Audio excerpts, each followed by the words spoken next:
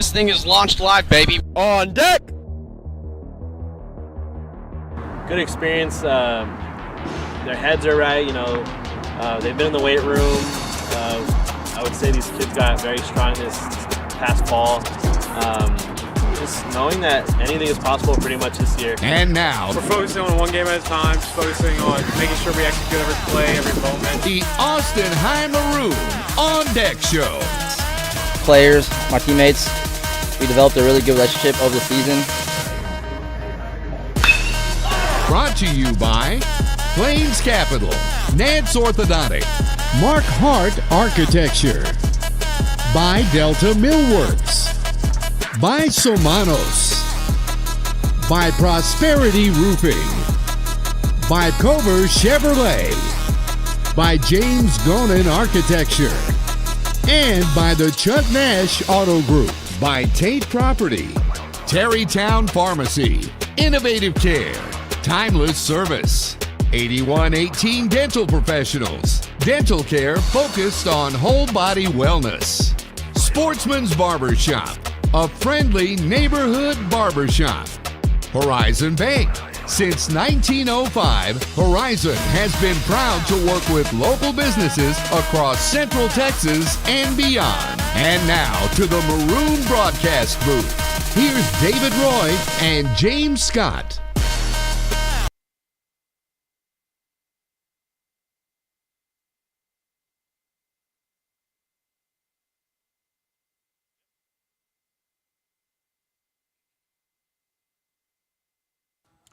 Welcome it.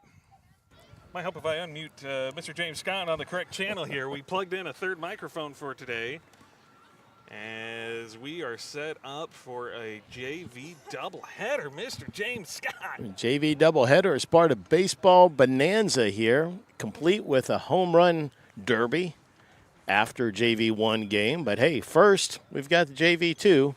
Let's go ahead and give you the starting lineup this morning, I should say. Batting first for your Maroons, number 2, playing center field, David Chapa. Batting second, number 5, Cullen Lienhardt, playing shortstop. Batting third and playing left field, number 20, David Perez. Batting fourth and playing right field, number 23, Boone Foster. Batting fifth and playing first base, number 12, Davis Deering.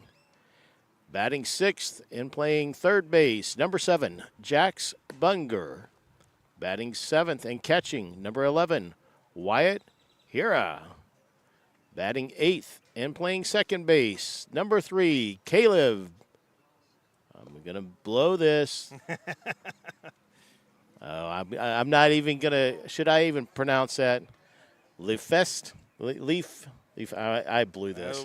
Some grandparent is going to send me a note, which you should. I'm not hooked on phonics, and I need to be. Batting ninth and pitching, what I see as making his first start for the Austin High JV2 team, number 8, Carter McCutcheon. And so from the top, we've got Chapa in center, Lienhardt in short, Perez in left, Foster, Deering, and Bunger, Herrera. Oh, boy. They're going to make fun of me. That's okay. We're here for humor, too. Leaf Este. Leaf Este? Leaf Este. Leaf Este. Leaf Este. There you go. We'll go with that. Well, we should have asked. We just got the lineups. And then at the bottom, we got McCutcheon. So we in for San Marcos, we have their leadoff hitter, center fielder, number 7, Maldonado. Beautiful day out here at Austin High for Maroon baseball. First pitch is called strike. There you go, Carter McCutcheon. JV2 team here, all freshmen. Working way ahead in the count now, McCutcheon, 0-2.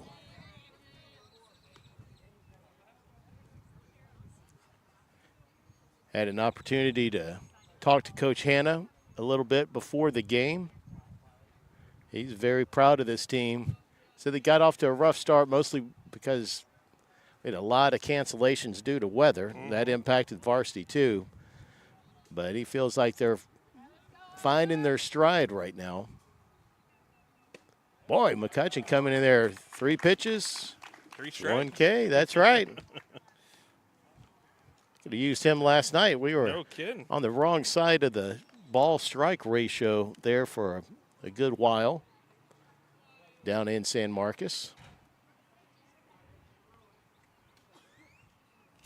So this brings up Benavidez, who is their left fielder, number 14. Ooh, another strike. Swing and a miss upstairs.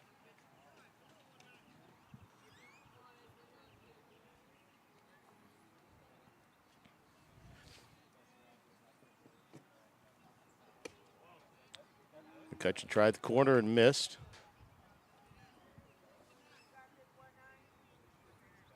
Working pretty quick out there, Carter. Stay in that groove. Oh, a little bit high. Got his elbow out in front of his arm and just kind of pushed it up a little bit. So 2 balls, 1 strike.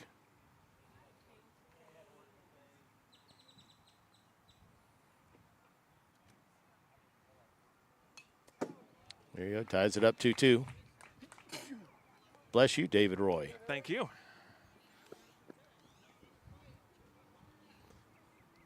It is pollen season. My car is covered in it. I need to get a car wash. McCutcheon with the pitch.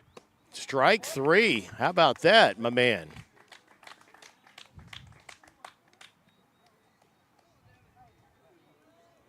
Two up, 2 down here.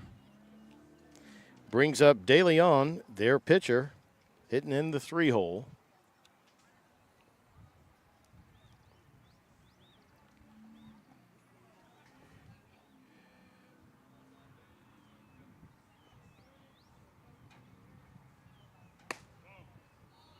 Just a bit high and away. 1 ball, no strikes. McCutcheon working from the windup. Here's the pitch. Ball up. 2 balls, no strikes, 2 outs. If you just joined us, pull up a chair. It's time for Maroon baseball and whole afternoon. Wind up in and fouled away. So 2-1. We have the JV2 game here. JV1 should start approximately 1:30, and then like we mentioned earlier, we have a home run hitting contest sometime around 3:30. Oh, just got him on the inside. Tried him up and in and just missed. So first base runner for the Rattlers. Oh boy, I don't know that I can pronounce his name. Maybe you're hooked on phonics. Let's see here. Escatiola. Wow. Okay then. I like it. I'm going to stick with it. I don't know if that's right or wrong, but I'm going to roll with it and say it proudly and confidently. Sure. We have all of our cameras set up today for those of you watching at home. We'll be flipping through them. Your current view is from center field in, those of you tuning in.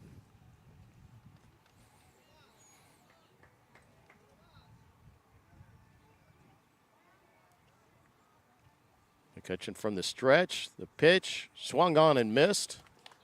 Ties up the count. We do like to have a little fan interaction here, so if you're at home, feel free to send us an email at ahsmaroonbaseball@gmail.com. That's AHS for Austin High. Austin High School, technically. Ball up and away. Maroon, singular, not plural. Baseball@gmail.com. So ahsmaroonbaseball@gmail.com. We can give the fans a little something to interact with too. We've got the ticker going on right now, but the other aspect, we've got a couple of different scorebug options. McCutcheon. Hey, he didn't want him digging in on him. He got him on the shoulder. That's all right. Keep him moving up there. So 2 away, but 2 on now. Hey, I got this one. Brings up the 5-hole hitter, right fielder. Oh, Johannesson. I thought it was Johnson. I'm old.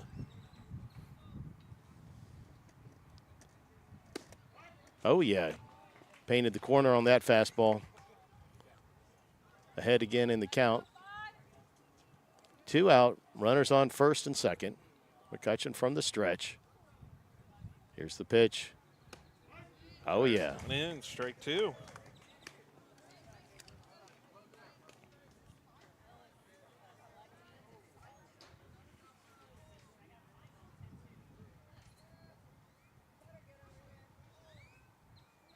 McCutcheon peeks back at second. Lead runner. Fires. Oh, yeah, that's at the knees, baby. Nice job. Strike 3 to retire the side, and so the Maroons, they do their part. Leave a couple stranded after getting 2 sat down pretty quickly from McCutcheon, and McCutcheon comes back, strikes out another, and gets you out of the inning. And so now we will see Chapa, Lienhart, and Perez up for the Maroons. Had to get a good look at it. So the top of the order for the Maroons. When we come back, you're watching Maroon Baseball here on the Vibe Live Network.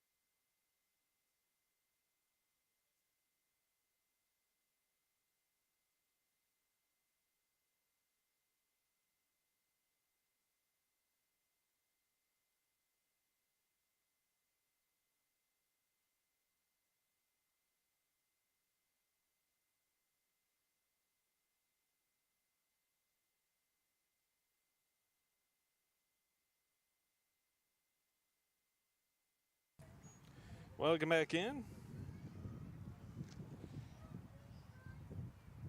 Lefesti. I'm sorry, okay. Lefesti. There you go. We got clarification from Coach Hannah, so I have to say I wasn't that far off. We were close. To all the friends and family of Mr. Caleb Lefesti, thank you for your patience. We got it. We got it right. It's okay. Yes, sir.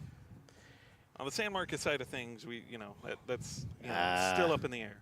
But they're the away team. That's right. That's right. We're Maroons. We are loyal forever. It's exactly right. But you never know. We may get some San Marcos folks tuning in.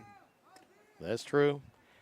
Grandparents want to see him too. Yeah, anybody tuning in, please like and subscribe, especially if you're a Maroon faithful person. Subscribe. You'll be all prepared for next year. There you go. You get some notifications if you want of whenever we broadcast. All right, leading off for the Maroons, center fielder, number 2, David Chapa. Chapa standing in, hitting an even 300, 10 for 30, 389 on-base percentage, 756 OPS. He's got a triple on the year. There you go. And he launches this one into left field, and that is one on for the Maroons. Can't start it any better than that as he hits that rope to left center.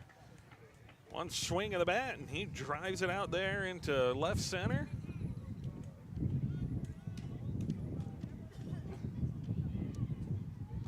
All right, brings up Cullen Leaner, L-E-E-N-H-E-R, Leaner. Yeah, Leaner. Left-handed batter. He's hitting 371 on the season. This one's going to be an error on the throw. There you go. And we'll give up 90 feet for David Chapa. There you go. Now we've got a guy in scoring position. Leaner, 371 on the season, 463 on-base percentage, 921 OPS, 11 hits, a double, triple, 6 RBIs, 13 runs scored.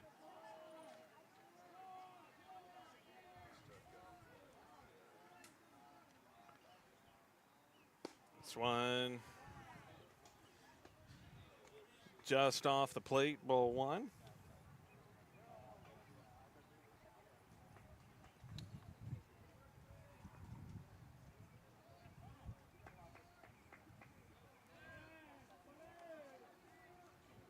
Leaner digging in. This one skips past, and that's going to give Chapa another free 90 feet. Leaner with some free dance lessons there. Had Quick to get feet. up and over it. There you go. It's a big 90 feet. Fly ball should score. Chapa from third. Be the first run scored here on the late morning rather.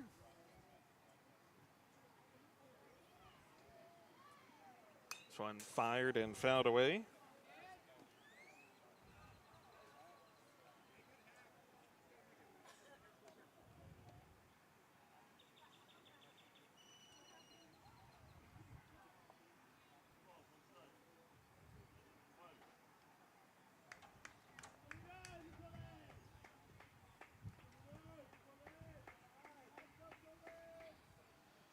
And Leaner swings and misses.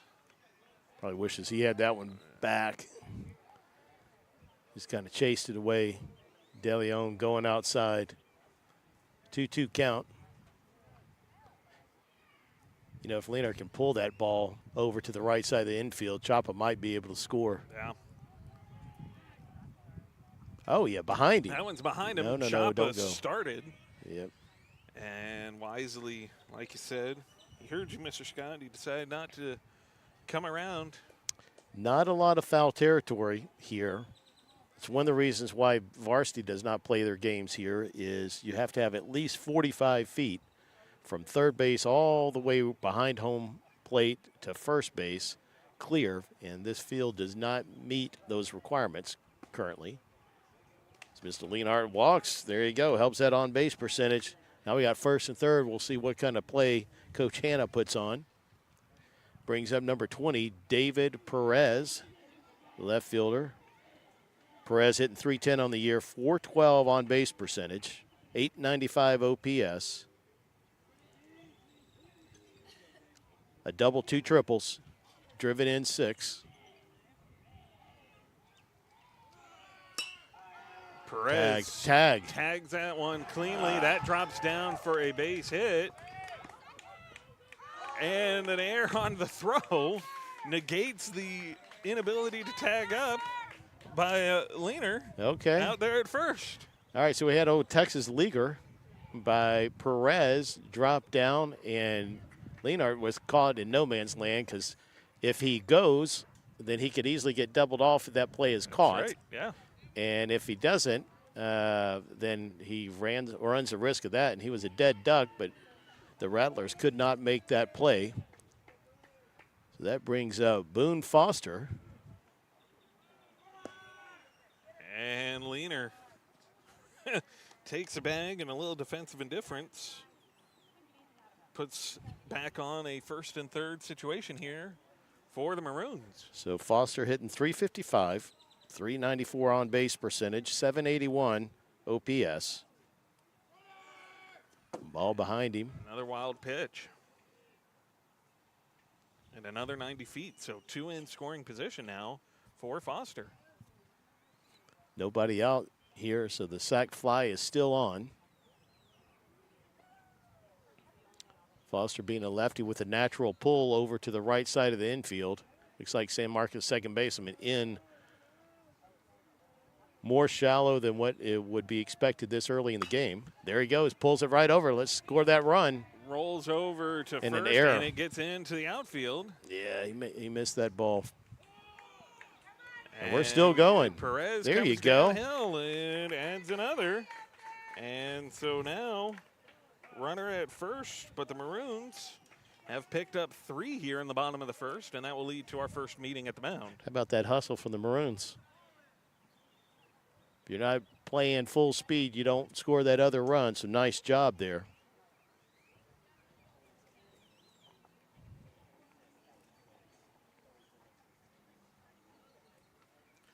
We'll have our first meeting at the mound right now. Nobody out, 1 on. 3 have already come aboard in time here for Davis Deering. Davis Deering, younger brother of Price. I'm sure he's tired of hearing that. He's played in 13 games so far, 36 plate appearances, hitting .303 for the year, .361 on base percentage, .694 OPS. He's got a double, 5 RBIs, scored 6. See if he can keep this line a moving with Foster over there at first. You got Bunger on deck and Herrera in the hole.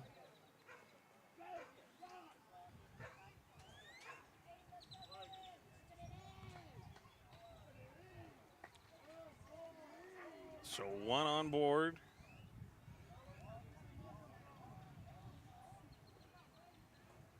Three across already in the early window.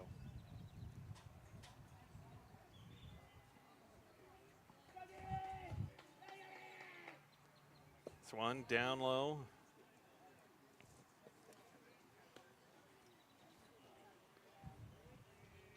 Goes for ball 1 down in the dirt.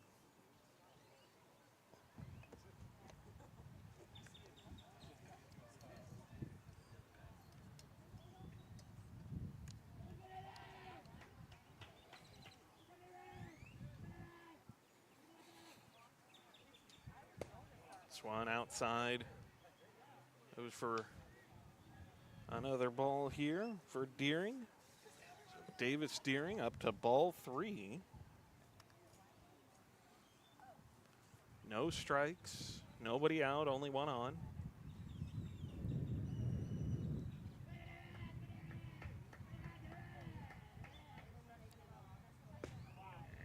And Deering takes. Good job by not expanding the zone. Obviously, with DeLeon struggling, you don't want to help him out. 3-0 count here, most likely straight take. We shall find out. This one fires. That's another wild pitch. Not that it would matter because it was ball 4 either way, but. All right, that brings up Jax Bunger, our third baseman today. Bunger hitting .400, 483 on base percentage, 883 OPS. He's driven in 7, scored 7. This one down in the dirt, skips its way across the plate. And as the baseball gods would have it, he is number 7. There you go. Lucky 7. Him and Mickey Mantle. This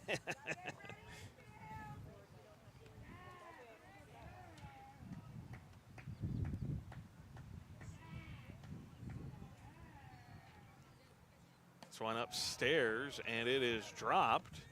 And so that'll give the green light and gives up 90 feet, so puts 2 in scoring position. No, we were talking about fan interaction earlier. The one thing we can offer our fans for interaction, we have 2 different scorebug options that we like.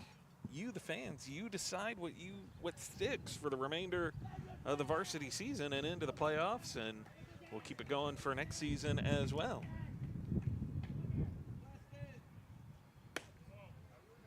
We used one of them last night for the non-district game being at San Marcos, and then we've gone back to the one that we've been using here today. And then we'll flip over to the other one again. Variety, the There you spice go. of life, huh? There you go, right?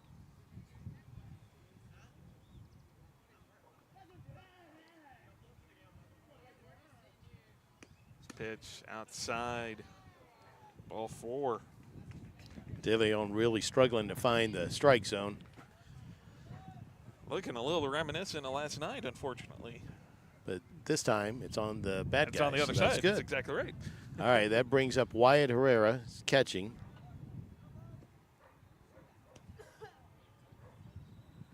Herrera hitting 286 so far this season, 500 on base percentage. And ball's behind him, and here comes a runner. And he will score. Oh, with the little trip action there. That brings home Foster. So runners move up 90 feet.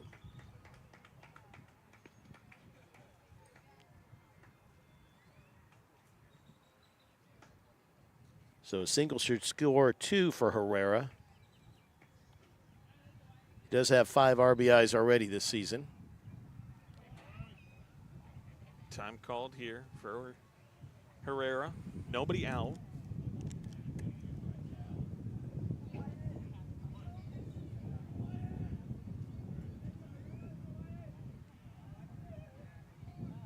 Pitch fired.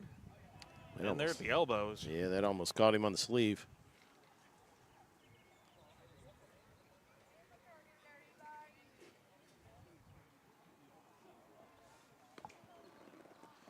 Stay tuned.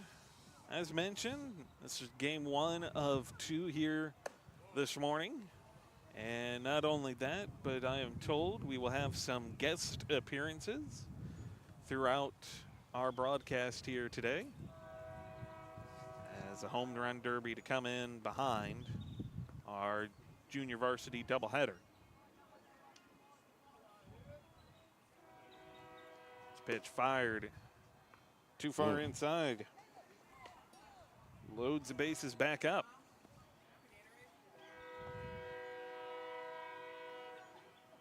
That brings up our man, number 3, Caleb LaFesti.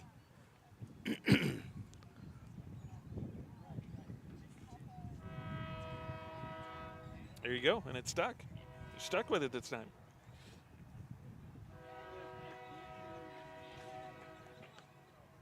My prediction is he is a scrappy one. Well, they call him feisty. Coach Hannah and them do. That brings home Deering. Maroons up 5-0. Not to be confused with Hawaii 5-0.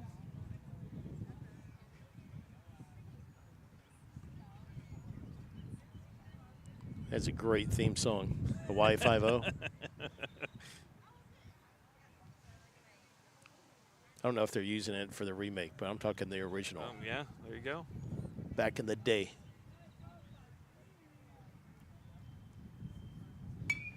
He will pop this one up.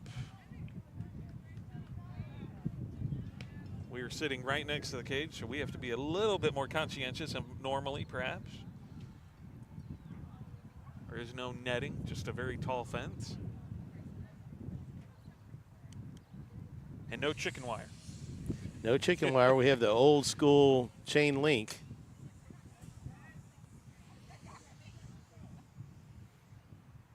Talking to Coach Botchak, this fencing was put up sometime in the late 90s to early 2000s. And it has not aged well. No. I'm not sure that they allocated the appropriate resources to do it right. Like any nonprofit, we That's right. struggle for money. Another wild pitch into the fencing, and that will score another. Brings up Jax Bunger. Bunger comes across. Herrera now 90 feet away.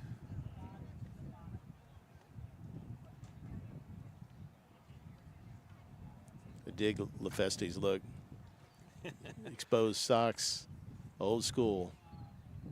I love it. Put him in the Depression, like the 1930s. He'd fit right in. He will pop this one straight up, and that will bounce and stay foul. Boy, I'm surprised the McDonald, their first baseman, didn't get over and get that Yeah, ball. no kidding. That's all right. We'll take it. Yes, we will. Do not look a gift horse in the mouth. By the way, still nobody out, in case anybody was wondering, as the Maroons are now up 6-0.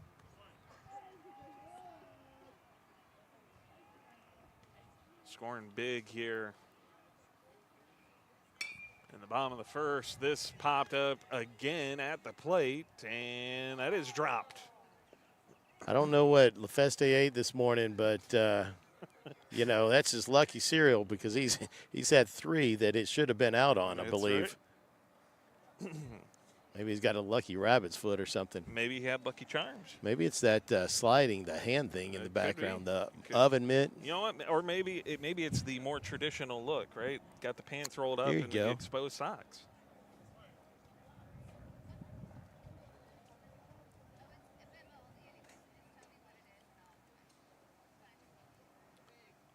Festi takes ball 3, fills the count. Hey, way to stay within himself. Sometimes you get to 2 strikes, you get a little over anxious. He didn't chase that one. We got a little payoff pitch action here, full count. De Leon from the stretch. Wind up, delivered, and Popped found out that one behind away. us. Oh, yeah. Hey, if you're around Austin, come on out to Austin High. We're at Thorpe Park. Thorpe Field, I should say. Right across the street from Austin High. We have food, drinks. Should have a great day just to celebrate the great game of baseball.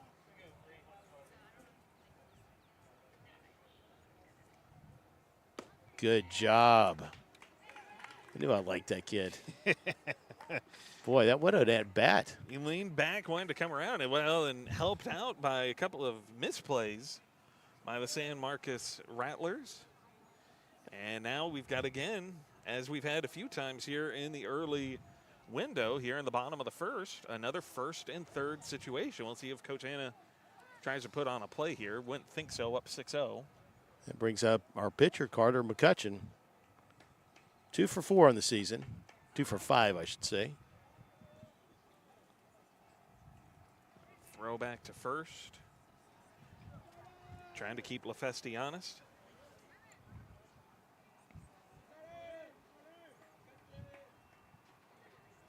McCutcheon.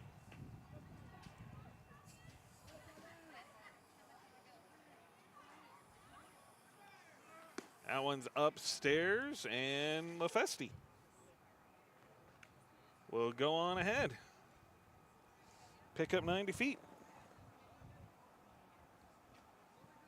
Yeah, it's still too early in the game to be taking the wheel, the pedal off the metal, as it were.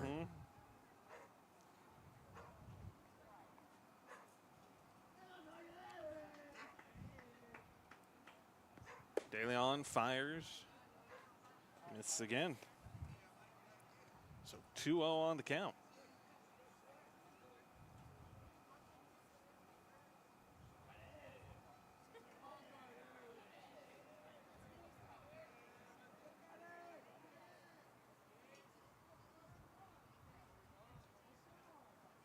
De Leon from the stretch, wind up.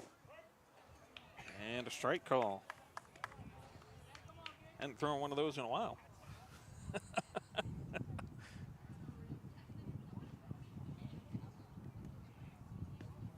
So here's De Leon working against Carter McCutcheon. Wind up. That one's upstairs. Ball 3.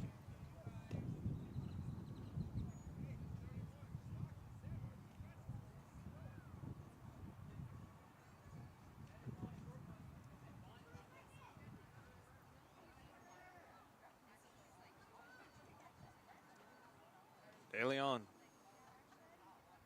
The 3-1. It's pop foul. Oh, That was a car. uh-oh. Park at your own risk. See, this is why I parked across the street. I did too. I'm in the Austin High parking lot. See, there you go. I haven't seen a ball go over there ever. 3-2 count. Full count here. The payoff pitch from De Leon. And McCutcheon puts that in play, gets that into the gap, and that's a base hit.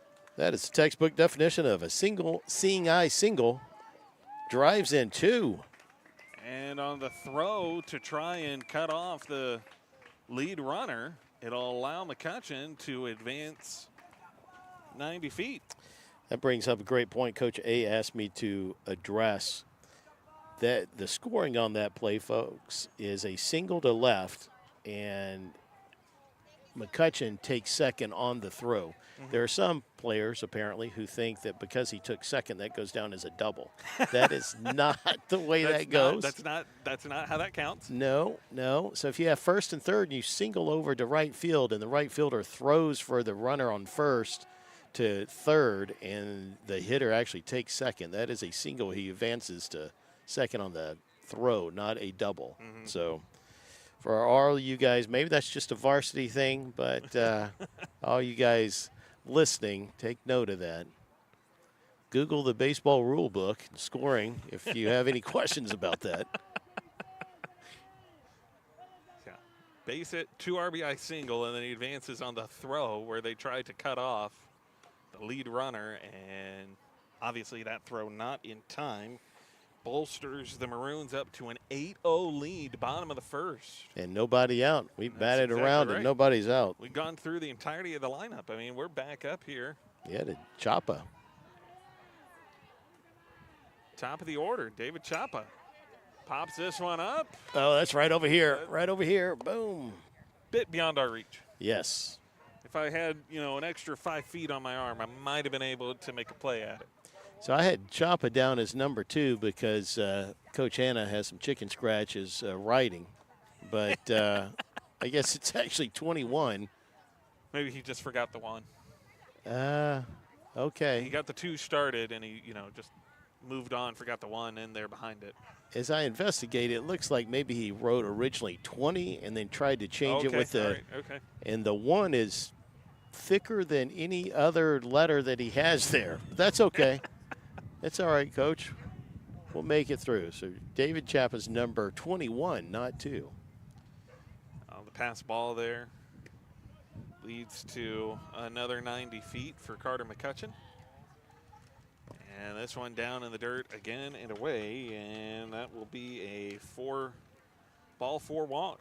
At this point, you got to wonder how long. Well, here it comes. Here's your answer. Yeah, I mean. There was the indication.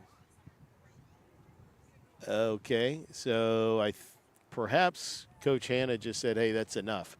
So there's a run rule in high school baseball of 10 after 5. Apparently, Coach Hanna just self-imposed an 8-0-1? 8 after first with nobody out, which is not a bad thing to do. No, yeah.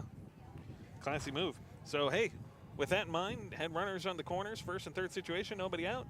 Let's take a quick break. We'll pay some bills, and when we come back, top of the second here on the Vibe Live Network.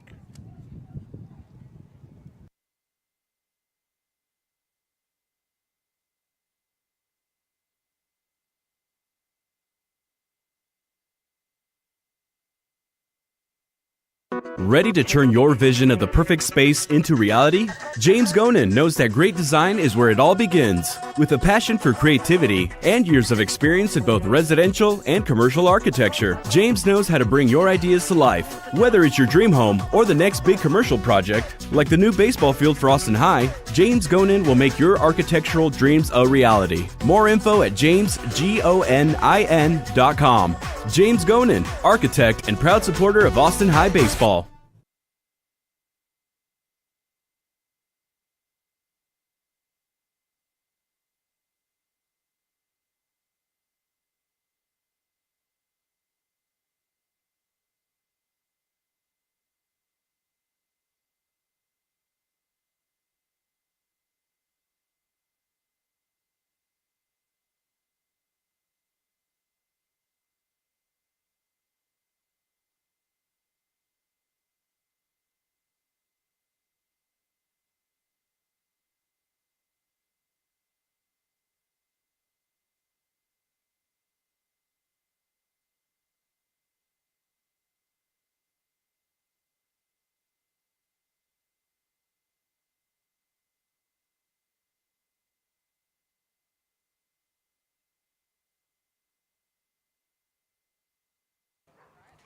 All right, we're back here going into the top of the second.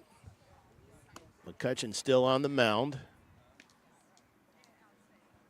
His battery mate, Herrera.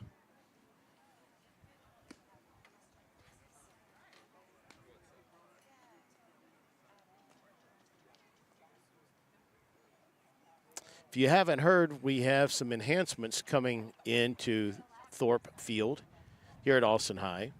So earlier this season, we did a major upgrade to our batting cage, added a third bay and a roof and lights, which should give the team extra time to take batting practice, especially earlier in the season when the sun goes down earlier before the time change. And then those dedicated guys can stay late after. And starting Wednesday or Thursday this next week, we should have our new right field fence going in. So that'll be put at the appropriate distance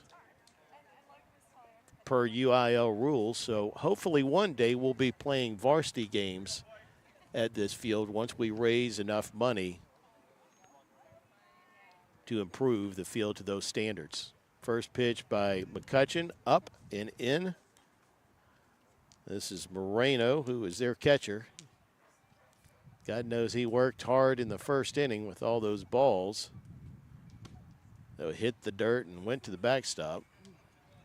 McCutcheon misses again, up high.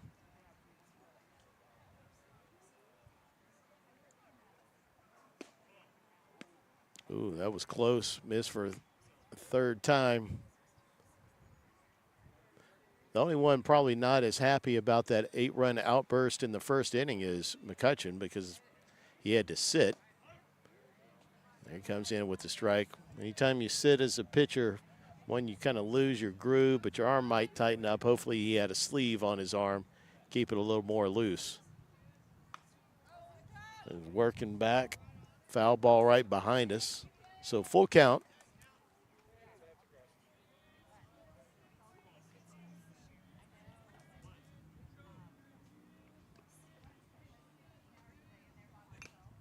Foul tip.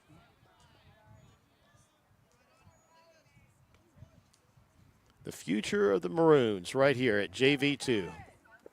All freshman team. Some of these guys will be playing varsity next year. One great thing about playing baseball here at Austin High is if you've got the talent, Coach A has proven that he will put you on varsity. Fouled off again.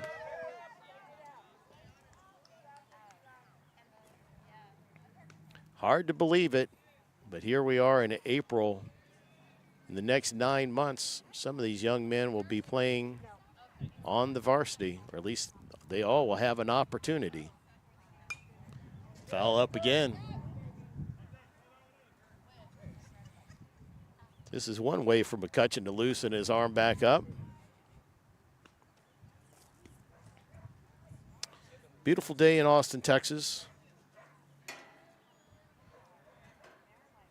Got 80 degrees and sunny. Wind blowing from the south at about 9 miles an hour. Well, that's a ball, so he lost him.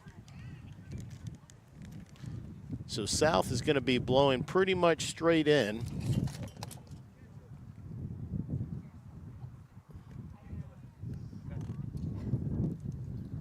And there's a wind gust, got our home plate camera there.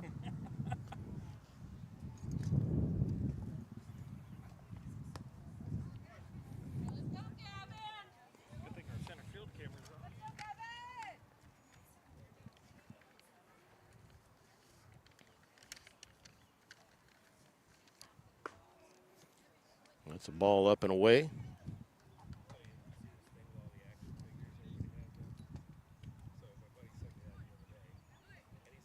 This is McDonald, their third baseman, hitting in the 7 hole. Another ball up and away. 2 balls, no strikes.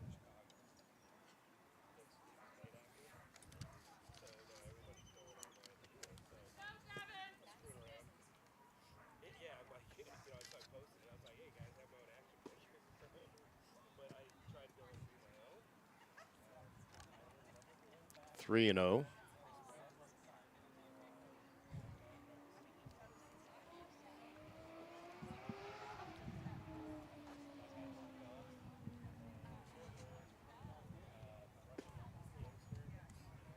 And loses him. So first 2 on against McCutcheon.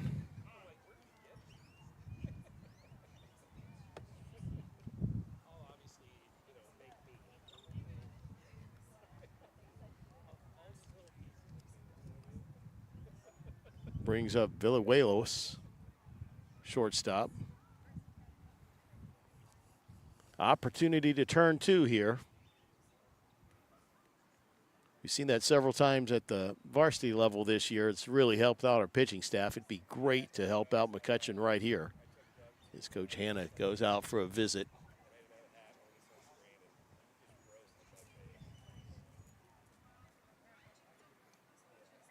So I was mentioning earlier, right field fence should start probably Wednesday or Thursday this week. Probably take about a week to be completed. If you've been out to the old ballpark, our right field fence is not vertical as it should be. It's kind of leaning. Runners move up 90 feet on that wild pitch. It's leaning, and after talking to Coach Bachak and the folks that originally put this fence in, you know, they, like we mentioned earlier, maybe didn't do it right the first time, which led this fence to not lasting as long as it should have. Called strike. So we're going to do it the right way. This time, Viking Fence, longtime supporter of Austin High Athletics, especially the baseball team. Coming back, finding that groove, McCutcheon. They're going to be doing the work for us. So Sal Cheverera, his kids played baseball here at Austin High. Oh, just missed that one. 2 balls, 2 strikes.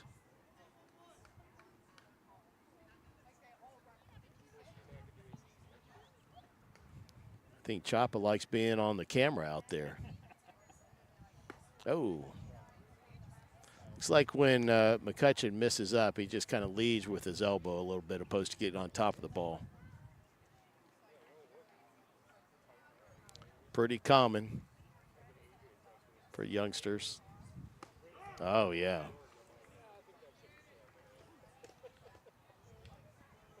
Yeah, that's 3, bud. Strike 3, sits 1 down.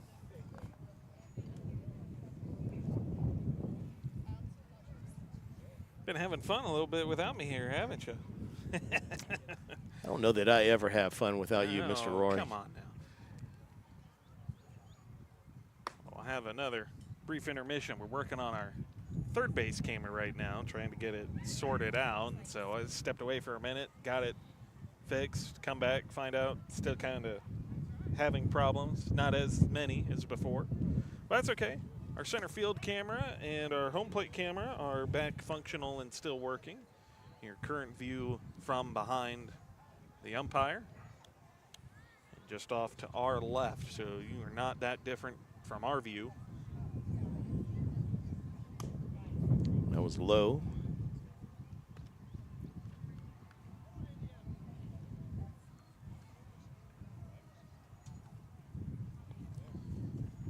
Two 2-1 count here. Carter McCutcheon working with 2 on, 2 in scoring position especially, and a swing and a miss here.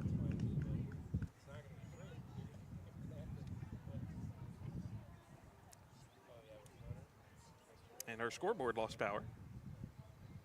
Hopefully we won't lose power. As long as we don't lose power, I think we're all okay. Our entire motherboard is hooked into one tower-like power strip. Yeah. And one extension cord that is running into the Austin High dugout. I think ADF for the Rattlers didn't want to accept that called third strike. No. So now we've got 2 outs. It brings up Hunter Randall. You know, Carter McCutcheon, much like LaFeste's, got the rolled up pant legs. Well, love the look. Love the look. The classic look here. McCutcheon at 43 pitches, 22 for those, 22 of those strikes. Fires this one in just on the inside corner, and we'll go for ball.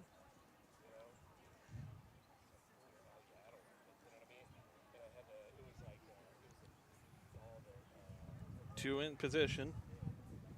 McCutcheon fires just off the plate. They give him strike two. It's another one of those that he likes to take his time.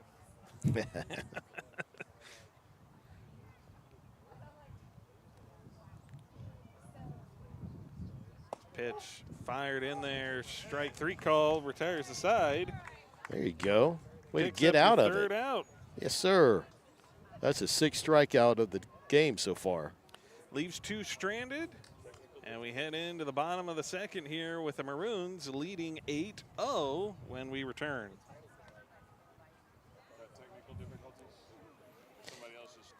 Somebody else got the scoreboard. Yeah, we got shorts all throughout here. We're trying to raise money to do an enhancement here. That's part of what the home run.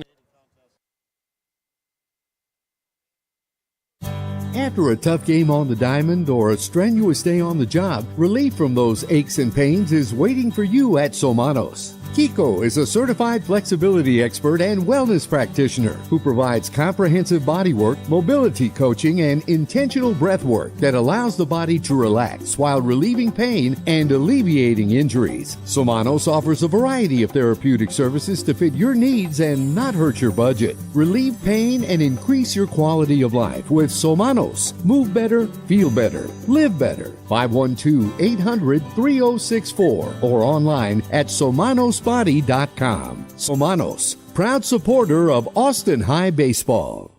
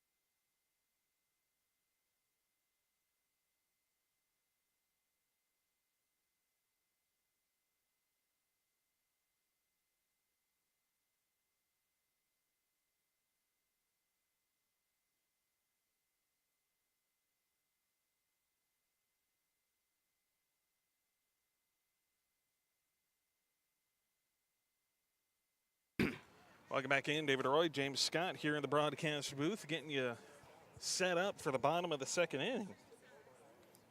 And Coach Hanna subbing out players already. Stepping in is Graham Grossett, number 32. Graham's 2 for 14 this season.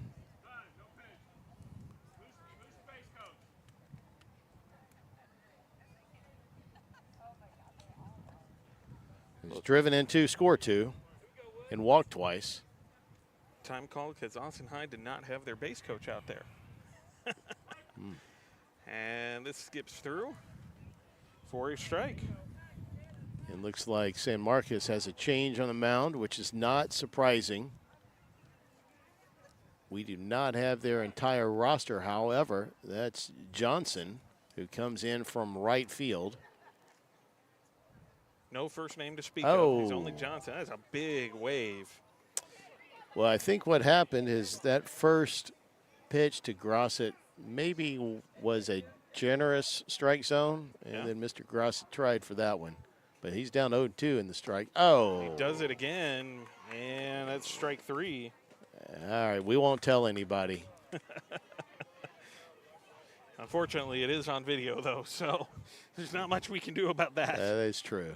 All right, that brings up Jack Roberts.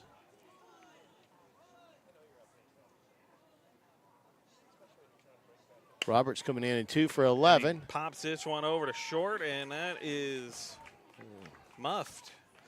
Yeah, that'll go down as an error. By any means necessary. Who cares if it's an error? He gets on. All right, Alex Davila probably.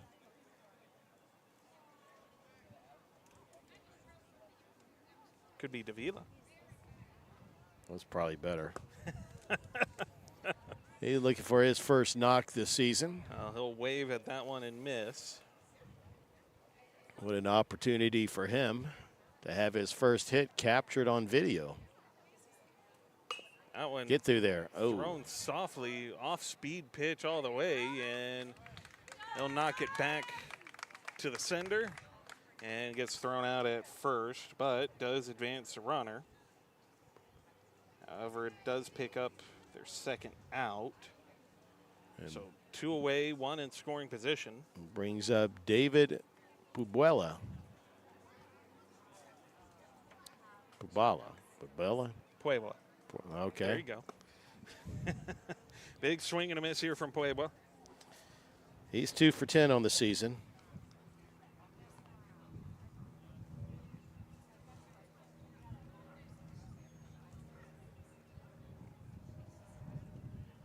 Big fella.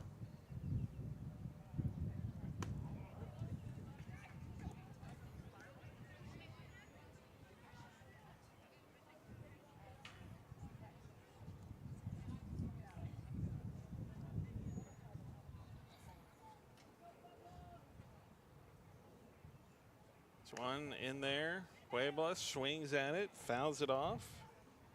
Puts him down 1-2 in the count. Tell you what, it'd be interesting watching him. A little strength and conditioning program, working on stretching and feet work. See what he can do. See how he grows. This pitch off speed again, outside this time. Evens the count at 2-2. 2s across the board right now. 2 ball, 2 strikes, 2 away, and a runner at second. And this one down in the dirt and takes that runner from second, moves him on down the line to third, and puts him 90 feet away. And boy, Moreno, catcher for the Rattlers, he's going to need some Advil after this game. No kidding. Ice bath, he's going to need the works. His pitchers have not been helping him, making his life easy. And another off-speed fouled off.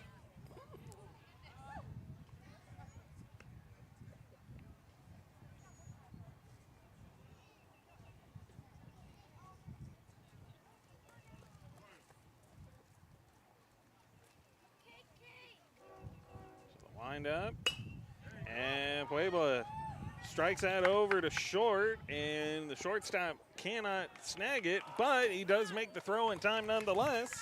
That's actually a good play by San Marcos shortstop Villanueva. A ball like that is hit right at you. You can't necessarily get a good read on how hard it is, if it's going to stay up in the air and catch it or on a bounce. That one took a bounce, and although he didn't field it cleanly, he stayed in front of it, knocked it down, made the throw. It's a nice job by him. So that'll take you into the top of the third, leaves one stranded for the Maroons, but they've got the 8-0 lead when we come back. You're watching Maroon Baseball here on the Vibe Live Network.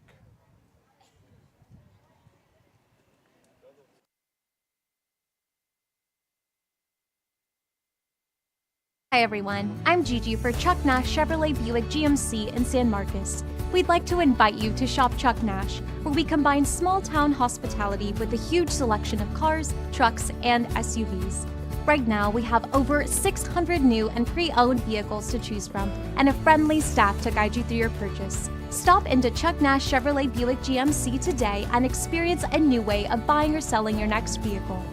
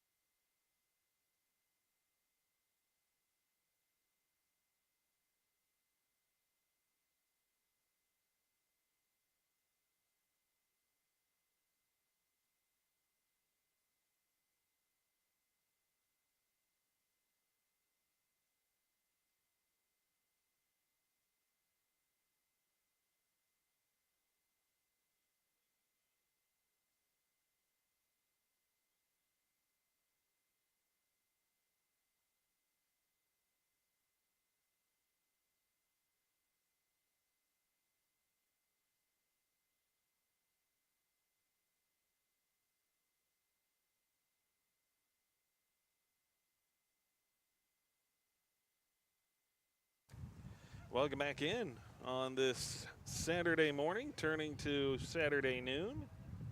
David Roy, James Scott here on the broadcast booth. It is quickly growing warm as we are sitting here in the sun, soaking up the sunshine. The best part about it is, though, we will be working on our tans as part of it, so no need to worry about that. Tans, the missus reminded me to put on some sunscreen. There you go. Somebody loves me. What about Mrs. Roy? She didn't do that for you? She was asleep when I left. So, okay. You know, no reminders to be seen. Yep. All right, we have changes all over the place for the Maroons. First one off the mound, Vincent Savaggio. This is his 5th game pitched. He's thrown in 5 2/3. He started 1 game. He's got a win, no losses, no save opportunities, given up 6 hits. Struck out 3 and is getting some work here. That's just one of the many changes we have. So one fires that in and just inside, ball 1.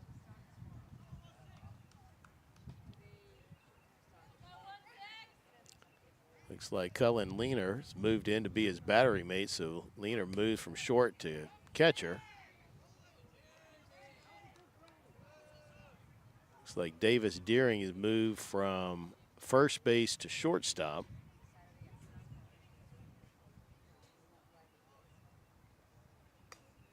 This pitch fouled away.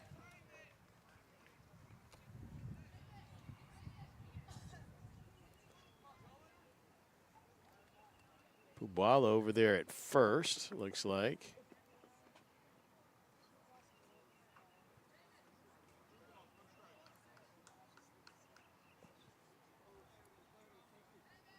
Graham Grossett taking over at second. Savaggio's pitch skips way outside here. Colton Kroska at third. And I will need some help in the outfield because my eyes do not see that far through this old school chain link. have a number 4 out in center field. All right. That's going to be Martin Lanjambio, I believe. Okay. That play is made. That's 1 away.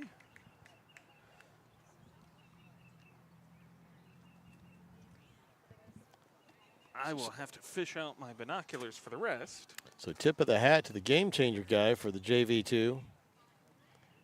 We've had a self-imposed run rule limit in the first inning by the Maroons, and now we have a bunch of changes. Oh, and that's a generous strike. Umpire's like, hey, it's 8-0. Let's get this game moving. Clock's at 12:02. Here's the pitch. Swing and a miss.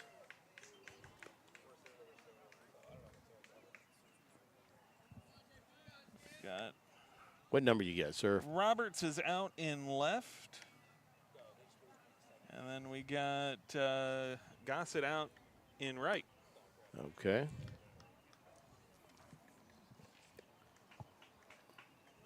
So there we go. That completes your outfield here, so to speak.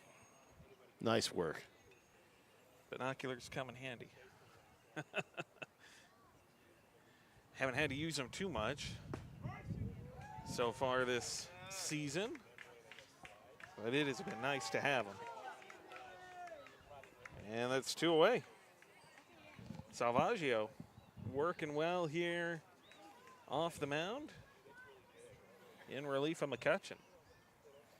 You got to think Coach A between McCutcheon, Salvaggio, the way Salvaggio getting stirred, got to be chomping at the bit to get them up into the next part of the program here.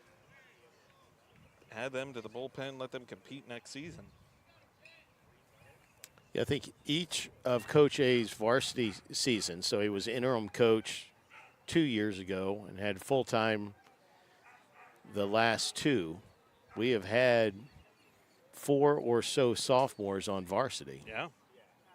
So if you can play, he'll put you there. Got, I mean, a couple that have gotten some pretty regular quality time of late, especially off the mound, and Martiak and Carter Hayden. That's true. Not to mention the reps and the opportunities that Dane Calvert has received. Yeah, Calvert's a junior, but yeah, no, Oh, 100%. that's right. Yeah, okay. Yeah. I keep thinking Calvert's a sophomore. I call Maroon baseball, and I should know these things, but, you know. It's just that youthful look. Sometimes something just kind of sticks. Somehow I equated Calvert's a sophomore, and I haven't been able to shake that as this inside. Well, got him. That's a walk. Yeah, I think that got him, didn't it? Hit him. No, Dead ball. I believe it was ball 4. Oh, is that right? Yep. One way or the other. Any means necessary at this point if you are San Marcos. With 2 away, they do put 1 on, but trail by 8.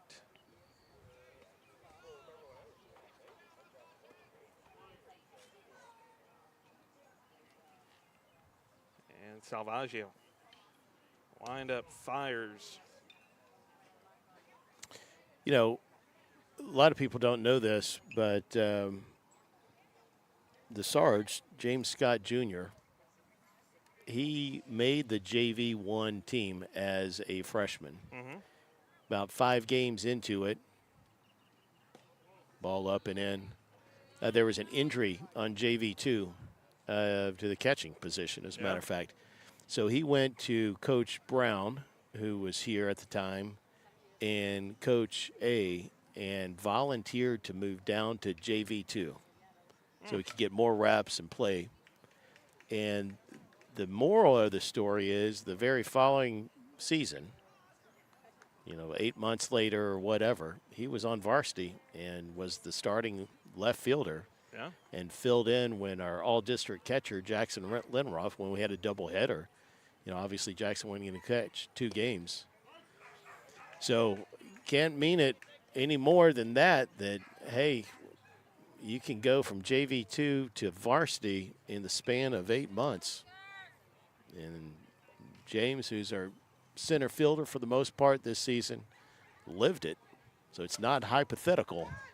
Let it go foul. Let it go foul. He needs to let that ball bounce because snagged it after it bounced. Yeah, I think it needed to hit the grass. So Blue, I think, did us a little favor. Because it to me, it looked like it bounced fair, and he caught it in the air before it went foul. Yep. Yeah, that's all right.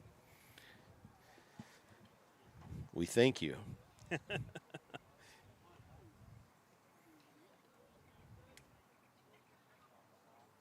Wind up, there you swung go. on, missed.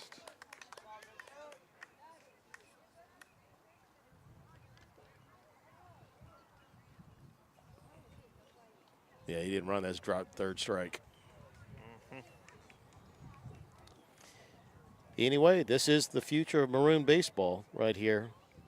And it'll be amazing to see how fast these guys grow. Just the natural growth. Yeah. And as they move from boys to men, and especially with weight program, diet programs. I know Austin High has the strength and conditioning program in the summer. Highly, highly, highly encourage that. You have any questions, reach out to Coach Cecil about that. Information should be coming out soon if it's not already there. We'll take a quick break. When we return, you're watching Maroon Baseball here on the Vibe Live Network. My missing teeth were in the front. I fell off a roof, messed up my teeth.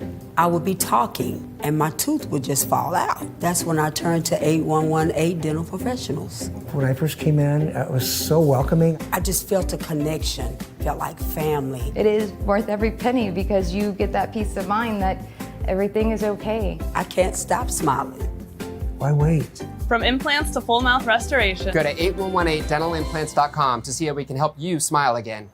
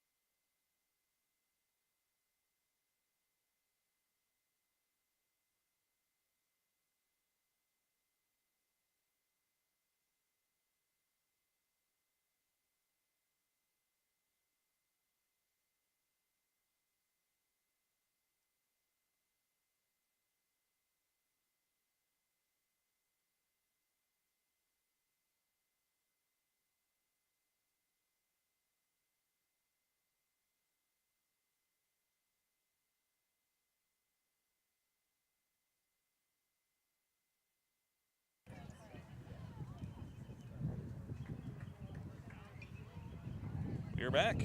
Welcome back in. David Roy, James Scott here in the broadcast booth. Colton Kroska. Swings and misses. Up, number 17. 1-1 count. Kroska's 3 for 9 on the season. 1 RBI, 1 run scored.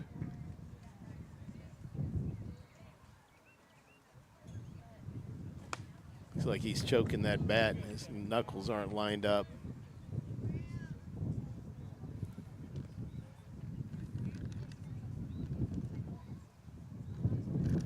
Camera's going.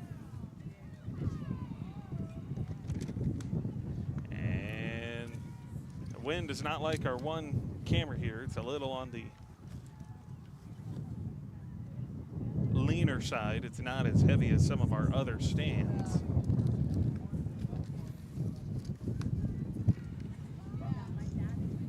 This one fits in there. So a 3-2 count, full count, payoff pitch coming. On the way.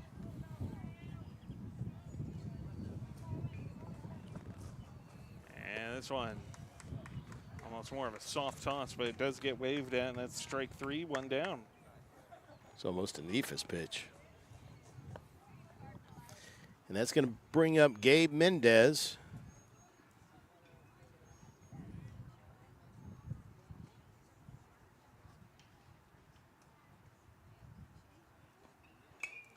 This gets fouled off. Back behind us here.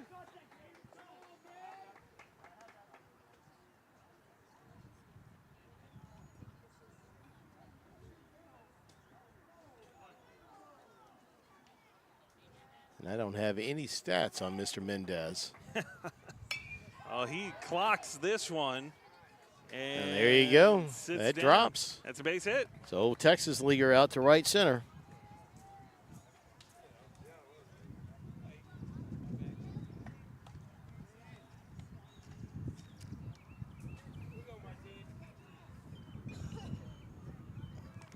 All right, Martin Lujambio, I believe.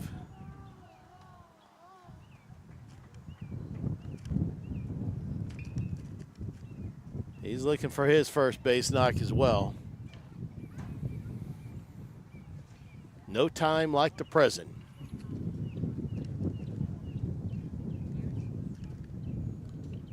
And this one layered in there.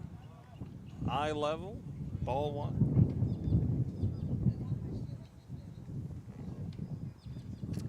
One on, one away. And a 1-0 count.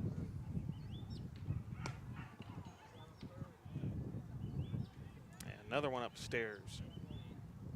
So 2-0 is the count.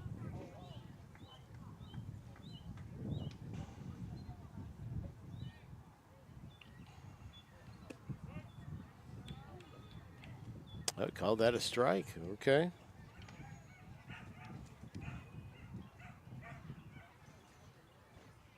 High temperature today is supposed to be 90 degrees, but with this wind, it doesn't feel it. No.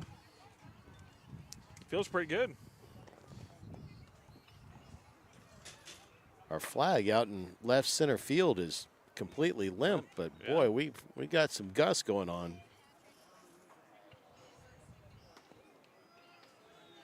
Runner on the move as this is skipped across.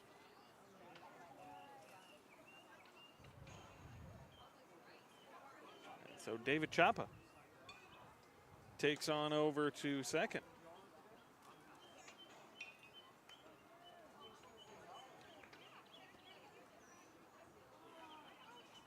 So the 3-1, ball four. Puts one on.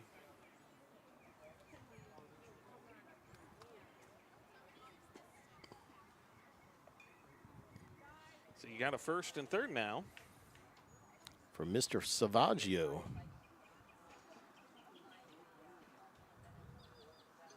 The ball four was a bit outside and a bit wild, and the lackadaisical effort here allowed Champa to move 90 feet. Savaggio standing in 2 for 3 on the season, 8 plate appearances. He's got 5 walks. And swing and a miss.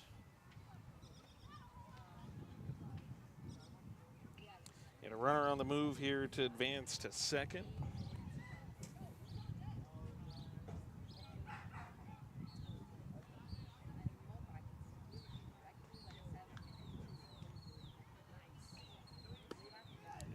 One upstairs.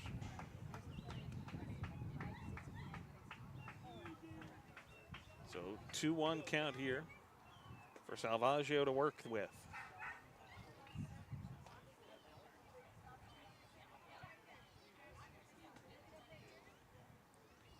Wind up, swung on, missed, strike 2.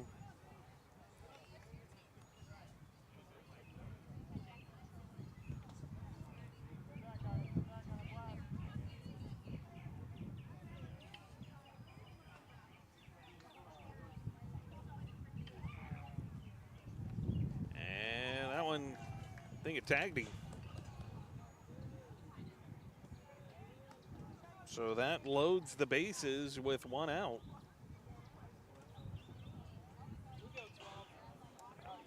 Maroons only a pair away from having their 10-run lead. Still most likely going to have to get through 5. Correct. Unless they call a time limit. I guess. And we've seen crazier things in the first inning. That's right. Well, in this one, skipped through and initially got the green light. Coach Hanna overrides that and says no.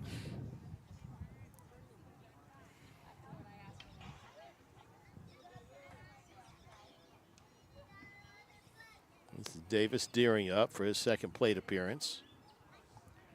1-0 to Deering, way upstairs.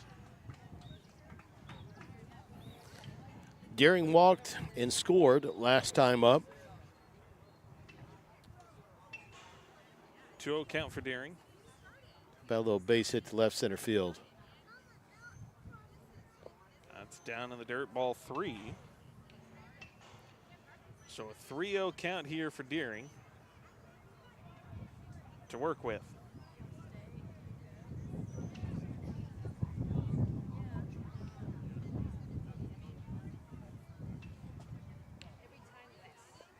And this one skips through. Ball 4. Brings one across, keeps the bases loaded.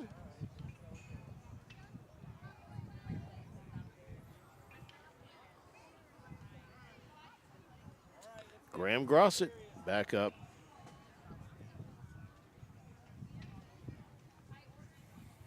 So Grossett with a 9-0 lead, has 3 on, 2 in scoring position.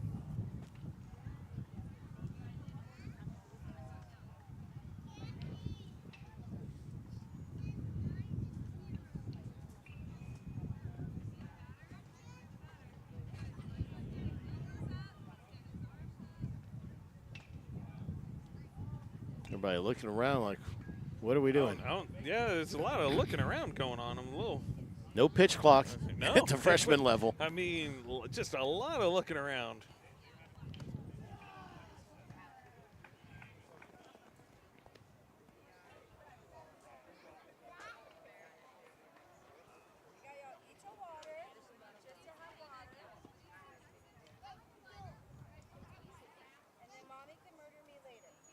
And this one, just a soft throw, got a strike call out of it. Almost like a slow pitch softball I know. throw. It's almost what it feels like right now.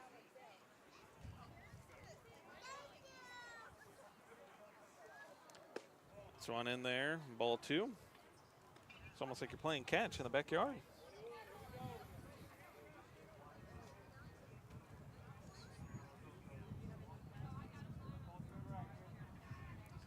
Two-one count, bases loaded. Grossett drills that one over to short, and they will eat it. Scores 1, keeps the bases loaded, and it's a 10-0 lead now for the Maroons to work with.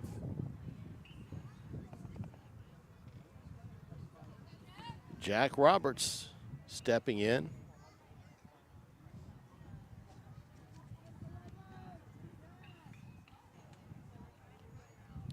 Roberts 2 for 11 on the season. He chops that back towards the mound, and that'll go right back up the middle. Tags 1, gets 2, so the Rattlers are able to turn 2.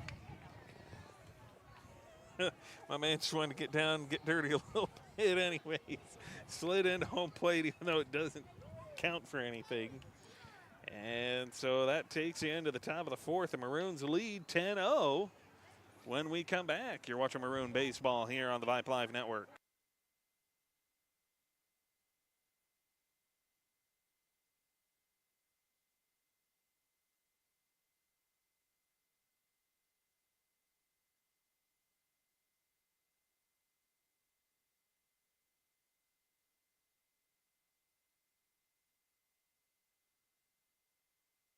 Jenny Covert. Welcome to Covert Chevrolet in beautiful Bastrop, Texas, where small town values drive big time savings. At Covert Bastrop, we understand what matters to you most. A good deal, great service, and dealing with people you trust. What matters to you matters to us. Rooted in family values since 1909, the Coverts have been serving Central Texas for 6 generations. We want to be your car dealer. Let us prove it.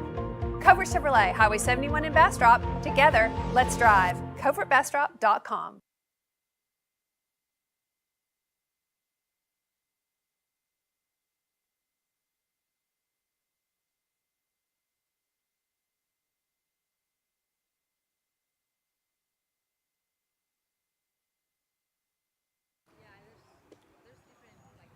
Welcome back in here on the Vibe Live Network for Maroon Baseball Bonanza. Going on all day today. We got started here at about 11 o'clock this morning.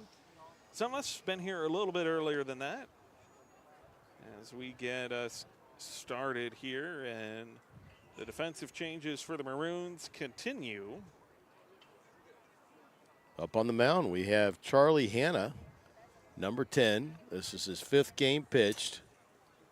2 innings. He did start 1 game. No wins, 1 loss. Given up 4 hits. Struck out 2. Hit a batter. Now he's got an opportunity to get through another inning. We do have a change in his battery mate. That's going to be number 13, Gabe Mendez.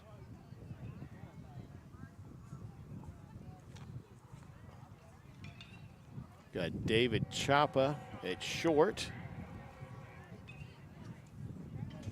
Gossett still seems to be at second. And then at third is Colton Kroska still. And I don't have good eyes on the first baseman. Appears to be 18, I believe, which you got here on the... Yep, Puebla, There you whatever. I'll get it one of these days. I still can't say Coach A's last name. Oh, It gives me a hard time about that all the time. I never learned how to roll my R's. No excuse on Puebla, but Arianas, like there's, something you know, like that. There's an R in there. Yeah. We got Alejandro. There Can you do go. that. We can, that one's pretty easy.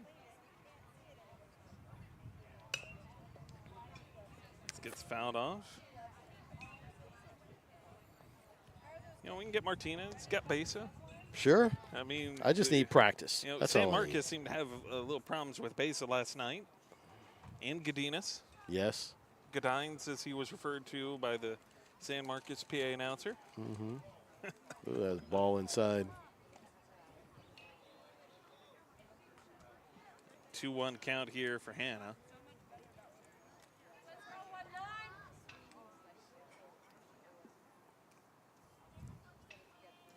And the windup in there. Dropped strike 2. Now, when you were fixing the third base camera, I was telling how James was JV1, then went down to JV2 and all that. Not only did he play on varsity, he was a 6-hole hitter as a sophomore. So he swung. Yeah. Nice job. There you go, Charlie Hanna. So, listen, I mean, I bring that story up only because friends and family and players, because I know the players that go back and listen to this too. Yeah, sure. January is your time. It is not too much of a stretch to go from JV2 to varsity in 1 year. Yeah.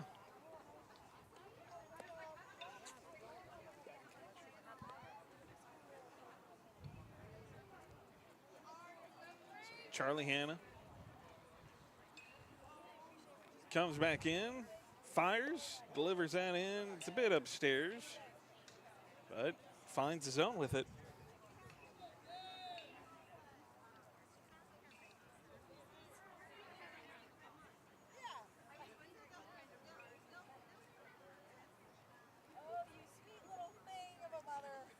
Hanna puts this one in. This one driven into left field. Fielded cleanly, and that's 2 down.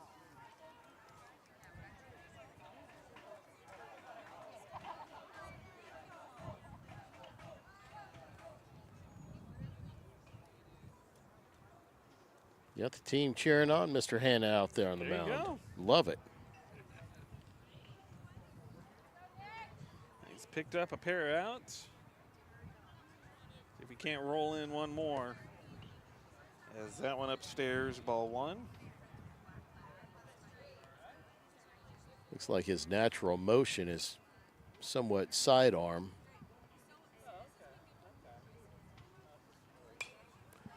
That one gets fouled off, lifted back towards the grill.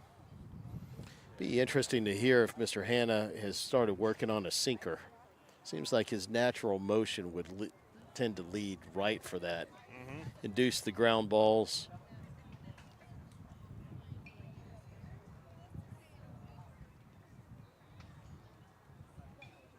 He got under that one. Got under the lead with his elbow and pushed that up high. Got to stay on top of the ball, even for the sidearm. Yeah. Framber Valdez for the Astros is a great sinker ball pitcher. Yes.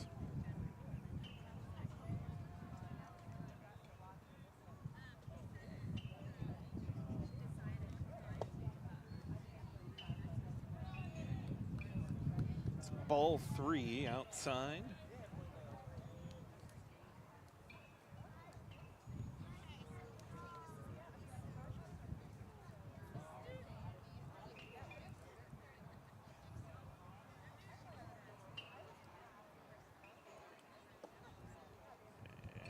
Fires that in for ball 4.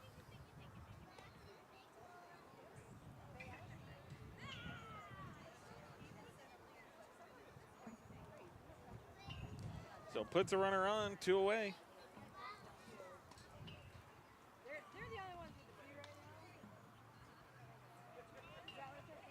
This is Johnson, who has pitched, or is currently pitching, I believe, for San Marcos. This swung on, fouled off. It's a 0-1 count. The runner on first. They've put up the board now. That for those of you who have not yet arrived, you can show up and you can enter into the Home Run Derby. There you go. We got gate prices here and apparently a raffle. Yes, we do. So there you go. Add to it. Come on out. Have some of the fun with us. It's part of the bonanza. There you go. Go bananas out here. Not quite Savannah Bananas bonanza, but, you know.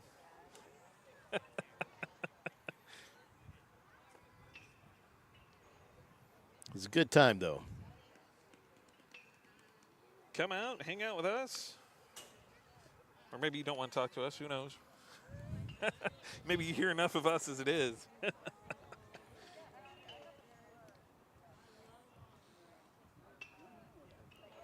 We got a ball here over next to the fence in play, and I'm not sure anybody's tracking it. One fired, swung on. There you go. Strike 3. That looked like it had a little sink action to it. So that's 3 down. And that'll bring you in here to the bottom of the 4th. When we come back, you're watching Maroon Baseball here on the Vibe Live Network. And we will take a quick break. When we come back, the Maroons look to add to their already impressive 10-0 lead on the other side.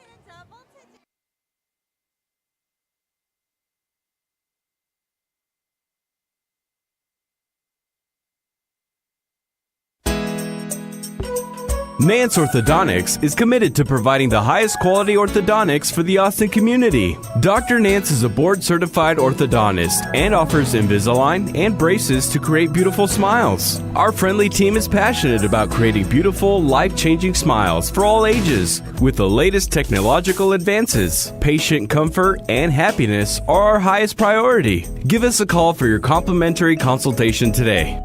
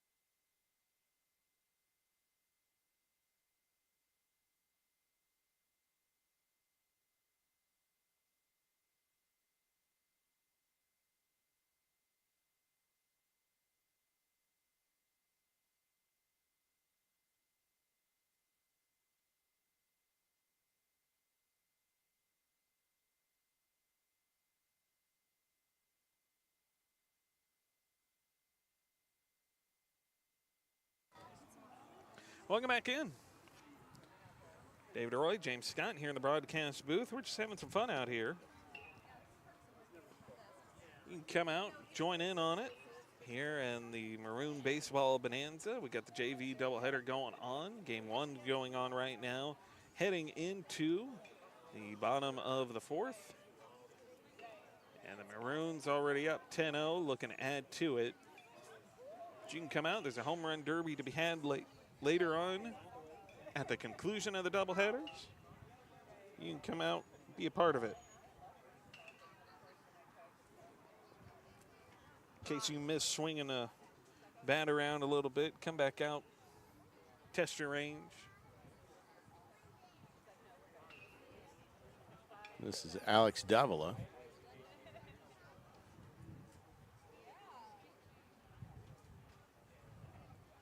Or Davila, yeah. I was just more kind of, Charlie Hanna came running over to stand over here, and the umpire told him to go back. Yeah.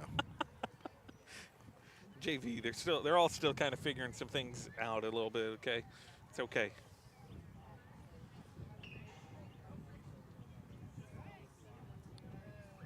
One no count here for Davila. Turns this one back. That stays fair. Gets past third base. Go for a knock. Don't go for two. He's going for two. Going for two. Well, a little defensive indifference on it. Gets him the second bag. Boy, I know the game is 10-0, but you got to think if you're the San Marcos coach, you'd have to get on these guys for lackadaisical effort. I mean, it's just very much a lack of effort right now. And Coach Hanna and San Marcos coach are talking about it. You can see Coach Hanna like, look, man, we're not trying to do anything here. Charlie Hanna turns this back over to short. Throw to first is in time. Good play by the shortstop. Gets the out, but it does advance the runner 90 feet away. For these players, you never want to go between the lines and give half-baked effort. You always want to play full out no matter what the score is, because you have no earthly idea who is in the stands, who is walking along that hike and bike trail that might want to remember who number 10 is for the Maroons or number 5 is for the Rattlers, whatever. And with as many scouts and college coaches that are around here, watchers, you don't want to be scratched off of somebody's list because you went half speed. Yeah. Even down 10-0. If anything, that's when you want to give even more effort because you have a much better chance of standing out to them going, wow, it's 10-0 ball game. That guy's giving it all. Exactly. Who is that kid? Yeah, 100%. That happens all the time. Listen, this gets fouled off. And I bet you between the two teams, every single one of these kids would love to play college baseball. Yeah, 100%. Well, and I was listening, there was former major leaguer, and I can't remember his name, and he had a brief stint. I mean, he was mostly in the minors, college ball. Runs a performance training facility out in Nebraska. I don't even remember how it popped up. Video pops up on the Facebook feed. It's this ball 3. But, he kind of got to talking about it that, if you can't out talent somebody, out hustle them, outwork them, be willing to outwork and out effort everybody around you, and the methodology that he used or the phrasing that he uses, this goes for strike 2, is that if you can just stay in the pool the longest, everybody else will get out ahead of you through their own volition. Just stay in the pool. And sometimes all it takes to stay in the pool is the effort. And keeping that effort is ball 4 here. It's funny you say that because I talk to James about that all the time. His entire life, I'm like, as long as somebody is willing to give you a uniform and an opportunity to play this game. Because at some point in time, the music is going to stop, and it's not going to be an option. So, everybody has their normal practice time, that you come out and is required by coaches and stuff like that. That's only a fraction of what you need to be doing if you really aspire to get to the next level. Yeah. 100%. Because, I mean, you stop and you think about it. You only get so many reps in practices, right? And you know, and I think we've talked with Coach A about this. Like, each player, because you're having to go through the whole team, you only maybe get 3, 4, 5 reps in a given practice period. Well, you're missing out on hundreds of repetitions that you need to be getting. Oh, looky there. To get your Drop. routine down as this drops in. Foul. Oh. That's a good call. Yeah. Just on the left side of the foul post. Out Mendez. there in the outfield. Mendez was hoping that would drop in, Yeah, no as kidding. was I. But, yeah, to your point, I mean, you know, there's nothing keeping you from doing tee work on your own. Yeah. You know, get a little net, hit the ball into the net from the tee, work on your swing. Or, you know, as pitchers as well, right? There's nothing stopping you to work on mechanics. Sure. Arm angles, different things that you can do that it doesn't require much. You can take that same net that you had hit off the tee and get 60 feet, 6 inches away and take however many baseballs that you have and throw into that same net. Yeah.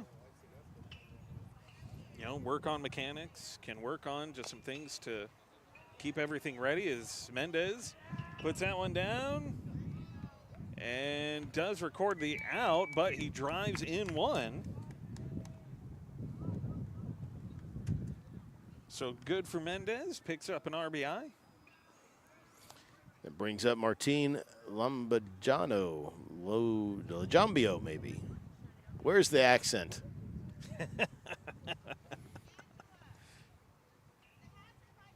So 2 away, runner at second, check swing, and he did not come around. So ball 1.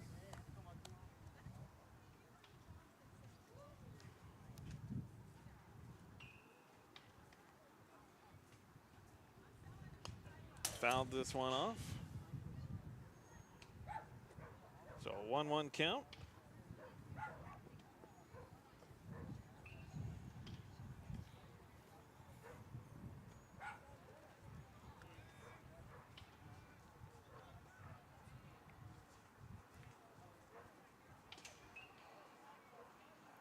The wind up. I mean, he's really kind of got that throw like he's throwing to practice for batting, doesn't he? Yeah. The San Marcos pitcher, he's very just kind of light. I mean, not a lot of intensity behind it. And because of it, it keeps lifting. He's not driving off that back foot. He's not driving in.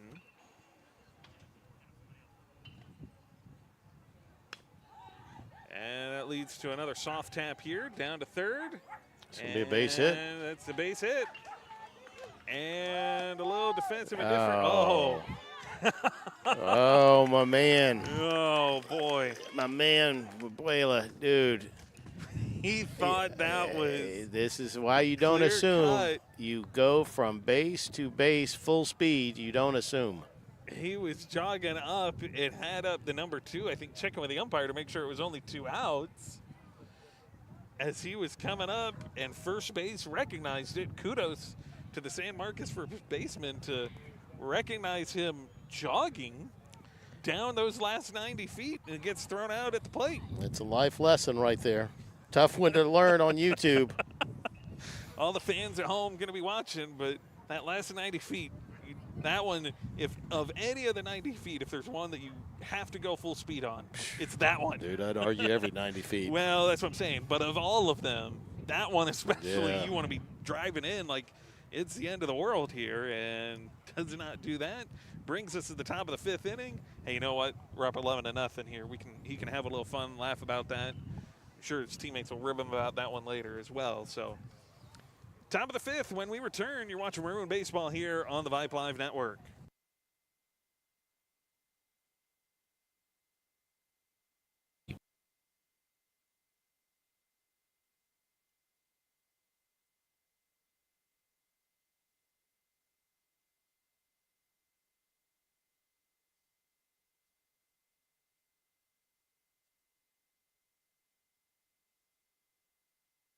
Maroon Baseball is supported by Austin's oldest independently run pharmacy, Terrytown Pharmacy. Founded in 1941, Terrytown Pharmacy has been family owned and operated since 1950, and the Newberry family is loyal forever. Visit Terrytown for great customer service, incredible gifts, and necessities. If you haven't transferred your prescriptions yet, give them a call. Thank you, Terrytown Pharmacy, for your consistent annual support of Maroon Athletics. Terrytown Pharmacy, online at terrytownpharmacy.com.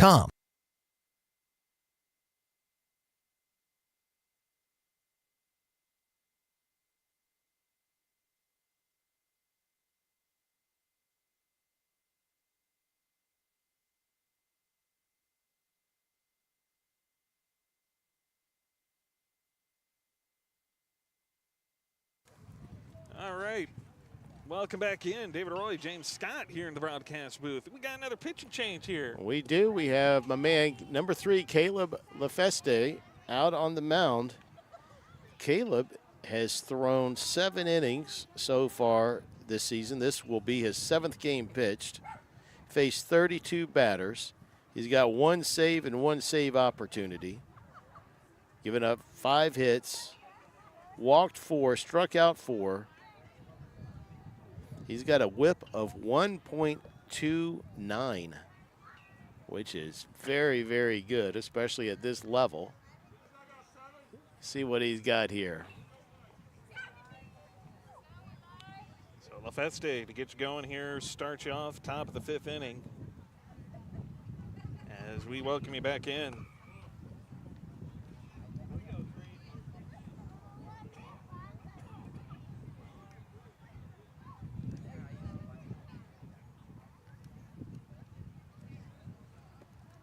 Ball 1 here from LaFeste. And he'll wind up, fires this one in. Just a bit inside, ball 2.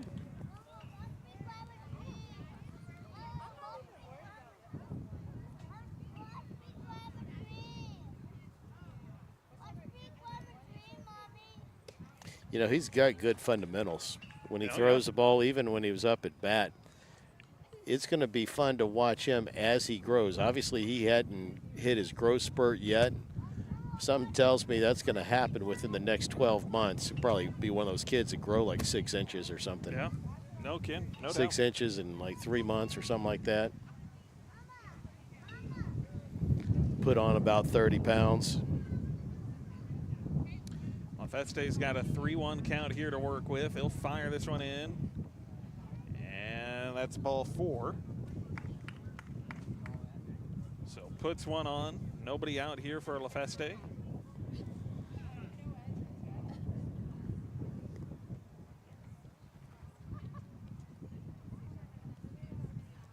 We will have a courtesy runner.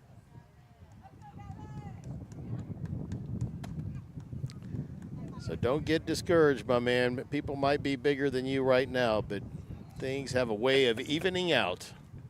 Keep battling. This one chopped back towards LaFeste. He stops it, looked to second to try and get the lead runner, and then comes back, gets it out at first.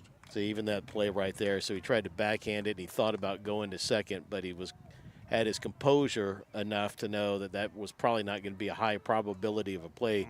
So he kept his composure, got the out at first. Yeah, did a really nice job. Like you said, well, first of all, he had to knock it down and then corral that, and then took the look over to second, sees it's not going to work, resets. It's the important part about it. You talk about doing well with the mechanics, has to reset his feet to make a clean and concise throw to first. And it gets an out, does have a runner in scoring position, but it also puts one away. Feste fires just outside ball 2 here. So 2-0 count. Feste doing really well to check behind him very frequently. And there he finds his own. I'm telling you, between McCutcheon, LaFeste, Salvaggio, a lot of these kids, Coach A wouldn't mind having them. As this gets chopped, LaFeste fields it on the run, and quick flip of the wrist over to first. That's 2 away. So 1 out away from ending this. 11-0 after 5, so run rules in play.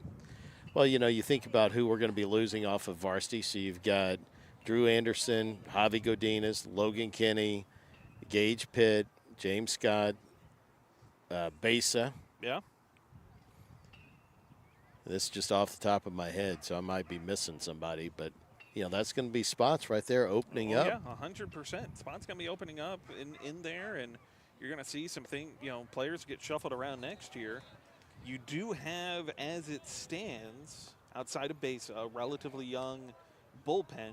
Fletcher Wilson, being a junior, you'll still have another Wilson. year with him. Yeah, Wilson. Is he a senior? Okay, Wilson. okay. I knew I was thought it missing a junior. somebody. Okay, so you lose Wilson too. You'll have Mardiak, Carter Hayden, of course, still being there. I believe Ty Schreiber, is he a senior as well? Ty is, yeah. Okay, so we're going to need some pitching. You need some pitching. And right now, on display early on here, LaFeste, McCutcheon, some good young pitching coming up the pipeline. Well, pitching at 2/3 of your outfield. Yeah. That's off the end of the bat. Fouled off. So point to that, young men. Just keep working. Spots are going to be up for grabs. And it kind of goes back to what we were talking about earlier, right? The extra effort, the things you do outside of the designated team practice hours. They make all the difference in the world. To that point, Carson Goldsmith, graduate about, 2012, 2013. And we interviewed him last year for the pregame show. And when I was doing the research for that, I noticed in his junior season, he caught every game, but he didn't really hit. He may have only had 3 at-bats. Well, that's going to be a pass ball, and we're I think it got the swinging strikeout. Yeah, swing and strikeout, but a pass ball on that. Run scores, so it's 11-1. But anyway, I was doing some research, and I noticed he caught his junior year, didn't get but maybe 3 at-bats, comes back his senior year, hits 406 or something like that. And I asked him what the biggest difference was. He goes, well, I just made the decision I was going to work out, and he dedicated himself, and he made a huge change to go from somebody his junior year getting DH for. That ball's in the dirt. It was another pass ball outside, maybe a little bit more wild pitch than wild pass pitch, ball. yeah. But that one outside, ball 1, and runner advances from first to second. But anyway, Goldsmith dedicated himself to eating right, working out, and he hit up 406, ended up going playing college baseball, ended up getting drafted by the Twins later on. And he's still playing professional baseball to this day. He's been all over the world playing, played up through the Twins org, and went overseas, Australia, I think Europe, playing ball. You mentioned Savannah Bananas. They have a group that competes with them. He's playing for them. He's working his way back from an injury, last I heard, as of January. Yeah. But it can move, and it can change for you. Just keep working. 3-0 count here for LaFeste. And that had to be a strike. Boy, about to say, come on now. 1 out can do it.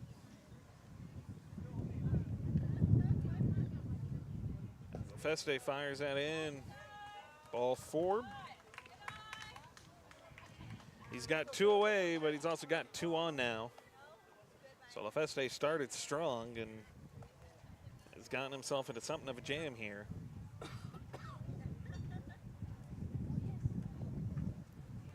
See if he can work his way out of it. He only needs 1. LaFeste fires. There's a strike call.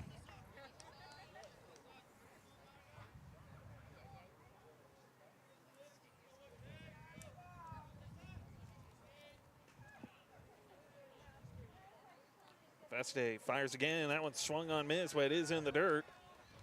And so it gives up 90 feet. Yeah, we can't let this other run score. We're going to have to hit in the bottom of the 5th. Yep. Not that we want the game to end early, but it's 12:52. 2 strikes, 2 away. We're not asking for the game to end early. We are asking for enough time to reset the cameras, swap out batteries. Maybe give grab the a bite to chance eat. That too. Your stomach growling over there, Mr. James Scott? I'm getting ready to eat. It's popped up. Right here. And dropped. It's foul ball.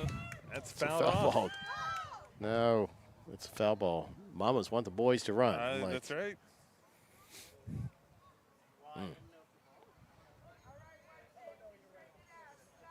Hard to track in the sun. Of course, we would always hold the glove up to help block it until the last possible moment. He's got to turn around.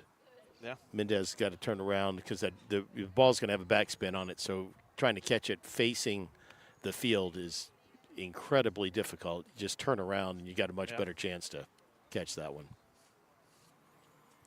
Feste fires. And goes for ball. So 1-2 count.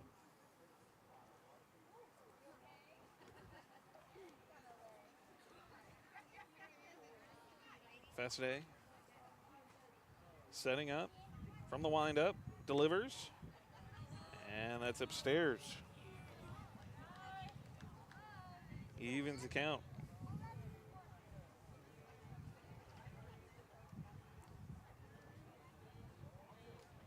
Feste fires. Ball 3. So full count.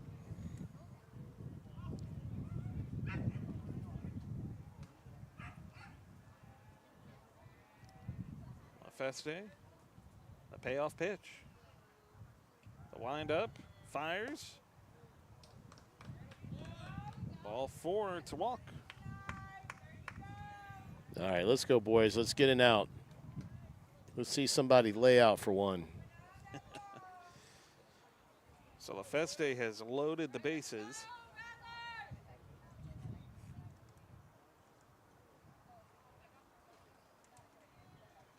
After recording 2 outs. Wind up, fires that one in. Down away goes for ball 1. Holy Toledo. I don't know what that is. I don't want to find out either. Ball 2.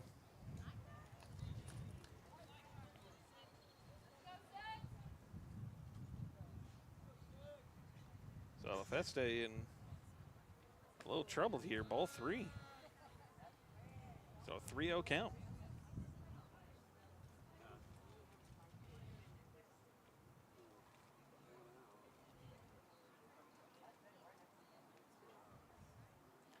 Fires.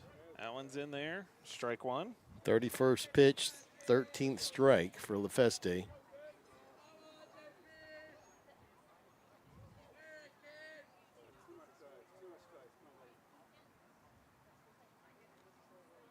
a Feste. Sets. Fires.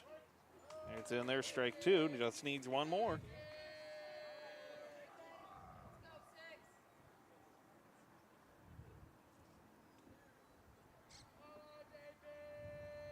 Wind up, fires. This is lifted into center field. Fielded cleanly, and there's the out. And that ends game 1. That should do it. 11-1, Maroon victory. That's all she wrote. So the Maroons do their part here in game 1. La Feste got himself into a little bit of trouble. Gets one popped up into center field to dig him out of it. And we'll have about a 30-minute break here. The stream is going to stay up, as I understand it. Yep. We'll have a 30-minute break in between games. Stay tuned. We've got JV1. Yeah. San Marcos versus the Maroons, and we should have plenty of guest commentators There you go. coming into game 2. We're going to grab a bite. We'll get our cameras and everything reset for game 2 when we come back. Game 1 goes to the Maroons, 11-1 the final score. And stay tuned, don't go anywhere. We'll be right back.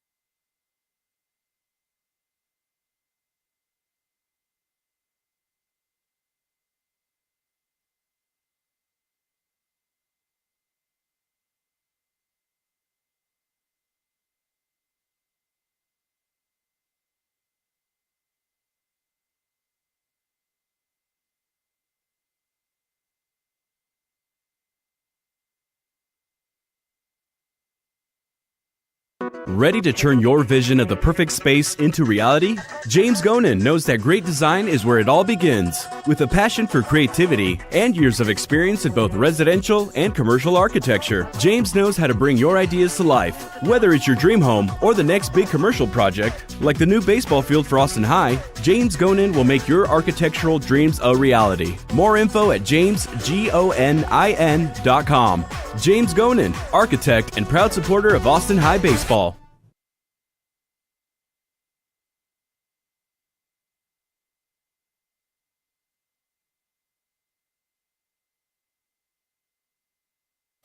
After a tough game on the diamond or a strenuous day on the job, relief from those aches and pains is waiting for you at Somanos. Kiko is a certified flexibility expert and wellness practitioner who provides comprehensive bodywork, mobility coaching, and intentional breath work that allows the body to relax while relieving pain and alleviating injuries. Somanos offers a variety of therapeutic services to fit your needs and not hurt your budget. Relieve pain and increase your quality of life with Somanos. Move better, feel better, live better. 512-800-3064 or online at somanosbody.com. Somanos, proud supporter of Austin High baseball.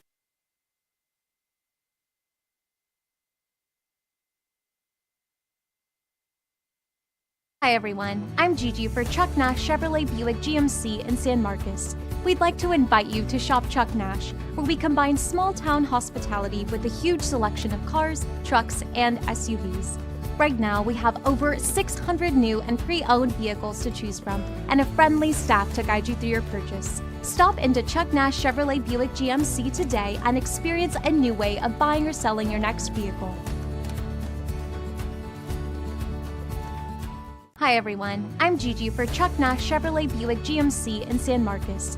We'd like to invite you to shop Chuck Nash, where we combine small-town hospitality with a huge selection of cars, trucks, and SUVs.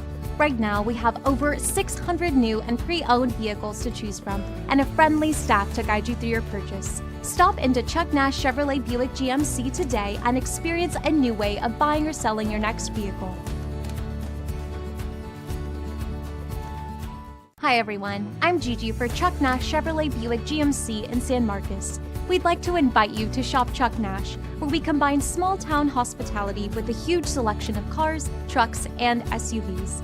Right now, we have over 600 new and pre-owned vehicles to choose from and a friendly staff to guide you through your purchase. Stop into Chuck Nash Chevrolet Buick GMC today and experience a new way of buying or selling your next vehicle. Hi everyone, I'm Gigi for Chuck Nash Chevrolet Buick GMC in San Marcos. We'd like to invite you to shop Chuck Nash, where we combine small-town hospitality with a huge selection of cars, trucks, and SUVs.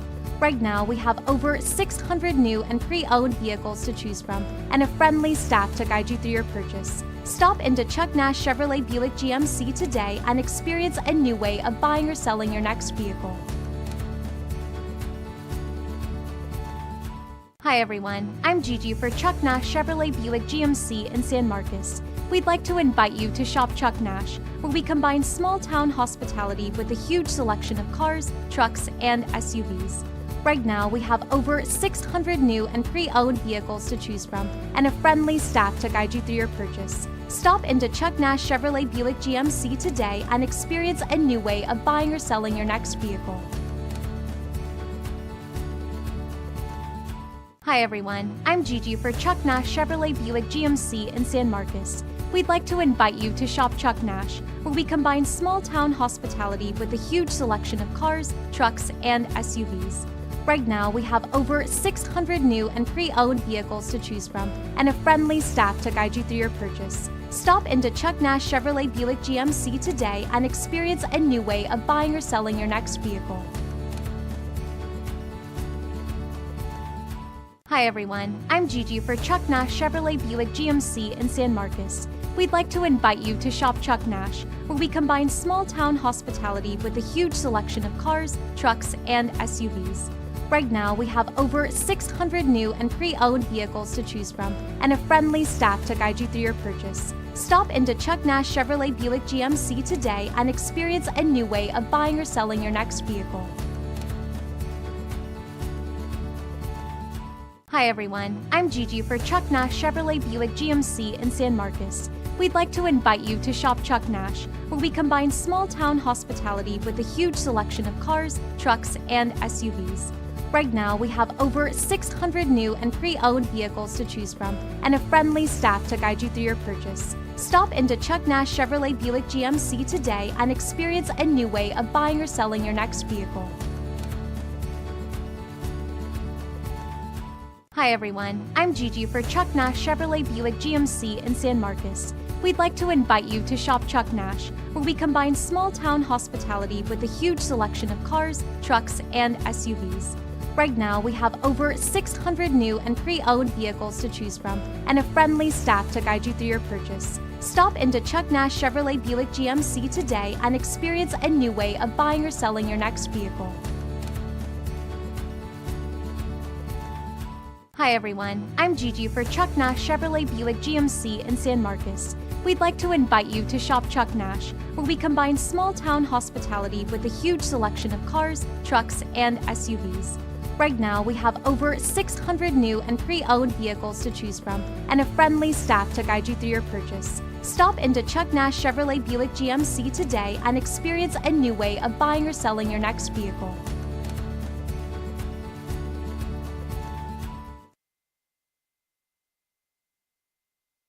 My missing teeth were in the front. I fell off a roof, messed up my teeth.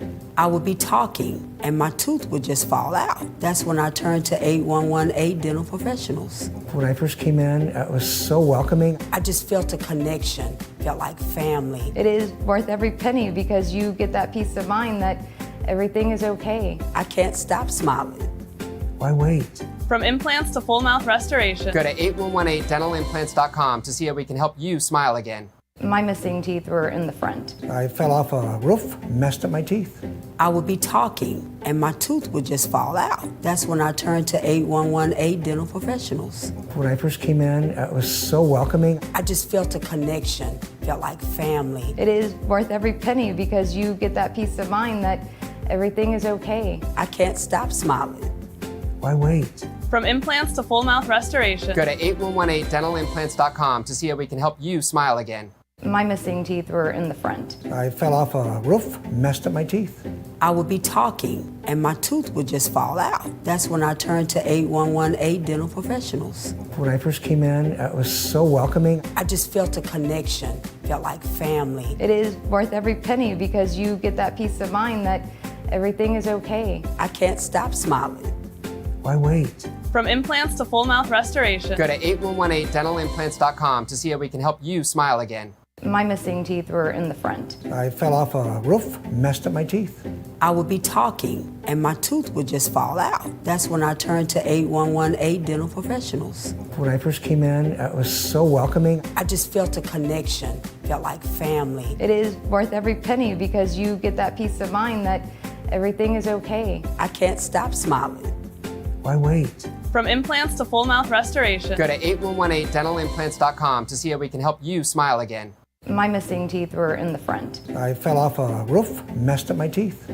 I would be talking and my tooth would just fall out. That's when I turned to 8118 Dental Professionals. When I first came in, it was so welcoming. I just felt a connection, felt like family. It is worth every penny because you get that peace of mind that everything is okay. I can't stop smiling.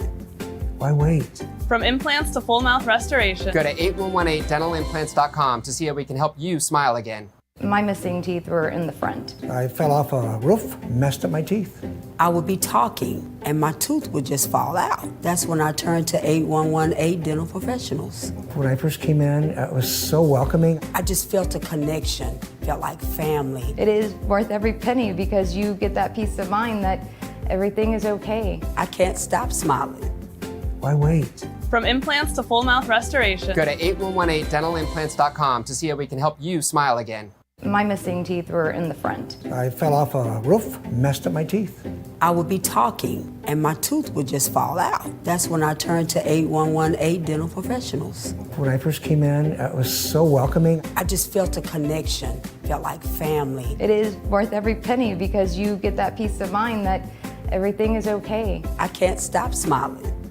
Why wait? From implants to full mouth restoration. Go to 8118dentalimplants.com to see how we can help you smile again. My missing teeth were in the front. I fell off a roof, messed up my teeth.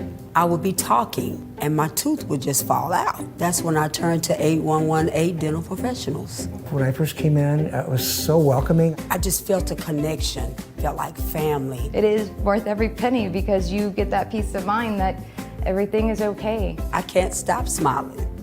Why wait? From implants to full mouth restoration. Go to 8118dentalimplants.com to see how we can help you smile again. My missing teeth were in the front. I fell off a roof, messed up my teeth. I would be talking and my tooth would just fall out. That's when I turned to 8118 Dental Professionals. When I first came in, it was so welcoming. I just felt a connection, felt like family. It is worth every penny because you get that peace of mind that everything is okay. I can't stop smiling. Why wait? From implants to full mouth restoration. Go to 8118dentalimplants.com to see how we can help you smile again. My missing teeth were in the front. I fell off a roof, messed up my teeth. I would be talking and my tooth would just fall out. That's when I turned to 8118 Dental Professionals. When I first came in, it was so welcoming. I just felt a connection, felt like family. It is worth every penny because you get that peace of mind that everything is okay. I can't stop smiling. Why wait? From implants to full mouth restoration. Go to 8118dentalimplants.com to see how we can help you smile again. My missing teeth were in the front. I fell off a roof, messed up my teeth. I would be talking and my tooth would just fall out. That's when I turned to 8118 Dental Professionals. When I first came in, it was so welcoming. I just felt a connection, felt like family. It is worth every penny because you get that peace of mind that everything is okay. I can't stop smiling. Why wait? From implants to full mouth restoration. Go to 8118dentalimplants.com to see how we can help you smile again. My missing teeth were in the front. I fell off a roof, messed up my teeth. I would be talking and my tooth would just fall out. That's when I turned to 8118 Dental Professionals. When I first came in, it was so welcoming. I just felt a connection, felt like family. It is worth every penny because you get that peace of mind that everything is okay. I can't stop smiling. Why wait? From implants to full mouth restoration. Go to 8118dentalimplants.com to see how we can help you smile again. My missing teeth were in the front. I fell off a roof, messed up my teeth. I would be talking and my tooth would just fall out. That's when I turned to 8118 Dental Professionals. When I first came in, it was so welcoming. I just felt a connection, felt like family. It is worth every penny because you get that peace of mind that everything is okay. I can't stop smiling. Why wait? From implants to full mouth restoration. Go to 8118dentalimplants.com to see how we can help you smile again. My missing teeth were in the front. I fell off a roof, messed up my teeth. I would be talking and my tooth would just fall out. That's when I turned to 8118 Dental Professionals. When I first came in, it was so welcoming. I just felt a connection, felt like family. It is worth every penny because you get that peace of mind that everything is okay. I can't stop smiling. Why wait? From implants to full mouth restoration. Go to 8118dentalimplants.com to see how we can help you smile again. My missing teeth were in the front. I fell off a roof, messed up my teeth. I would be talking and my tooth would just fall out. That's when I turned to 8118 Dental Professionals. When I first came in, it was so welcoming. I just felt a connection, felt like family. It is worth every penny because you get that peace of mind that everything is okay. I can't stop smiling. Why wait? From implants to full mouth restoration. Go to 8118dentalimplants.com to see how we can help you smile again. My missing teeth were in the front. I fell off a roof, messed up my teeth. I would be talking and my tooth would just fall out. That's when I turned to 8118 Dental Professionals. When I first came in, it was so welcoming. I just felt a connection, felt like family. It is worth every penny because you get that peace of mind that everything is okay. I can't stop smiling. Why wait? From implants to full mouth restoration. Go to 8118dentalimplants.com to see how we can help you smile again. My missing teeth were in the front. I fell off a roof, messed up my teeth. I would be talking and my tooth would just fall out. That's when I turned to 8118 Dental Professionals. When I first came in, it was so welcoming. I just felt a connection, felt like family. It is worth every penny because you get that peace of mind that everything is okay. I can't stop smiling. Why wait? From implants to full mouth restoration. Go to 8118dentalimplants.com to see how we can help you smile again. My missing teeth were in the front. I fell off a roof, messed up my teeth.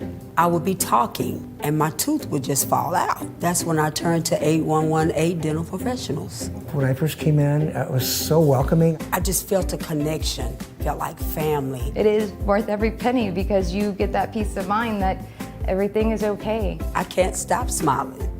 Why wait? From implants to full mouth restoration. Go to 8118dentalimplants.com to see how we can help you smile again. My missing teeth were in the front. I fell off a roof, messed up my teeth. I would be talking and my tooth would just fall out. That's when I turned to 8118 Dental Professionals. When I first came in, it was so welcoming. I just felt a connection, felt like family. It is worth every penny because you get that peace of mind that everything is okay. I can't stop smiling. Why wait? From implants to full mouth restoration. Go to 8118dentalimplants.com to see how we can help you smile again. My missing teeth were in the front. I fell off a roof, messed up my teeth. I would be talking and my tooth would just fall out. That's when I turned to 8118 Dental Professionals. When I first came in, it was so welcoming. I just felt a connection, felt like family. It is worth every penny because you get that peace of mind that everything is okay. I can't stop smiling. Why wait? From implants to full mouth restoration. Go to 8118dentalimplants.com to see how we can help you smile again. My missing teeth were in the front. I fell off a roof, messed up my teeth. I would be talking and my tooth would just fall out. That's when I turned to 8118 Dental Professionals. When I first came in, it was so welcoming. I just felt a connection, felt like family. It is worth every penny because you get that peace of mind that everything is okay. I can't stop smiling. Why wait? From implants to full mouth restoration. Go to 8118dentalimplants.com to see how we can help you smile again. My missing teeth were in the front. I fell off a roof, messed up my teeth. I would be talking and my tooth would just fall out. That's when I turned to 8118 Dental Professionals. When I first came in, it was so welcoming. I just felt a connection, felt like family. It is worth every penny because you get that peace of mind that everything is okay. I can't stop smiling. Why wait? From implants to full mouth restoration. Go to 8118dentalimplants.com to see how we can help you smile again. My missing teeth were in the front. I fell off a roof, messed up my teeth. I would be talking. At Horizon Bank, we're from here. With over 100 years of experience serving Central Texas customers and headquartered right here in downtown Austin, we're proud to support our community and the athletes who keep it strong. Stop by any of our Austin and Central Texas locations and see how we can help you meet your goals. We'd love to meet you. Or you can visit us on the web at horizonbank.com. At Horizon Bank, we're from here.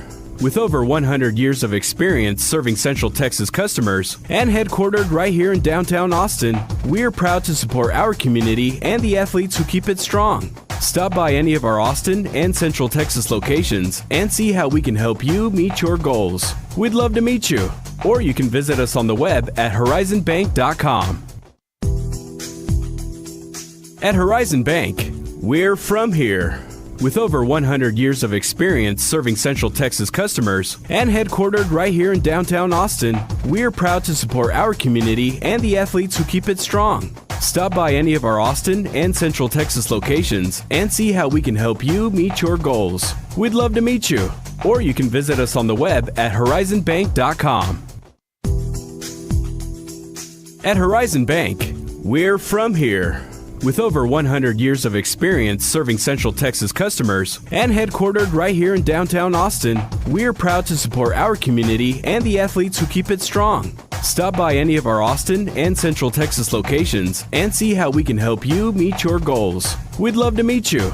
Or you can visit us on the web at horizonbank.com. At Horizon Bank, we're from here. With over 100 years of experience serving Central Texas customers and headquartered right here in downtown Austin, we're proud to support our community and the athletes who keep it strong. Stop by any of our Austin and Central Texas locations and see how we can help you meet your goals. We'd love to meet you. Or you can visit us on the web at horizonbank.com. At Horizon Bank, we're from here. With over 100 years of experience serving Central Texas customers and headquartered right here in downtown Austin, we're proud to support our community and the athletes who keep it strong. Stop by any of our Austin and Central Texas locations and see how we can help you meet your goals. We'd love to meet you. Or you can visit us on the web at horizonbank.com. At Horizon Bank, we're from here. With over 100 years of experience serving Central Texas customers and headquartered right here in downtown Austin, we're proud to support our community and the athletes who keep it strong. Stop by any of our Austin and Central Texas locations and see how we can help you meet your goals. We'd love to meet you. Or you can visit us on the web at horizonbank.com. At Horizon Bank, we're from here. With over 100 years of experience serving Central Texas customers and headquartered right here in downtown Austin, we're proud to support our community and the athletes who keep it strong. Stop by any of our Austin and Central Texas locations and see how we can help you meet your goals. We'd love to meet you. Or you can visit us on the web at horizonbank.com. At Horizon Bank, we're from here. With over 100 years of experience serving Central Texas customers and headquartered right here in downtown Austin, we're proud to support our community and the athletes who keep it strong. Stop by any of our Austin and Central Texas locations and see how we can help you meet your goals. We'd love to meet you. Or you can visit us on the web at horizonbank.com. At Horizon Bank, we're from here. With over 100 years of experience serving Central Texas customers and headquartered right here in downtown Austin, we're proud to support our community and the athletes who keep it strong. Stop by any of our Austin and Central Texas locations and see how we can help you meet your goals. We'd love to meet you. Or you can visit us on the web at horizonbank.com. At Horizon Bank, we're from here. With over 100 years of experience serving Central Texas customers and headquartered right here in downtown Austin, we're proud to support our community and the athletes who keep it strong. Stop by any of our Austin and Central Texas locations and see how we can help you meet your goals. We'd love to meet you. Or you can visit us on the web at horizonbank.com. At Horizon Bank, we're from here. With over 100 years of experience serving Central Texas customers and headquartered right here in downtown Austin, we're proud to support our community and the athletes who keep it strong. Stop by any of our Austin and Central Texas locations and see how we can help you meet your goals. We'd love to meet you. Or you can visit us on the web at horizonbank.com. At Horizon Bank, we're from here. With over 100 years of experience serving Central Texas customers and headquartered right here in downtown Austin, we're proud to support our community and the athletes who keep it strong. Stop by any of our Austin and Central Texas locations and see how we can help you meet your goals. We'd love to meet you. Or you can visit us on the web at horizonbank.com. At Horizon Bank, we're from here. With over 100 years of experience serving Central Texas customers and headquartered right here in downtown Austin, we're proud to support our community and the athletes who keep it strong. Stop by any of our Austin and Central Texas locations and see how we can help you meet your goals. We'd love to meet you. Or you can visit us on the web at horizonbank.com. At Horizon Bank, we're from here. With over 100 years of experience serving Central Texas customers and headquartered right here in downtown Austin, we're proud to support our community and the athletes who keep it strong. Stop by any of our Austin and Central Texas locations and see how we can help you meet your goals. We'd love to meet you. Or you can visit us on the web at horizonbank.com. At Horizon Bank, we're from here. With over 100 years of experience serving Central Texas customers and headquartered right here in downtown Austin, we're proud to support our community and the athletes who keep it strong. Stop by any of our Austin and Central Texas locations and see how we can help you meet your goals. We'd love to meet you. Or you can visit us on the web at horizonbank.com. At Horizon Bank, we're from here. With over 100 years of experience serving Central Texas customers and headquartered right here in downtown Austin, we're proud to support our community and the athletes who keep it strong. Stop by any of our Austin and Central Texas locations and see how we can help you meet your goals. We'd love to meet you. Or you can visit us on the web at horizonbank.com. At Horizon Bank, we're from here. With over 100 years of experience serving Central Texas customers and headquartered right here in downtown Austin, we're proud to support our community and the athletes who keep it strong. Stop by any of our Austin and Central Texas locations and see how we can help you meet your goals. We'd love to meet you. Or you can visit us on the web at horizonbank.com. At Horizon Bank, we're from here.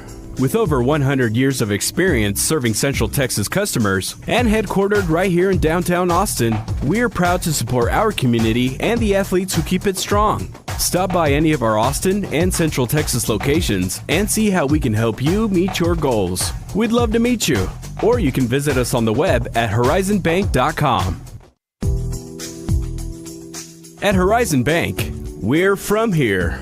With over 100 years of experience serving Central Texas customers and headquartered right here in downtown Austin, we're proud to support our community and the athletes who keep it strong. Stop by any of our Austin and Central Texas locations and see how we can help you meet your goals. We'd love to meet you. or you can visit us on the web at horizonbank.com. At Horizon Bank, we're from here.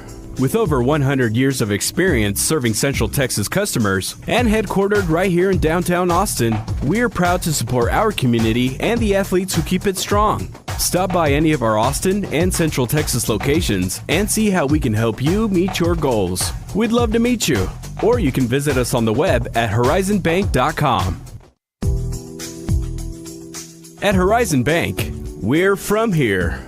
With over 100 years of experience serving Central Texas customers and headquartered right here in downtown Austin, we're proud to support our community and the athletes who keep it strong. Stop by any of our Austin and Central Texas locations and see how we can help you meet your goals. We'd love to meet you, or you can visit us on the web at horizonbank.com.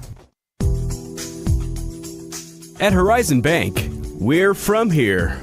With over 100 years of experience serving Central Texas customers and headquartered right here in downtown Austin, we're proud to support our community and the athletes who keep it strong. Stop by any of our Austin and Central Texas locations and see how we can help you meet your goals. We'd love to meet you, or you can visit us on the web at horizonbank.com. At Horizon Bank, we're from here. With over 100 years of experience serving Central Texas customers and headquartered right here in downtown Austin, we're proud to support our community and the athletes who keep it strong. Stop by any of our Austin and Central Texas locations and see how we can help you meet your goals. We'd love to meet you, or you can visit us on the web at horizonbank.com. At Horizon Bank, we're from here. With over 100 years of experience serving Central Texas customers and headquartered right here in downtown Austin, we're proud to support our community and the athletes who keep it strong. Stop by any of our Austin and Central Texas locations and see how we can help you meet your goals. We'd love to meet you, or you can visit us on the web at horizonbank.com. At Horizon Bank, we're from here. With over 100 years of experience serving Central Texas customers and headquartered right here in downtown Austin, we're proud to support our community and the athletes who keep it strong. Stop by any of our Austin and Central Texas locations and see how we can help you meet your goals. We'd love to meet you, or you can visit us on the web at horizonbank.com.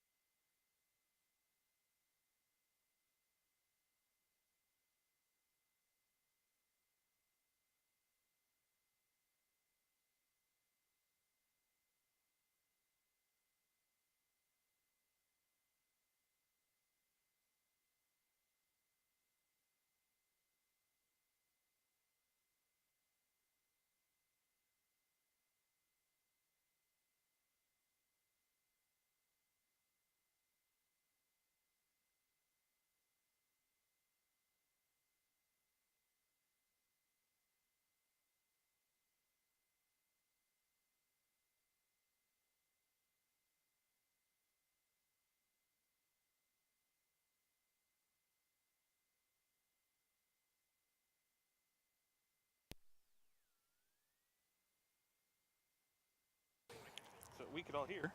Ah. We'll give the mixer a break. Welcome back in.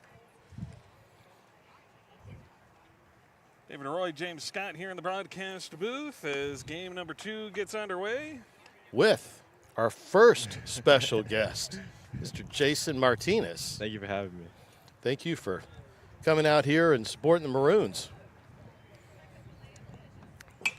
So we'll get you the lineup here for the Maroons. We got leading off and playing center field, number 7, Charlie Dice. Batting second, playing third base, number 8, Zach Hoff. Batting third and playing second base, Nick.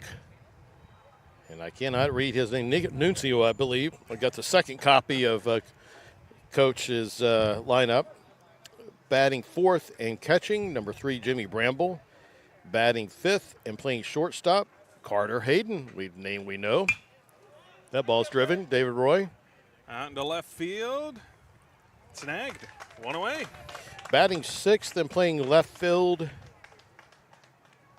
Rodriguez. I cannot read his handwriting. Bodie? Rodriguez? Bradley. Bradley, okay. He needs to pen with a little bit deeper ink. Batting third and playing, batting seventh and playing first base, Chase Kinder. Batting eighth and playing right field, Ethan Danlin. Again, I can't. Davila, okay. I can't see it.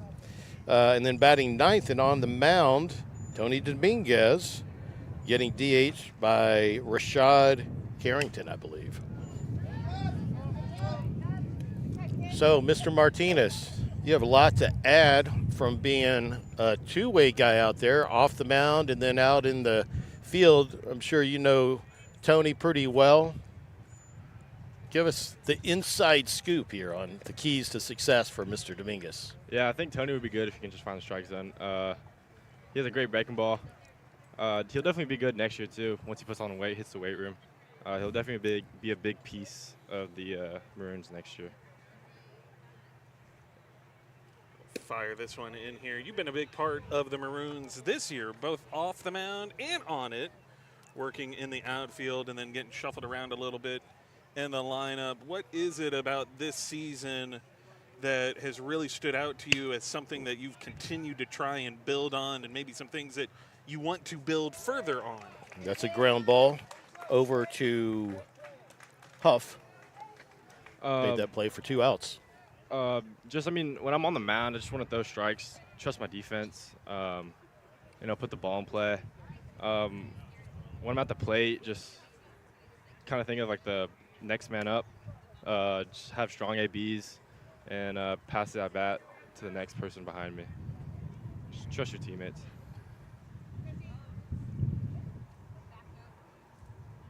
Dominguez from the stretch here. He's got a good arm. Mm-hmm. He's sophomore, correct? Yep. Yeah. Big kid. Definitely got a pitcher's body. Yeah, he has good mechanics, too. He just needs to find the zone a little more often. Mm-hmm. So I know we have a big series coming up against Bowie. I don't know if you guys had a chance to re-watch the game from last night, but there's a movie called with Kevin Costner called For the Love of the Game, where there's a whole scene in there about locking in and locking out, like locking out all the hoopla and focusing in on what what you're there to do. And they call it clear the mechanism. That one's fouled straight back. But it's a way, because we don't know what kind of environment, it's going to be at Burger. There may be 6 people in the stands. There may be 60. There may be 600. Hell, there may be 6,000. None of that matters. Mm-hmm. The size of the baseball is the same. The mound to home plate is the same. The bases are the same. How do you personally handle locking out all the hoopla behind you? It was kind of just like you have to focus on the game, right? Don't let the moment be too big, because at the end of the day, it's just another game. That's a single and a hanging curveball in the middle of the plate for San Marcos' first base runner this game. Yeah, using all that extra adrenaline takes a special guy to lock in and use that in good, because some people, all that adrenaline nerves, and they can get all scattered and just lose it, right?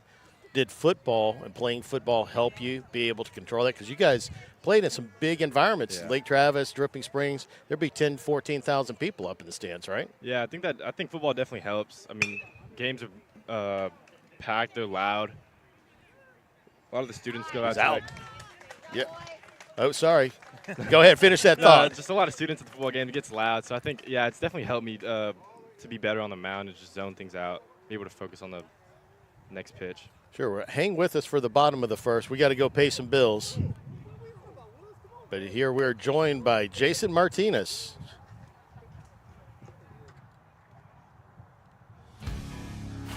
David Royce used to be yapping over it. Sometimes I just can't control it. That's the worst thing to do as a broadcaster. I don't even know I'm doing it. I don't know how to do this. My hands are sweating. That's all right. You start going down the bad path, I just jump in and place you out. Okay.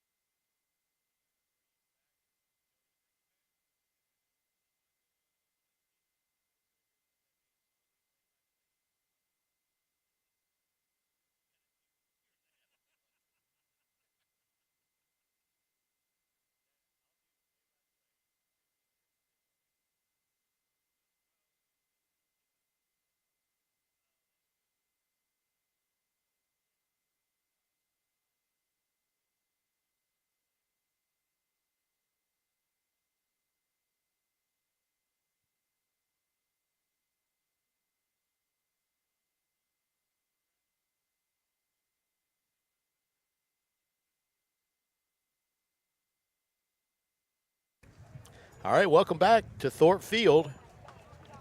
James Scott here along with junior Jason Martinez.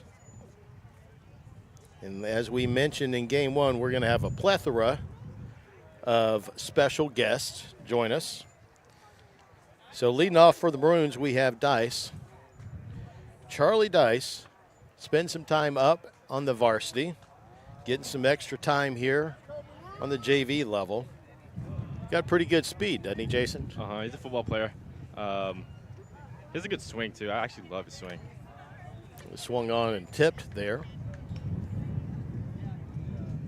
He's good back control and he's a good player. He'll be huge for us next year as well. Yeah, you got a bunch of holes to fill next year. We were talking about that in game one. Yeah, we're definitely going to need a lot of guys to step up next year, but I think we will. I think we'll be able to. You got to replace Anderson, Scott, Schreiber, Wilson, Godinez, Kinney, Charlie Pitt, and I'm probably forgetting somebody. That's 7 off just the top of my head. I think that's is that everybody? I think so it's basically your left side of your infield and 2/3 of your outfield. Yeah, it's going to be a lot, but. Ooh, way ahead of that one. Yanks it over. Foul. So on the mound for the Rattlers, we have Kane Hernandez, his battery mate Aiden Macias. Dice behind in the count, 0-2. Takes that one outside for a ball.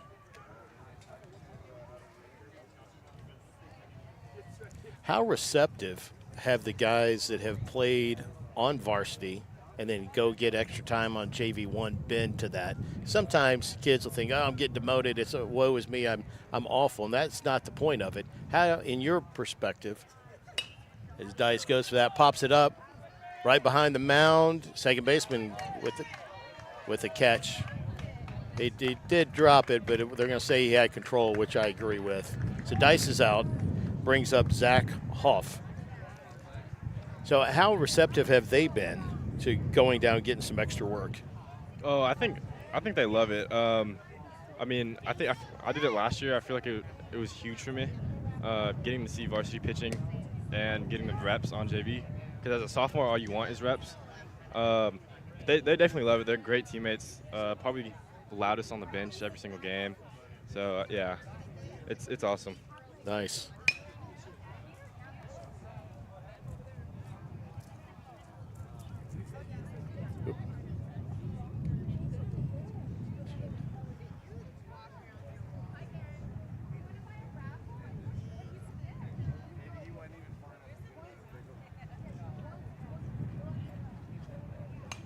All right, another foul ball by Huff. Ooh, they hit a car. Uh-oh. You know, I'm not sure why people park there. That's not what I would be doing, personally. I actually park over there at the school. It's a long walk, though. It is a long walk. It is a long walk, but we need steps. Oh, there's one ripped down the third base line. Over to first for the play. So 2 quick outs for the Maroons.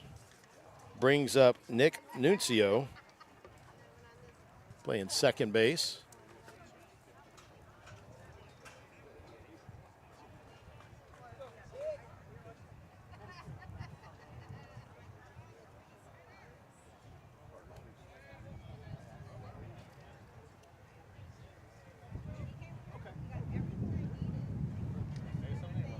I've been talking. He's talking. We got him going, Coach. Coach A's harassing Jason Martinez. So Nuncio steps in hitting .375. Pops that one out of play. .375 with a 500 on base percentage. Nothing wrong with those numbers. 900 OPS. Got a double. Driven in 12, scored 9, walked 8 times.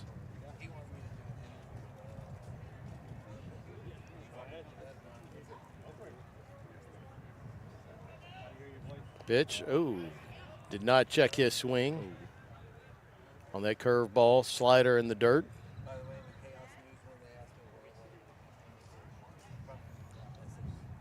So, Jason, what's your future hold? What is it that you want to accomplish for your rest of your high school career?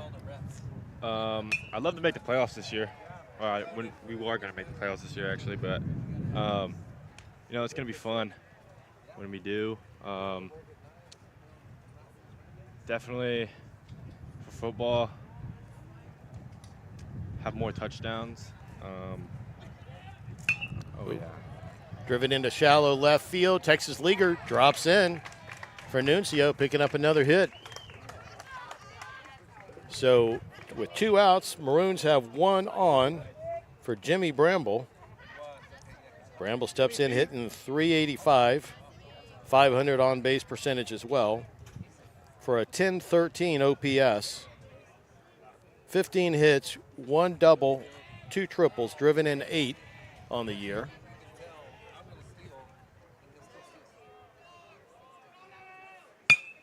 Driven right back to the mound, bouncer, underhand throw, and that'll end it here for the Maroons. So we were there for your first touchdown. And I remember how excited you were. You kind of laid out over there in the back corner, opposite side of the press box, if I remember. And you're fired up. Kind of like the Dripping Springs game. You got it in you when you get going. You really want it. Yeah, that was a fun game. I had fun.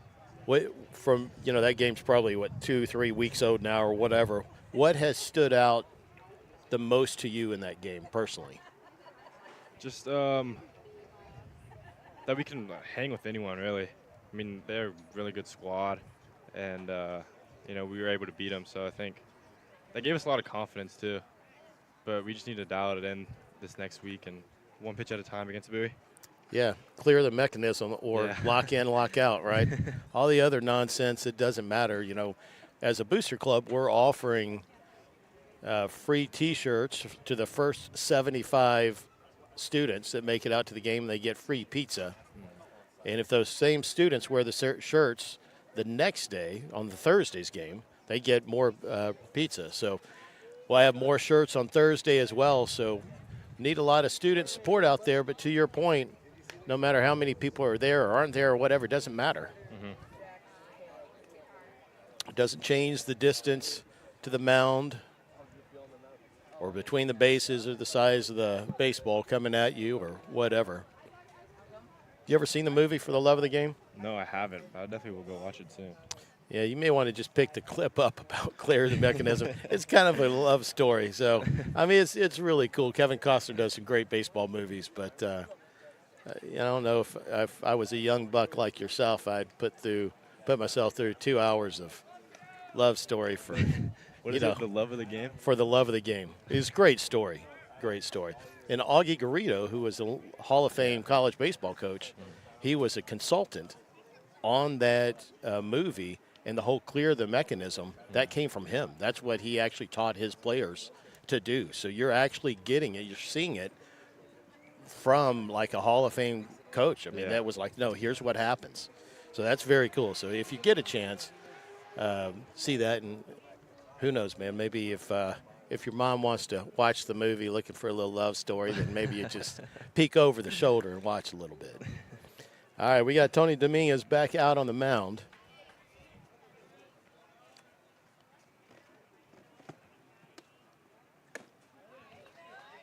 There's Judah Diaz up, playing center field for him, hitting out of the 5-hole.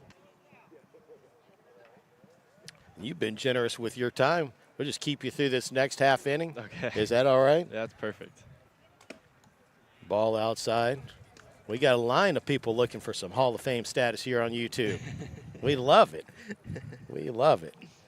People want to be heard. They want to be one of us. Everybody aspires to be David Roy. Well, I don't know if I'd go quite that far. Speaking of far, this one out, not quite far enough into the outfield to go down as a base hit. Well done from center field, ranging in to make the grab. That's Charlie Dice. There you go, Mr. Charlie Dice.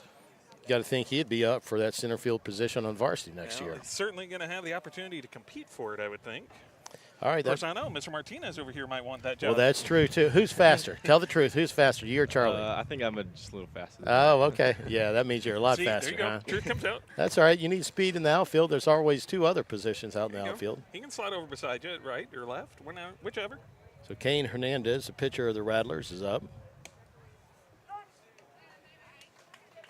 Jimmy, let me see your mitt. Jimmy, let me see your mitt.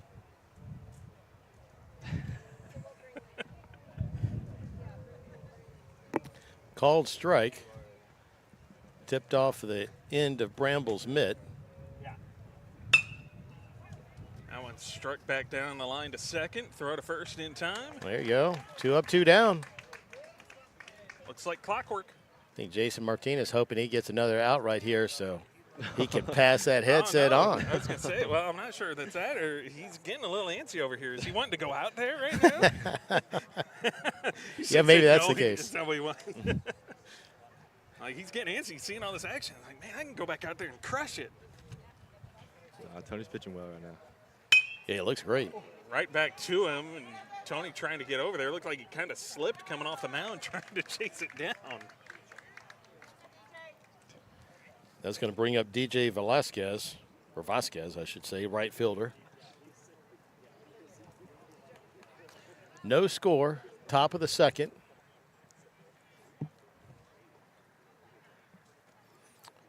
Looks like maybe we have Coach A on deck to join us for an inning. Are you next, Coach? There you go. Man of the people right here. Good pitch. Fastball in there.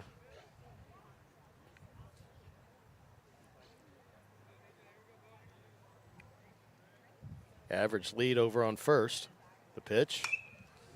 Popped up. Back towards the food stand.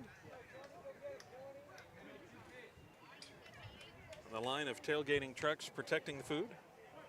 Tailgating in the right way, not the wrong way. They're not driving. We're having fun out here at Thorpe Field. Oh, yeah. Nice slider. It's a great pitch. There you go. We're Jason Martinez. Thank you very much, sir. Appreciate you spending some time. And send the rest of your guys who are hiding from us over here. Thank you for having me. All right, buddy. Thank you. We'll take a quick break. When we come back, Coach A next on the hot seat to join us.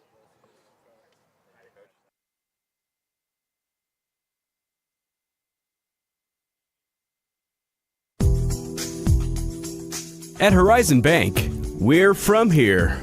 With over 100 years of experience serving Central Texas customers and headquartered right here in downtown Austin, we're proud to support our community and the athletes who keep it strong. Stop by any of our Austin and Central Texas locations and see how we can help you meet your goals. We'd love to meet you. Or you can visit us on the web at horizonbank.com.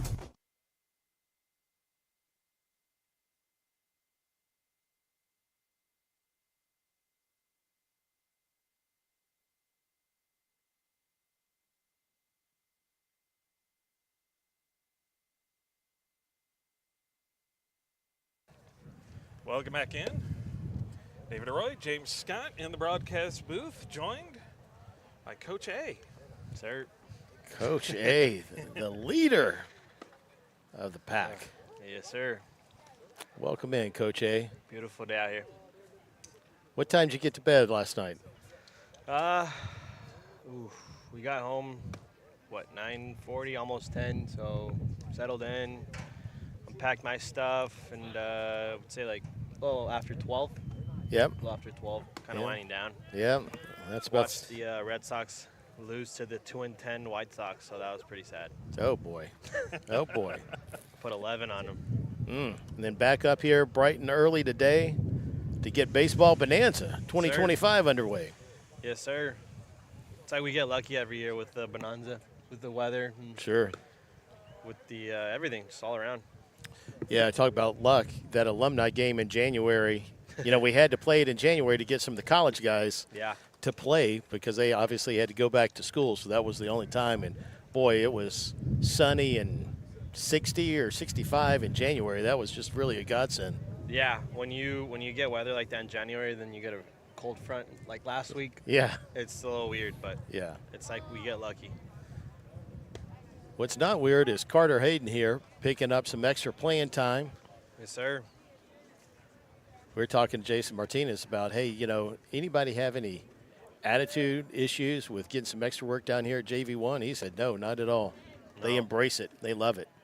Yeah, these kids, this sophomore class, workhorses, they're just doing their job, taking care of the business, and they will take all the work they can get, which is good. As they should. I mean, look at a major league roster. How many times they shuttle back and forth? Yeah. And it's all to keep sharp. I mean, the last thing you want to do is get like 3 at-bats on varsity all season and not getting the extra work. Yeah. Yeah, that's the positive about this sophomore class is there's no egos, there's no personality issues. It's straight business with those kids. Fantastic. Popped up over here near foul territory, and it is out. And we have the scoreboard working again, which is great because we are testing the limits of my memory.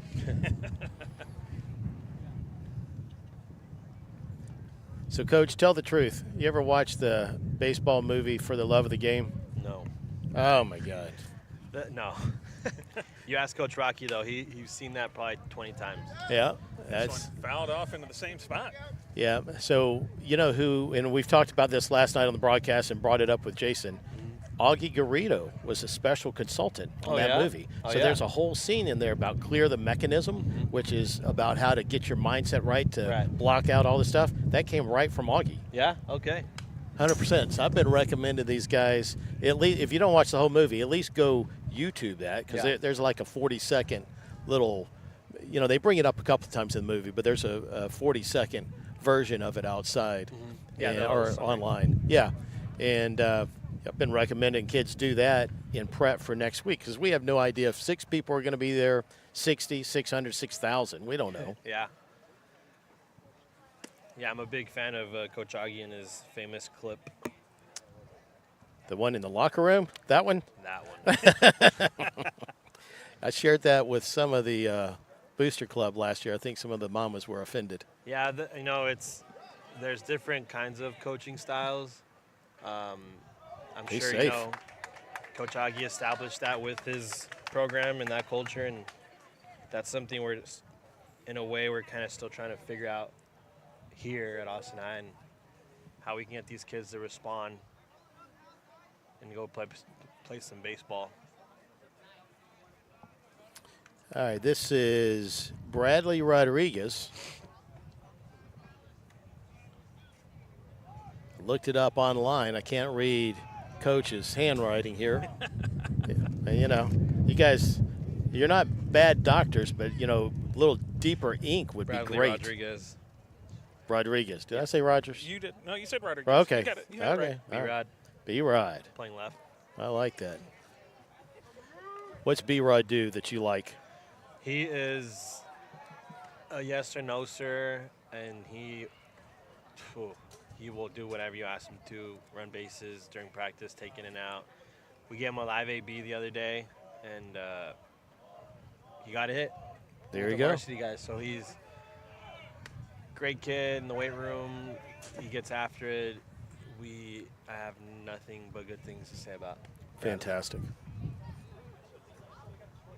Again, the sophomore class is really good Yeah. for this program. Fantastic.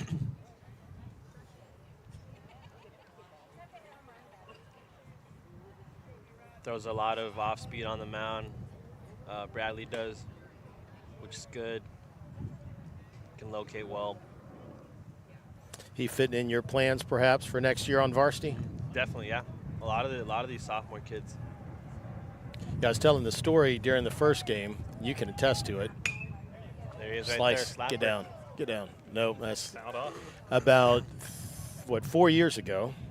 James made JV1, and DJ got hurt. Oh, he was your catcher, right?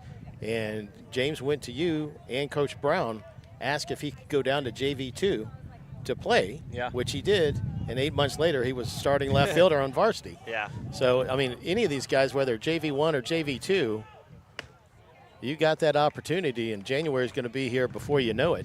Yeah, that's the thing that they don't realize timeline-wise is it moves quick. Yeah. This year moves quick. All right, we got Chase Perkins. See Perk. Yeah, that's another one I couldn't have got from coaches right. That is Preston Perkins' little brother. Yeah. Oh. That one takes a bounce off the heel. And throw to first, not in time. So now first and third situation here with one away. And in baseball, all you got to do is put in play. Yes, sir. Especially on a grass and dirt field. That's one of the things I love about all the enhancements that we're working on for Thorpe Field, that we will be one of the few to still be grass and dirt fields after all this stuff is done, which should be at home field advantage. Yeah. I talked to drop. Oh, popped out. Oh, he dropped it. Dropped it, yeah. Yeah. So run scores. That was Ethan Davila, right fielder.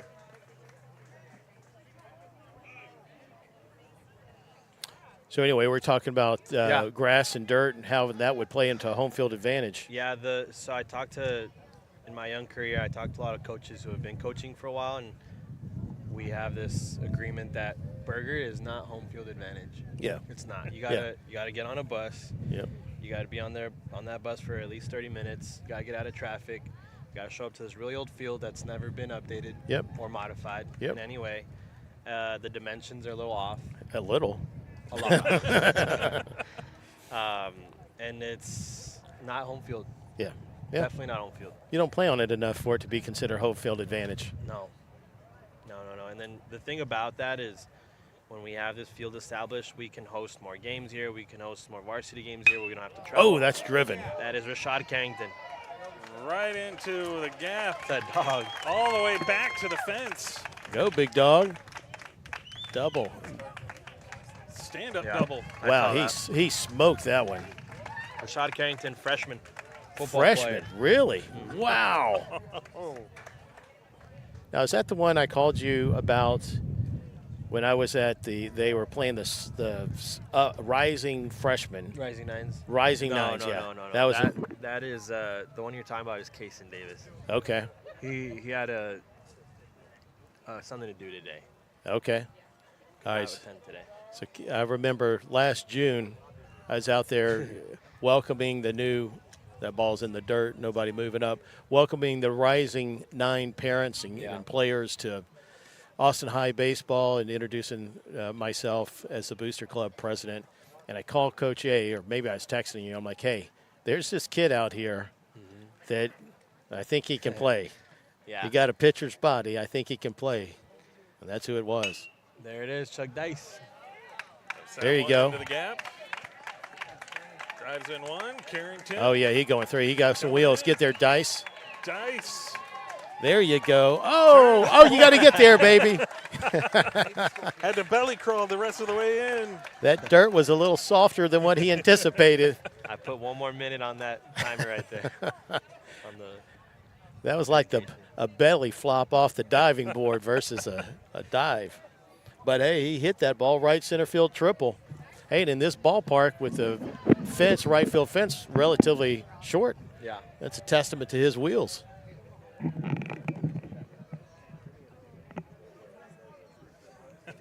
Here, hit the mute. Sorry.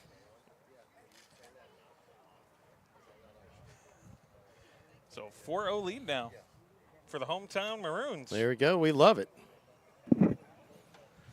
Yeah, so, Charles Dice, another sophomore who appreciates any playing time in any spot or any position and in any team. So, You think he projects out as an infielder or outfielder for you? anywhere. Anywhere? He could pitch too. I've seen him pitch. If we asked him to play catcher, he'd catch. Yeah. He's that guy. Awesome. He is that guy. He'll play first. You don't care. You cannot have enough of those kids on your roster. No. Speaking of another kid, here's Zach Huff, sophomore.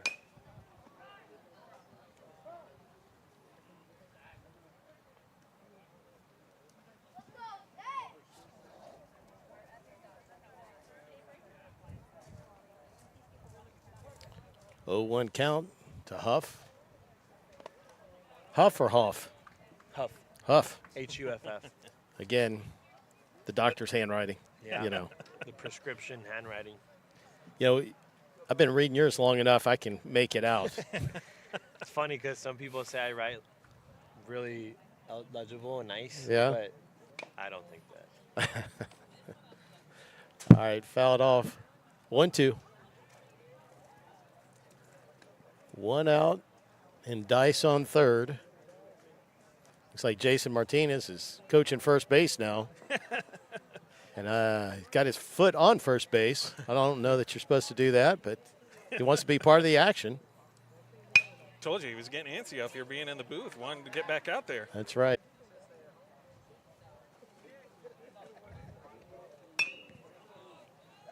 That's fouled out of play next to the big tree. Yeah, how about that alumni game? I remember when we were just talking about it, I was sweating to get 12 guys. Yeah. And we ended up having, I think, 50 or so. A lot. Man, that's just a testament to what we have here, the DNA of Austin High baseball. Well, that's a nice play. What a play. He made it, too. He's out. Wow. Man, hard to understand why that guy's not maybe on varsity for them. That's a heck of a play. Thrown across his body. All right, we're going to pay some bills. We're going to pay some bills, and then we'll be right back. Don't go anywhere.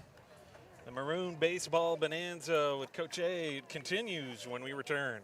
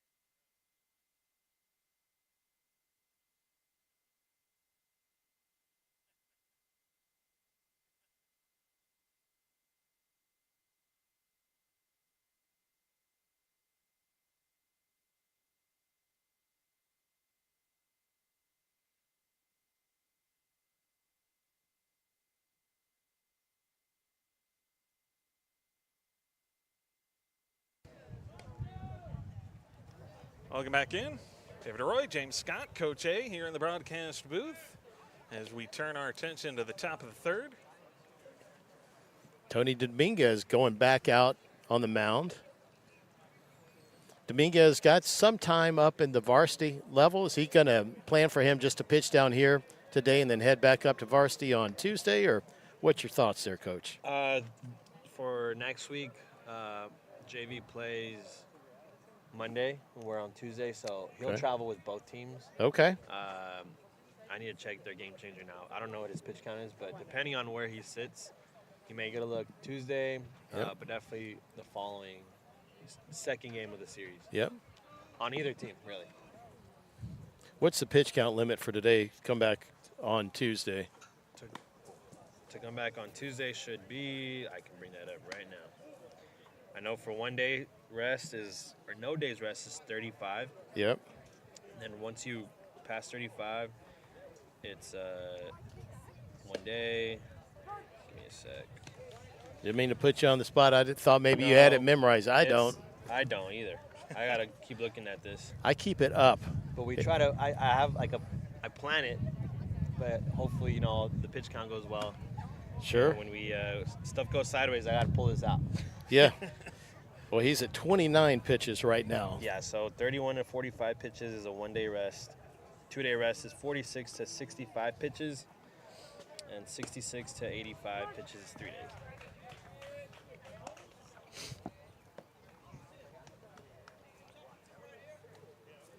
So he's got a little ways to go. Mhm. He's looking good off the mound. Yeah. 20 of his 30 pitches are strikes. A little curveball there. Strike three. We'll take it. Yeah, only giving up 2 hits, and the most important thing is he hadn't walked anybody.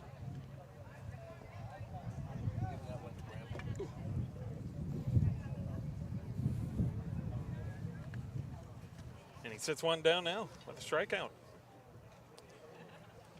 And that's our leadoff hitter up now, Anthony Martinez, shortstop. He's the one that made that heck of a play to end the bottom of the second for the Maroons. Against the Maroons, I should say. How hard does Dominguez throw? Sits 70s, low 70s. Okay. Low 70s. Off speeds in the 60s. His curveball at 12.6. The key is to throw strikes. Our first guest of this game, Jason Martinez, when he beat Dripping Springs, I don't think he hit 78 once. No, yeah, that's the thing with, in baseball, really, is you just got to throw strikes. No matter how hard you throw or how soft you throw, put the ball in play, we got to let the defense work. That's what we did against that team. Last night we did not do that. No. I think somewhere in the third inning we had more balls thrown than strikes. Yeah, 100%. We had 12 plus free bases, which is fixable. Yeah. Fixable for sure. It happens.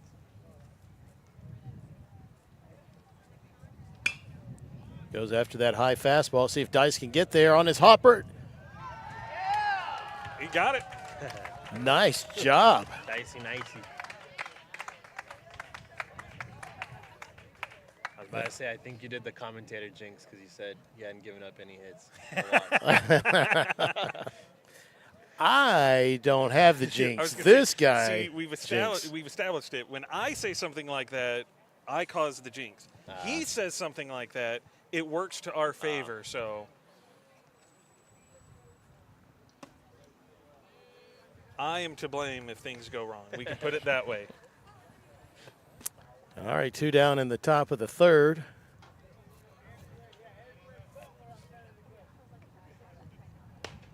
Ooh, hit off the end of the bat, foul down the first base line.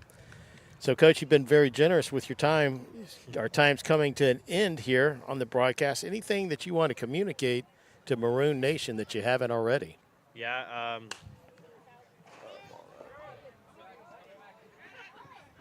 Dominguez tracks him there you down go. and snags it.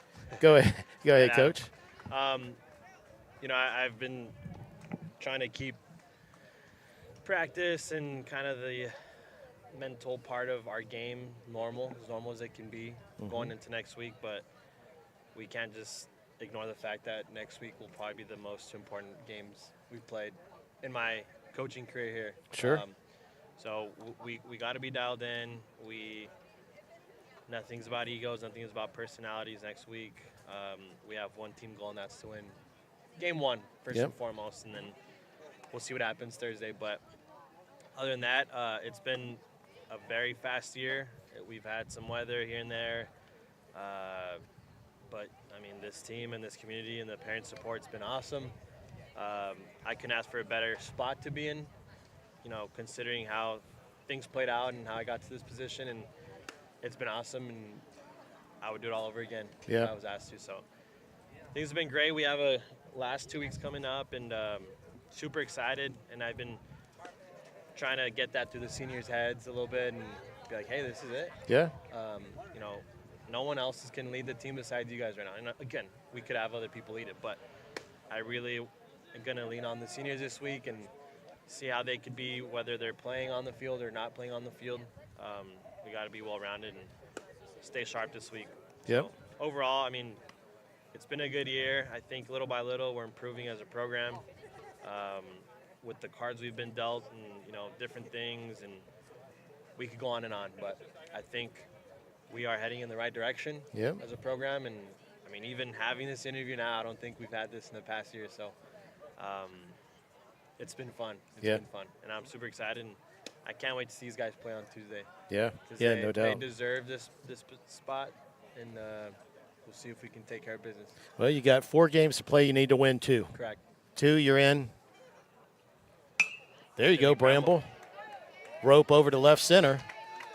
Cut off by the San Marcos outfielder, and Bramble's going to go for 2. That is a legitimate double. I did do what you asked me to do and discuss the throw on the, advance to second on the throw. Yes. That, ladies and gentlemen, was a legitimate double. Yep. That's a legit double.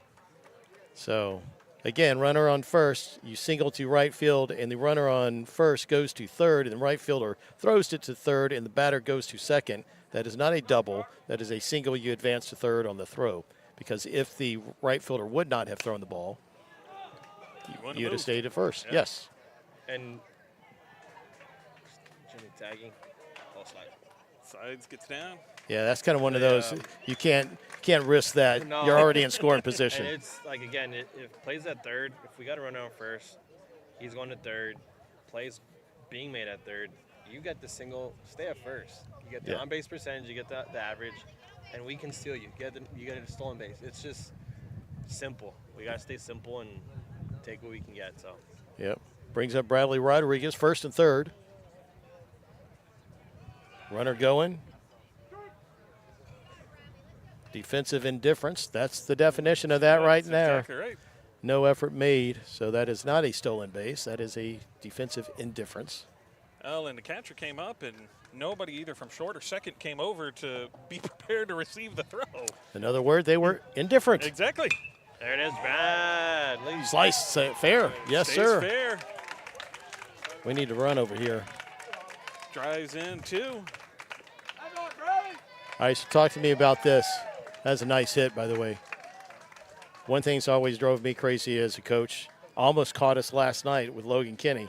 But you're either on one base or the other, and hanging around in the middle is not good. You won't run to the other base. That ball is in play. Yeah. I mean, he was almost out. That would have been embarrassing. Yeah, the thing with that is they didn't understand, which is, again, it was good. Nice bunt. Move him over. And this is something, when we go around the field, when the coaches meet, and they take you around the field, like, we got a hole here, we got this. As a coach, I should be like, hey, we got kind of a shorter backstop. Sure. And we got pads there. So if a fastball, that thing's bouncing right off. And that's what happened.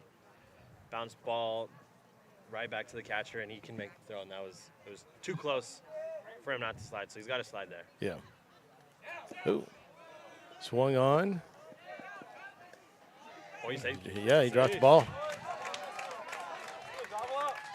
So Ethan Davila, swing, miss, but the run comes in, makes it 8. Is that right, Mr. Roy? That's right. Scoreboard is right here.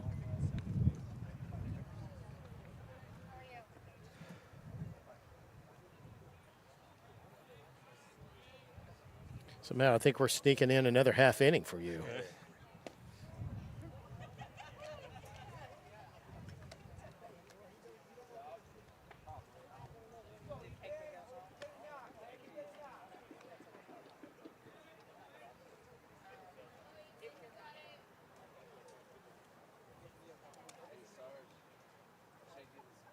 So 8-0 lead and an 0-2 count. There we go. Oh, there you And go. Another one. Oh, slide. He's safe. He's safe. Safe. Yeah. Nice hustle. Talk about going full speed. Yeah. He's also a football player. Great things happen when you go as fast as you can. All right, Rashad Carrington. This one with the double. Back up. Yeah, he hit that rope.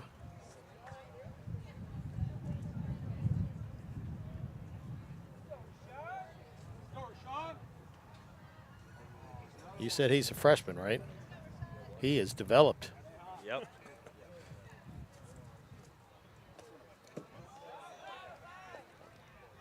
Oh, should have taken that one. Yep. Got to get a better Bad jump. read.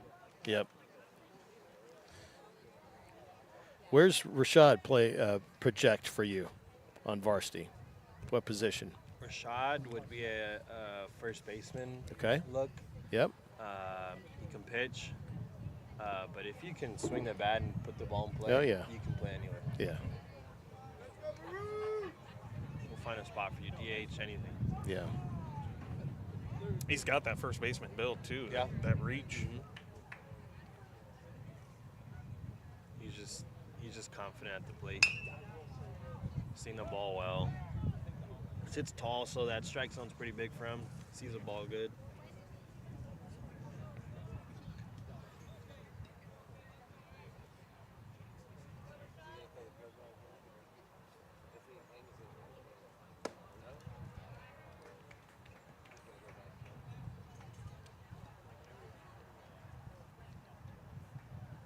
Got a 2-2 count here.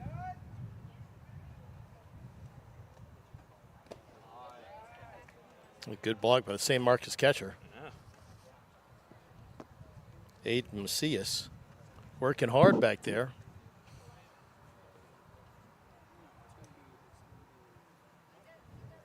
Full count now for Carrington. Fouls it away. See, nice. We're almost back up to the top of the order. Yeah.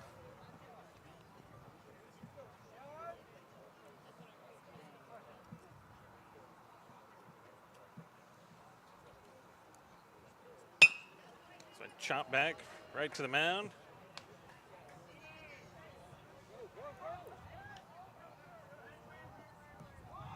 Oh, boy. Oh. Oh, my God. That was not a good slide into second.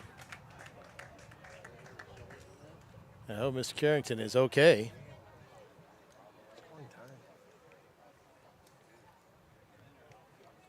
Boy. Okay. Coach A looking for a teachable moment here. Can't yell at him on YouTube. No. Just give He us thought about it. give us 60 seconds, you know. All right, Mr. Dice is back up. Tripled to right center last time.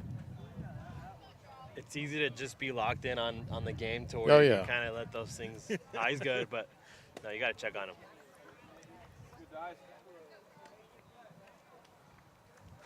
I suffer from that too sometimes, David Roy will tell you. I get too excited because I'm locked in on the game. From the sounds of it, your daughter told you about that the one night after the Dripping Springs Yes. game. Dice drives that over to short. Oh. That's a bad throw to first. Yeah, he's trying to get too flashy over there. Made a great play earlier. He had plenty of time to set his feet and make a good throw, and he didn't. And that cost his team a run because that would have been an out. Rashad scores on the air. All right, Zach Huff. See, a play like that is a play that got us against Drip, where I sent Drew all the way home. and that shortstop didn't like to play at first, so he pumped one. Yeah. Threw to home. Yeah. But I was sending Drew no matter what. Yeah. But that was a smart play from the shortstop there. Yeah. That game. Drew tried to go up and over and got ejected. That almost came back to haunt us. I mean, talk about Drew Anderson, man. He's hitting like 405, something like that. Drew, yeah. A run down here. He's out. He should have just kept. He kind of froze up there. Yeah. Anyway, well, Coach A, thank you very much for your time. Yeah. Been very generous doing extra duty. We got an interview with another Maroon baseball player up next, so we'll go ahead and pay some bills. Pay some bills. Thank you all. All right, thank you. Yes, sir. As Coach A, and we'll be back here on the Vibe Live Network. The Maroon Baseball Bonanza continues when we return.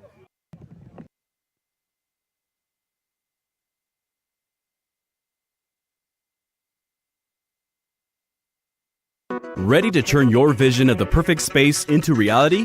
James Gonin knows that great design is where it all begins. With a passion for creativity and years of experience in both residential and commercial architecture, James knows how to bring your ideas to life. Whether it's your dream home or the next big commercial project, like the new baseball field for Austin High, James Gonin will make your architectural dreams a reality. More info at jamesgonin.com.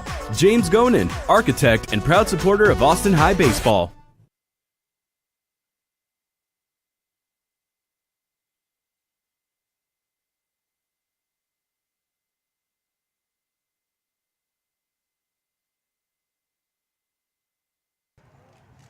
Welcome back in. David Roy, joined by not just one James Scott, but two James Scotts here in the broadcast booth. Double a pleasure. All right. Double the fun. There you go. For a doubleheader. That's exactly right. There you go. To be followed by a home run derby. That's right. Don't go anywhere at home. All part of baseball bonanza. So first, let's start with you, James Jr. Yeah. So tell us the story real quick about how you got the nickname Sarge. Okay, yeah, so this is a pretty funny story. So I played football as well. So ninth grade year, we have like these summer workouts. So like one of the first workouts, we had our old football coach, Mike Rosenthal. He'd like run the workouts. And so we all showed up like in June. We were like 14 years old, real nervous. And you know, we did a lot of running, conditioning, and lifting. And at the end of practice, he like kind of pulled me aside and he's like, "You know what you kind of look like?" And I'm like, "What?" He's like, "A Sarge," because you have a really buzz cut. Because it's kind of been always my thing to have the buzz cut. So after that moment, it kind of stuck. And then we played like Austin High summer ball, and like some kids like thought my name was Sarge. They didn't even think like my name was James. That one's driven out shallow center. Dice comes in and gets that one. Go ahead. So yeah, it stuck really well. Everyone's calling me Sarge. People didn't even know my actual name. Like people junior year would come to me like, Sarge, and like they don't actually know my name still. So, but you know, I'm fine with that. I like the name. It's unique. So yeah, really good. You know, to your point, when Coach Silvera came here, you know, it was the fall football season. And I met him the first time in the coach's office as Dominguez comes, ball outside. And he's like, "Okay, hey, you know, my name's James Scott. Hey, how are you?" He goes, "Who's your son?" I'm like, "Well, James Scott." And he goes, "I don't know who that is." And one of the kids goes, "That's Sarge, Coach." I said, "Oh, Sarge." Yeah. Yeah. And that's an easy ground ball to first and out. So, big series this next week with Bowie. Yeah. What's your thoughts? We got to come out hot. You got to stay focused the whole game and just play baseball like we know how we can play. Just let the results speak for themselves. So, big moments as Dominguez works for the windup. Fastball fired, swung and missed. Big moments, sometimes, you know, that adrenaline gets rolling, whether it's dripping springs and you're trying to make a comeback or got a big win or big crowd in the stands. Wind up, curveball, called strike, quickly had 0-2. How do you handle those big moments? Yeah, I really just like to remember, you know, all the hours, all the training. You have to have confidence in your abilities. you have to know that you can do it. You have to have confidence in your own abilities, and you can't fold under the pressure. You just have to stay focused on your goal and just let the work you put in speak for itself. Yeah, that's true. That was a ball. Some folks thought it was the third strike. Curve ball off the corner. I'll tell you a story that I never have, I don't think, told you before. So when I was a kid, in our Little League, it wasn't really Little League, it's Texas Teenage Baseball League. Fastball fouled down the left field line. So it was a group of, your age group was 10, 11, 12, all played on the same team. And your grandfather was our coach. So we come in and we're going for a state championship. And I was one of the younger guys that were playing curve up high and ball inside. And we got in the series, and it was a tournament, double elimination tournament. And we lost the first game, and I didn't play well. And he could tell that I was all tensed up. Dominguez with the pitch, fastball outside for a walk. And he came over to where I was the next day before the following game. He goes, listen, you got to figure out a way to block out all the noise, because there are big crowds. I mean, for a Little League game, I mean, there were upper hundreds. Like, I'm talking 700, 800, 900 people there. So big environment. You got to block out everything out, all the distractions, because the bases are the same, the ball's the same, everything. And that was a conversation that I needed at the right time to help me relax. Went on and played a pretty good rest of the series, and we did well. That's kind of where, called fastball for a strike. That's kind of the start of the whole lock-in, lock-out thing that you and I have talked about basically your entire life. Is that stuck? You ever think about lock-in, lock-out when you get in those moments? Yeah, so, baseball is a really, really unique sport in the fact that most of the game is mental. A lot of it is that confidence. And so being locked in, having confidence in yourself definitely plays a big role in your success on the field. So for sure, in those big moments, it's always important to stay locked in on your goals. Talking about locked in, that was locked in on the low and outside fastball for a strike. So 2-2 count, 2 outs here for Dominguez.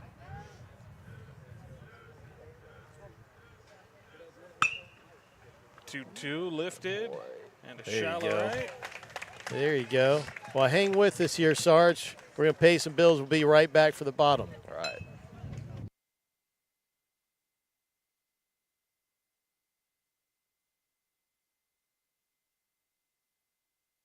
Ball.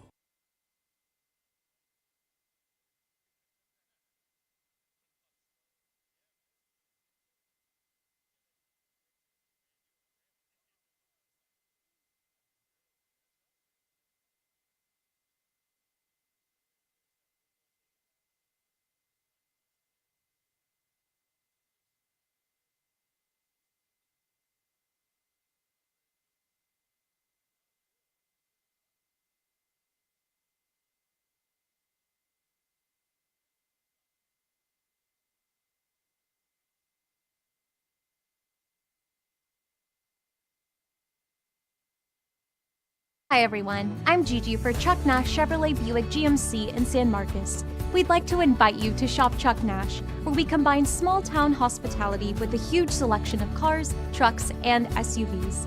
Right now, we have over 600 new and pre-owned vehicles to choose from, and a friendly staff to guide you through your purchase. Stop into Chuck Nash Chevrolet Buick GMC today and experience a new way of buying or selling your next vehicle.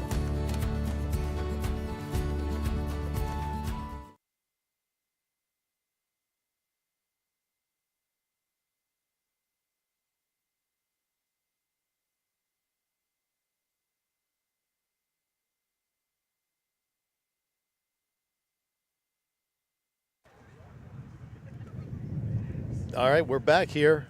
Thorpe Field, campus of Austin High, actually right across the street from Austin High. David Roy, James Scott, and James Scott. No, your TV did not glitch. We have James Sr. and James Jr. here. Finish up on the locking in and locking out, you know, guys, this is, oh boy, that was a low and outside pitch. That's a life skill that kids need to learn, because at some point in time you guys are going to be interviewing for real world jobs, and you're going to have that same adrenaline. So that's where sports can really help you in life. So, Sarge, who we have up here hitting? This is Zach Huffington. Yeah. Third base, corner, mostly third. I think he plays some short also. One of the more productive guys on JV. See what he does here at 0-2. Good eye. Definitely good eye there. Don't want to chase that one. Definitely one of the more vocal leaders on this team. Yeah? I hung out with him a lot. Nice. Sophomore? Sophomore. Okay. A lot of sophomores floating around. Big sophomore class. Yeah. Coming up. Good eye.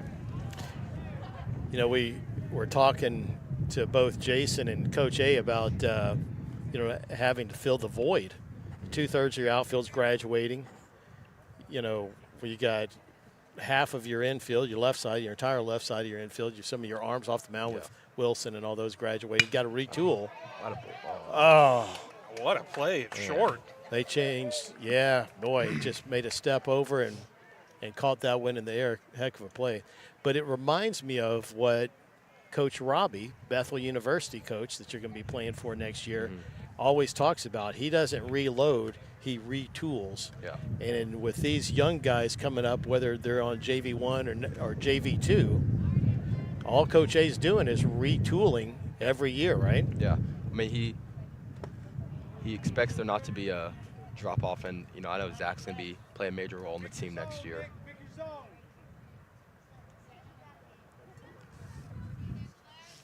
Nick Nuncio back up.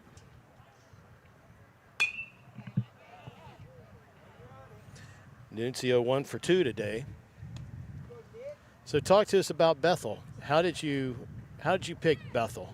Yeah, so I wanted to play college ball somewhere. So with the help of a few people, I started reaching out to as many schools as I could, and just trying to look for an opportunity. And you know, I got a few looks from a couple different schools, and then a few months later, you know, Bethel came back and said they were interested. And you know, me and you, we took a trip up there in August.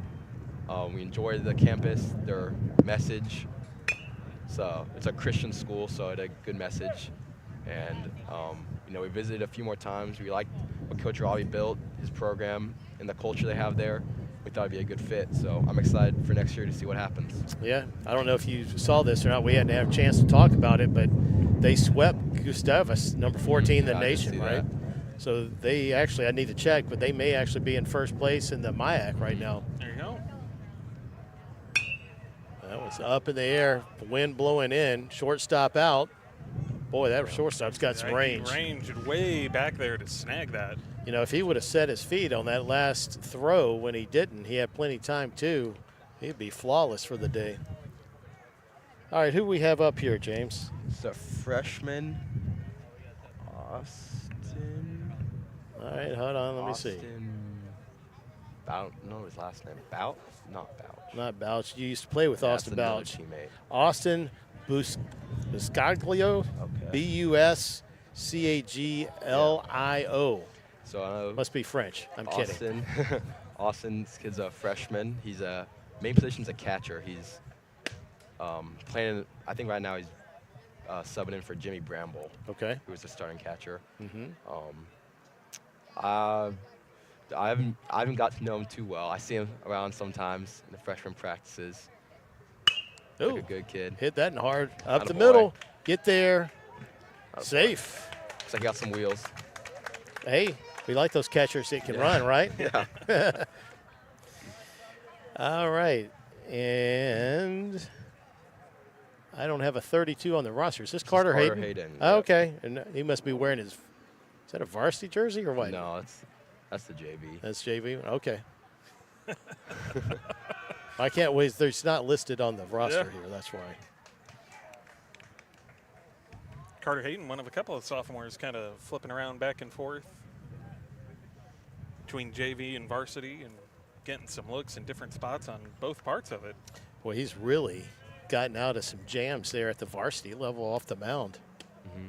think I remember when we played Southwest down there in San Antonio, we had that one big inning where we gave up like 7 runs, and I remember he came in and closed out that game. Yeah. That's that game we tried to get an extra inning in. Yeah. And the ump kind of like snubbed us. Yeah. Swing and a miss here. It's up high. Might want to let that one go next time. You've got him. You've got Martiak. A couple of these young sophomores that have come in and put in some good work off the mound at the varsity level. I think it really says a lot about these sophomores that they're willing to play, 3 or sometimes 4 games a week. Because, I'm sure we all love baseball, but at the end of the day, we're still like high schoolers with friends. So I think it says a lot about them that they're willing to come out here every single day, play multiple games on the weekends. It shows a lot about their character. Yeah, no, absolutely. Absolutely. We were talking earlier in the broadcast about you making JV1 as a freshman and then volunteering to go down to JV2 when DJ got hurt, and then 8 months later you were the starting left fielder on varsity hitting out of the 6 hole. So, no matter, that one's driven. He hit all of that one. Just drives it straight into the glove of left field. Yeah, 8 short months, any of these guys out here could be, you're looking to, replace you out there in the outfield. Sure. So, anyway, well, thank you very much for your time. Thank you for having me on this broadcast. I've always wanted to do this. Wow. So. All right. Well, I sound professional. There you go. Well, very good. We're going to pay some bills, and maybe Coach Hanna will be up next. All right. All right. Sounds good. Thank you, sir.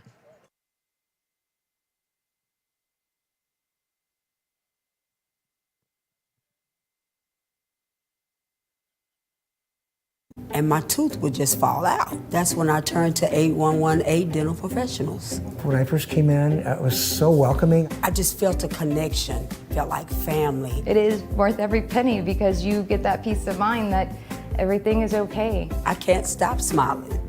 Why wait? From implants to full mouth restoration. Go to 8118dentalimplants.com to see how we can help you smile again. My missing teeth were in the front. I fell off a roof, messed up my teeth. I would be talking and my tooth would just fall out. That's when I turned to 8118 Dental Professionals. When I first came in, it was so welcoming. I just felt a connection, felt like family. It is worth every penny because you get that peace of mind that everything is okay. I can't stop smiling. Why wait? From implants to full mouth restoration. Go to 8118dentalimplants.com to see how we can help you smile again.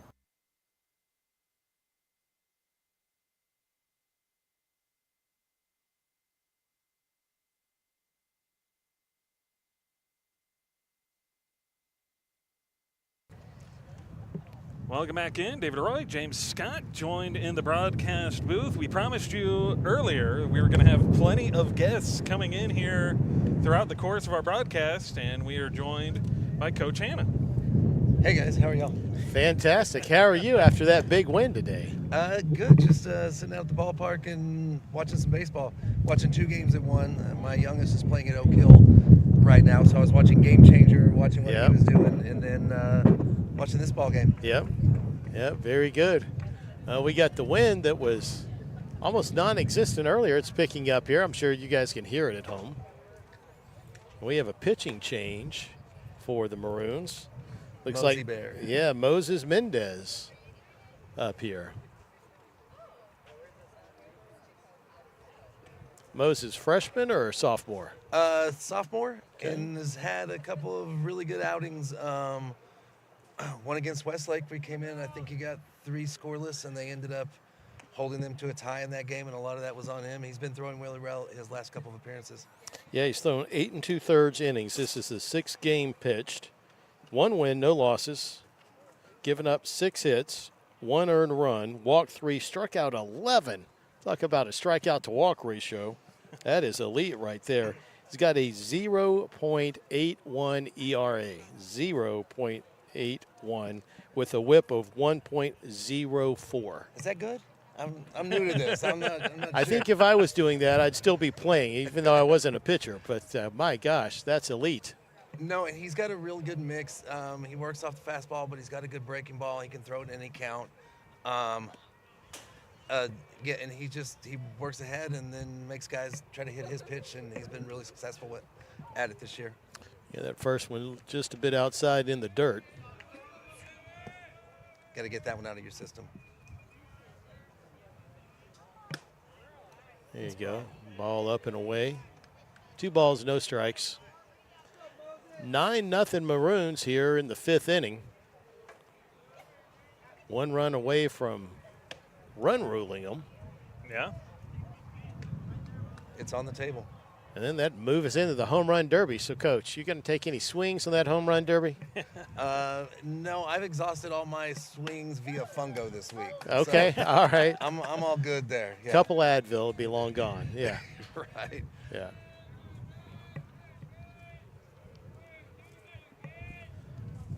Three-one count. Found a way, make it 3-2. All right, so tell us your story on how you got this job as the Austin High baseball coach, because a lot of people know you as Chef Anna. Yes. So even the story about how I became the coach is how I became the teacher as well. I've been in the restaurant industry and working in Austin for almost 30 years. Foul ball out of play. And then a couple of years ago, I got the chance to take over the culinary program here and jumped in with both feet right out of the restaurant world. And it's been fantastic, and I have a good team there, and we've done really good stuff. And let's see what Moses does. This one chomp back over to short, throw to first. Good play. In time. One away. But my class is kind of located across from the gym. And so anybody that I can talk sports and baseball with, they get trapped by me. Sure. So Coach and I had talked a bunch, just baseball stuff in general. And then last year at the end of the year, he came up and he's like, I've got a crazy idea. Would you like to do this? And yeah, I get choked up even thinking about it. I was like, basically like, if you don't move back, I'm going to kiss you. That might be an HR violation. Not my first, or wait, maybe it is. I'm sorry. Wow, that's a heck of a story. Now, here's a curveball by Mendez. So when you were in the restaurant industry, then took over this program, did you have to earn a teaching certificate? How did that work? I am in the course of it right now. Okay. But because I'm a CTE teacher, we get to come in on our accomplishments and what we've already done in the field. That is our certificate to begin with. I gotcha. But yeah, no, the chance to do this job is great. Been a baseball guy my whole life. Have coached both my sons, and yeah, that's dribbler. Yep. Oh, he made the play. First. That's a nice job, Carter Hayden. So to get the chance to come out and coach these guys, and it's a good group of guys, has been fantastic. And my son is on the team as well, so that's a cool part of it as well. Yeah, no doubt. Staying a little extra time there. Absolutely. And it'll be something that he remembers for the rest of his life. I remember playing ball for my dad, as a youngster. That just a little extra time out there with the kids, Yeah, absolutely. Well, we've got a mound behind the house. Okay. And because we've got to open it to like a green space, so we go home and get pin sessions and stuff like that all the time. Sure. Yeah. Now, is he working on a sinker as well? Because he kind of throws sort of sidearm as 3/4, right? Coach was just asking about that. Yeah, he just started mixing it up.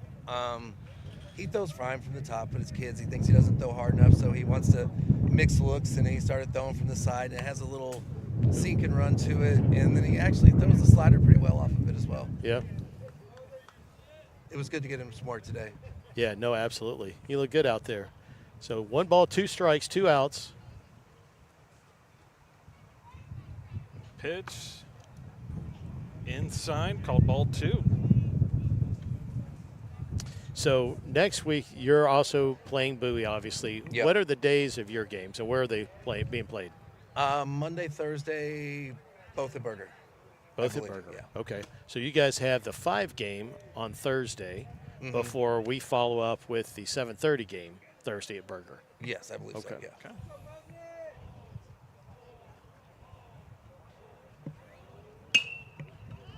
Cracked. Who's that? Right Yeah, it's tailing. It tailed on him, or sliced, I should say. Wind's blowing that direction as well, yeah. Yeah, plus he had the spin off the bat, so he got the double whammy there. Saw the happy feet, kind of trying to change direction, figure out where it was going to end up, and ends up past him, goes for a double. So are you going to encourage your team to stay for the varsity game on Thursday? I think we have to turn around and bus back. Oh, my God, that's awful. Yeah, because we take separate buses, and so, yeah. You got to just make them stay. Maybe. That's one bus on the way back. There's enough seats. Right. That's a big guy decision, and I'll leave that to, okay. to the head mustache, yes. Uh-huh. The head mustache. Did I say that out loud? Oh, Sorry. yeah. It does remind me of something, but I can't go into that here on air. It is on the internet, so it will last forever. It's okay. It's true. That's a good fastball. Back towards the street. Yeah, he seems to move his velocity up and down. When I saw him in the Westlake game, he had a couple times late in the game where he got 2 strikes on guys, and he just kind of muscled it up and went past him. He can get a different gear on it every now and then. I like that went in for strike 2. I was going to say, I'm sorry. I like this ball club, so I've stayed around a lot and helped Coach McDaniel coach, and we get on the field a lot together. There's a lot of good grinders and good ball players on this team, and they've had a lot of success this year, and I'm proud of them. They work hard. You know, that grinding mentality and great kids seems to be a consistent theme that we're hearing from all of our guests today. That's a goal, and that's what we're working on is, get out, always being willing to work and get extra reps. Sarge, who was just here before me, he's a great example for them. He never stops working. Kids tell me you drive by in the morning, he's in the cage, the practice is over, we're on the field, he leaves after I leave.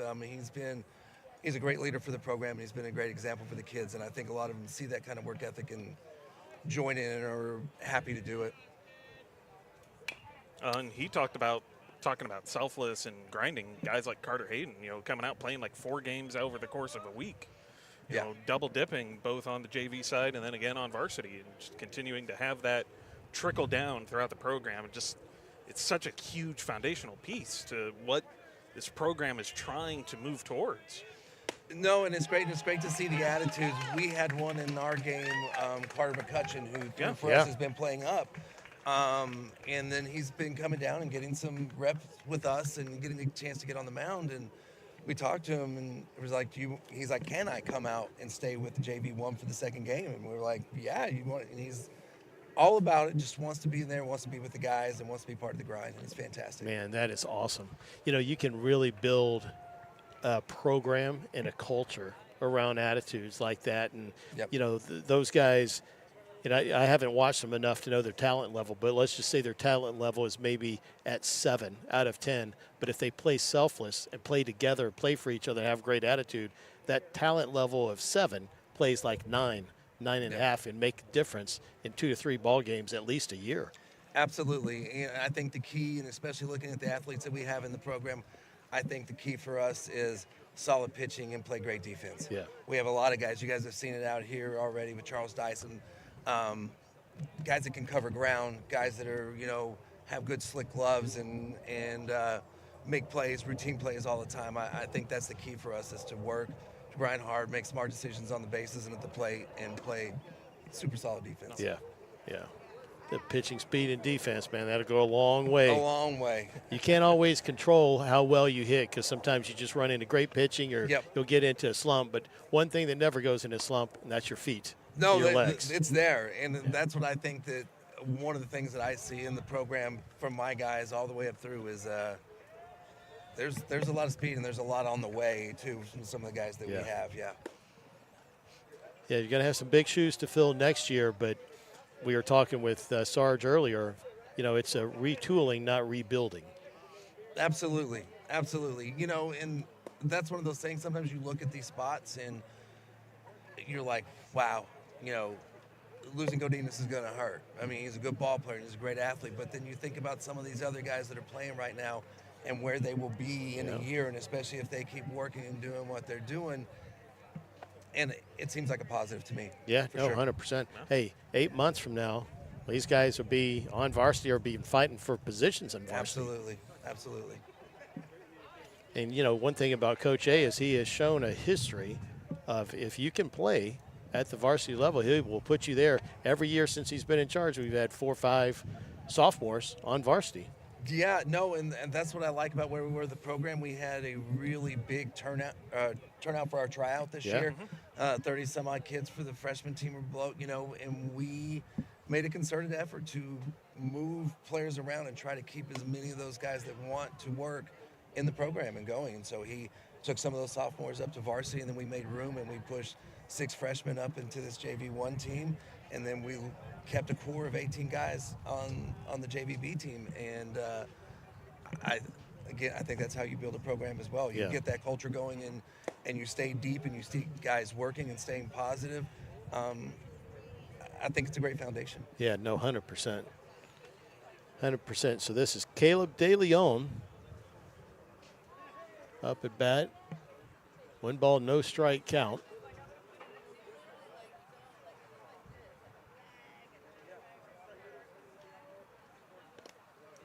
Hey, babe. In the dirt. Where's De Leon project for you at varsity level? In the outfield. He's got good wheels and a pretty good glove. He's the one that got turned around on that ball out there in right field earlier. Sure. But again, plays hard. Yeah. Great attitude. A where do you need me kind of person. Yep. Which is fantastic. 2 balls, no strikes here. Strong kid. If he gets a hold of one, he'll rip it. Popped up foul.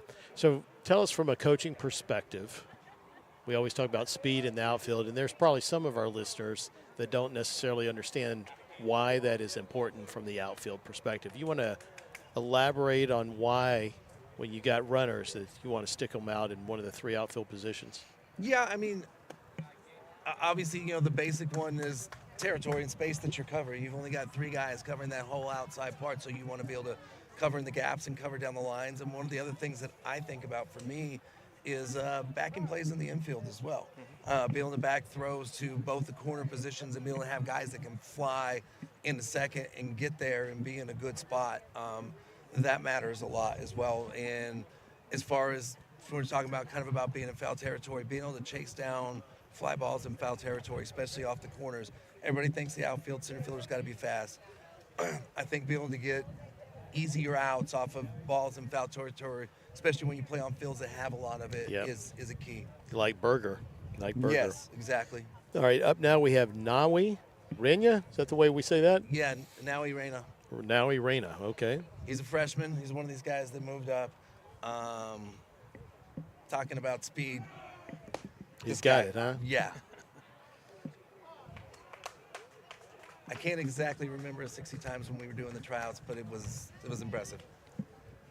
Very athletic. Again, real quiet kid. Just going to work. Everything that you're going to hear him say probably you've already heard in this conversation was going on. Unless you ask him a direct question.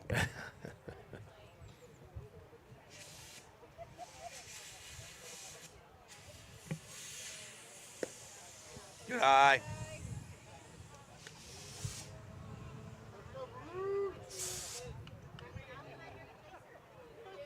A 1 count. If he gets a hit, almost guaranteed we're going to get the "he's a freshman" chant from the dugout.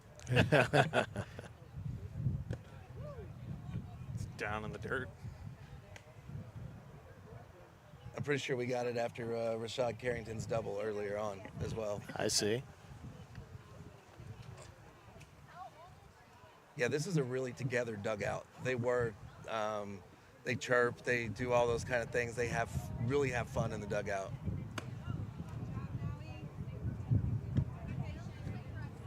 That's good. Build that team. Build the culture like we were talking about earlier.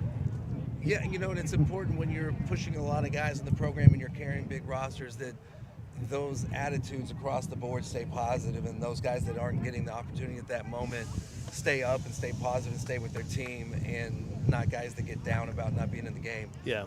And I think that says a lot about the team when you have that.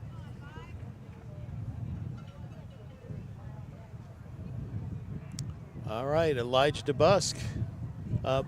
Now, one of the guys that I was really impressed with your team, second baseman, little guy, LaFesti. You know, LaFesti, LaFesti. yeah. Feisty. Yeah. Oh, yeah. Yeah, He's got the fundamentals.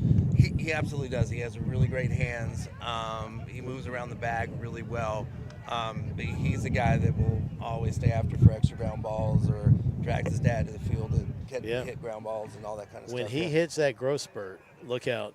Yeah, absolutely. That's the only thing he's missing. He hadn't hit the growth spurt yet. No. When it happens, it's going to be like 6 months or 6 inches in 6 months and probably Yeah. 30 pounds. Probably. You come out like a grown man with great fundamentals. And Yeah, absolutely. And that's the same thing, too, is that, you know, when you put him on the field, you're not worried about an effort. Mhm. You're going to get 170% every time. Yeah. That's the only gear he has. Yeah. Another one that we have on our team that's that way is the left fielder, David Perez. Okay. He got walked. Y'all didn't really get a chance to see him, but he plays full out every play, every second. Has made a few spectacular diving plays in the outfield this year, and he's an outfielder that runs fast. Yeah. Seems There to be you like go. a theme that we've got going on. I don't know. It's almost like there's a type, right? Yeah, exactly.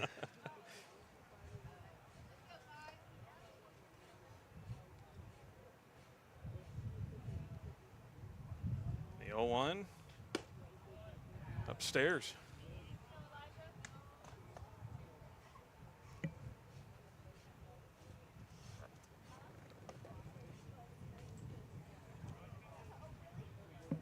So 1-1 count.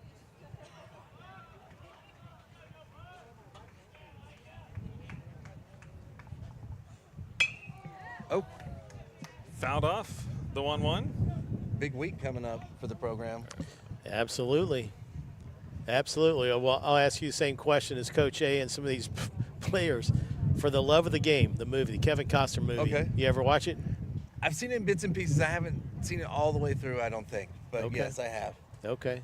So out of there, clear the mechanism. There's a little phrase in there that they're talking about locking in all the chaos around, you know, the hecklers or whatever. And that came from Augie Garrido. So he was a special consultant in that movie. Oh, wow. And that's what he taught at UT, and I think he was at like Cal State Fullerton Yeah, before. that's where he was before, yeah. Yeah. And that term was his term. So they incorporated that in the movie, and he explained to them what that meant. And they have a couple of scenes in the movie that show that. And we've been talking about that to everybody that's been up here because, you know, we don't know on Tuesday, Thursday if there's going to be 6 people, 60 people, 600, 6,000. Doesn't really matter. You got to clear the mechanism or lock in, lock out. It's basically the same thing. Absolutely. Be ready to go to work. I like to use the Bull Durham one, and I usually go with don't think. Ah, yeah. There you go. Don't think. Just go play. Sure. Was he telling him in the movies like, don't think meat, it can only hurt the team? Yeah.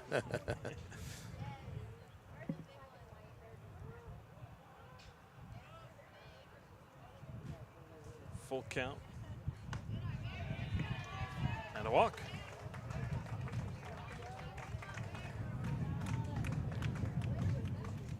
Are we nearing the end? Well, if we get in this run, that will be the 10 runs. It would be. And of course, Rashad Carrington comes up, and Coach A spoke glowingly about him. Yeah, again, one of the freshmen, as you can see, he's a big kid, athletic, super strong.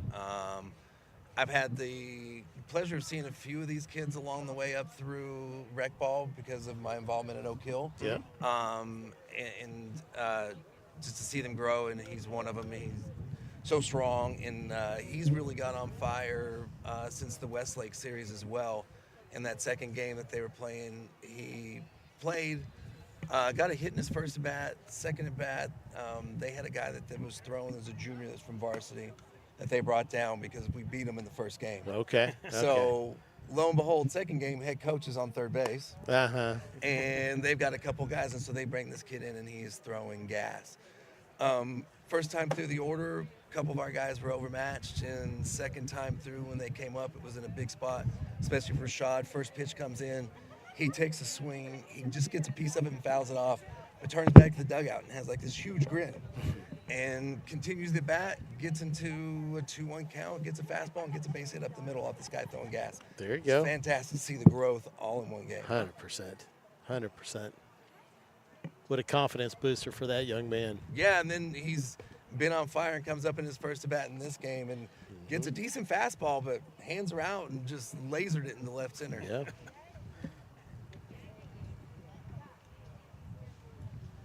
Now, where does he project for you at the varsity level?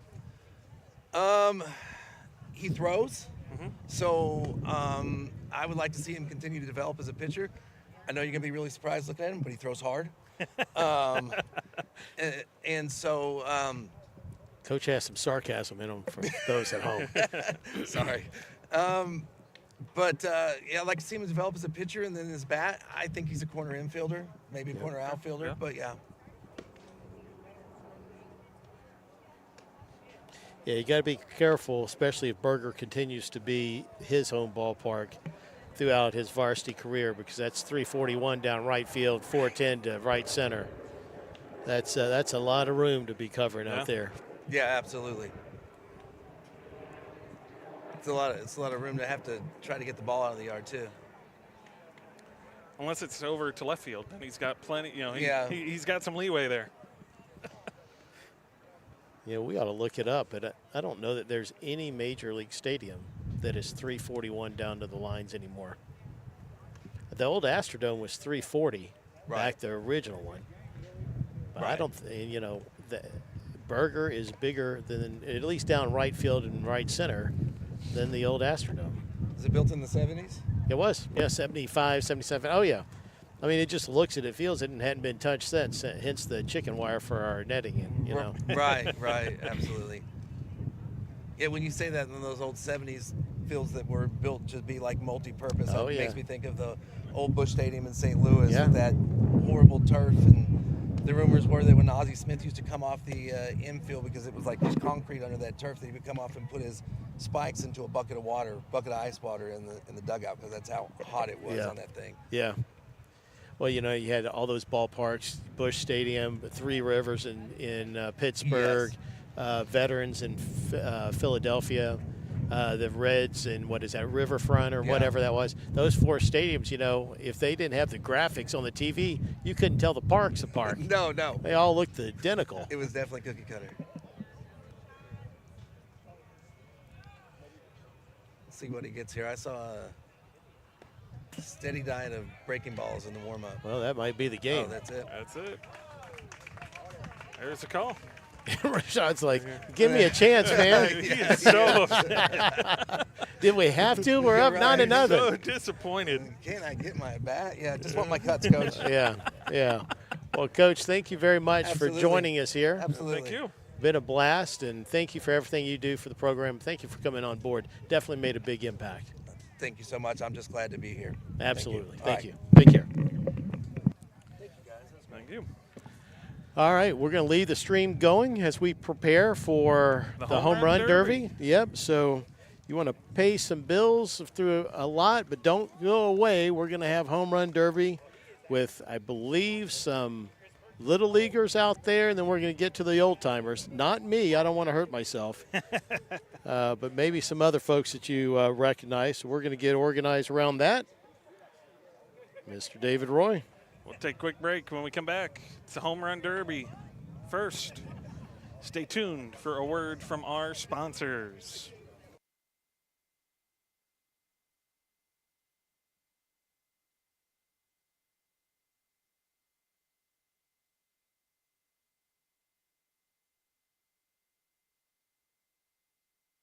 After a tough game on the diamond or a strenuous day on the job, relief from those aches and pains is waiting for you at Somanos. Kiko is a certified flexibility expert and wellness practitioner who provides comprehensive bodywork, mobility coaching, and intentional breath work that allows the body to relax while relieving pain and alleviating injuries. Somanos offers a variety of therapeutic services to fit your needs and not hurt your budget. Relieve pain and increase your quality of life with Somanos.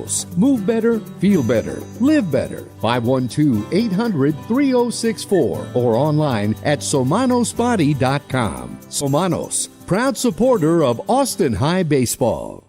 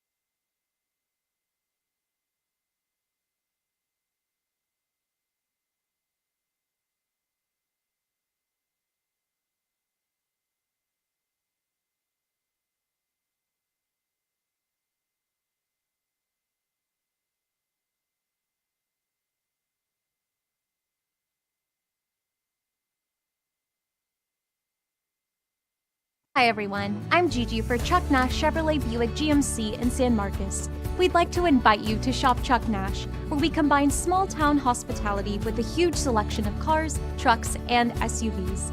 Right now, we have over 600 new and pre-owned vehicles to choose from, and a friendly staff to guide you through your purchase. Stop into Chuck Nash Chevrolet Buick GMC today and experience a new way of buying or selling your next vehicle.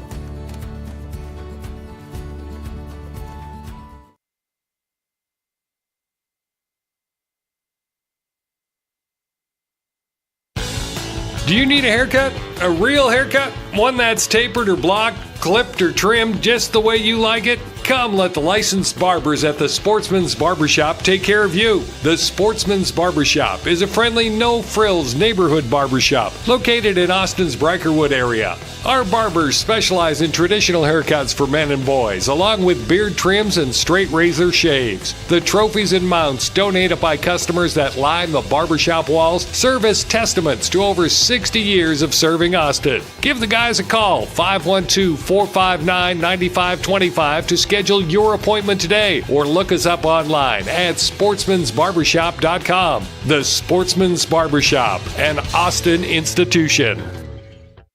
Maroon Baseball is supported by Austin's oldest independently run pharmacy, Terrytown Pharmacy. Founded in 1941, Terrytown Pharmacy has been family-owned and operated since 1950, and the Newberry family is loyal forever. Visit Terrytown for great customer service, incredible gifts, and necessities. If you haven't transferred your prescriptions yet, give them a call. Thank you, Terrytown Pharmacy, for your consistent annual support of Maroon Athletics. Terrytown Pharmacy, online at terrytownpharmacy.com.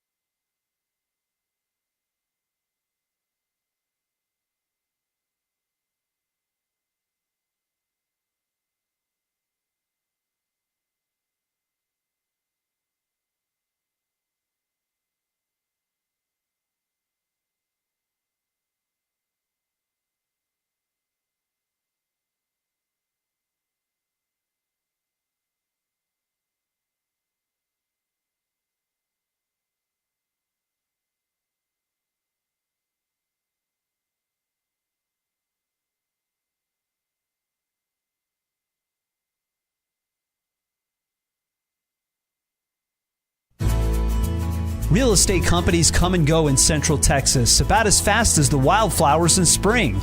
But when you're looking for a house, you're looking for a place to put down roots, a place to call home for years to come, which means you need a realtor with roots in the community, like Tate Property. Tate Property is a family-owned real estate brokerage located in Terrytown. We grew up here, we live here, and we work here, representing buyers and sellers of Austin's finest luxury homes, investment properties, and farm and ranch retreats. This is our passion. Give Tate Property a call at 512-474-8283. That's 512-474-TATE. Or look up online at tateproperty.com and let us know how we can help you today. Tate Property, exceptional homes, exceptional service.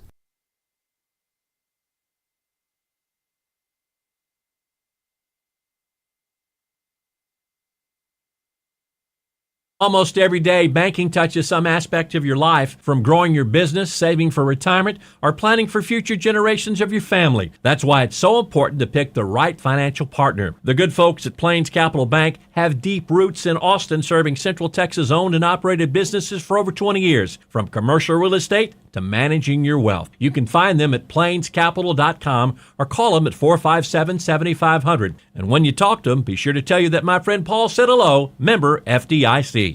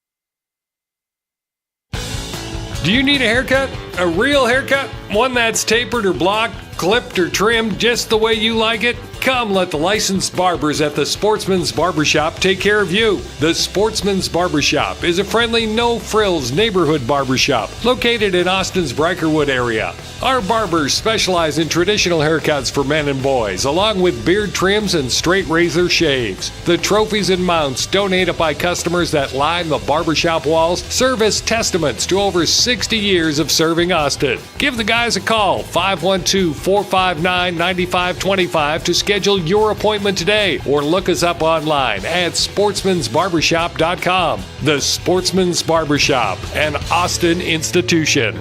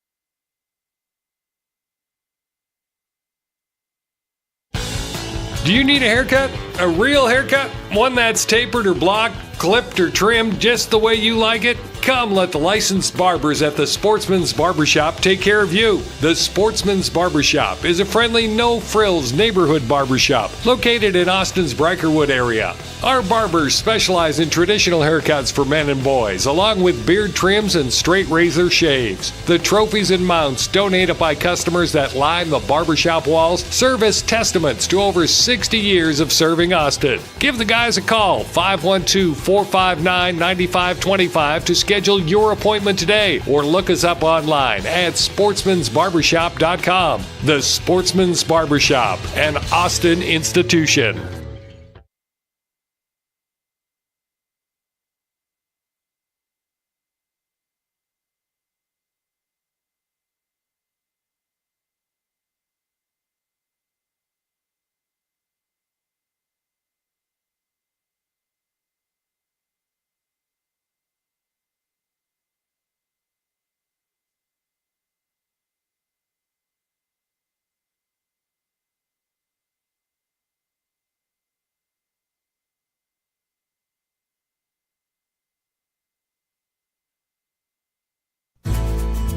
Real estate companies come and go in Central Texas about as fast as the wildflowers in spring.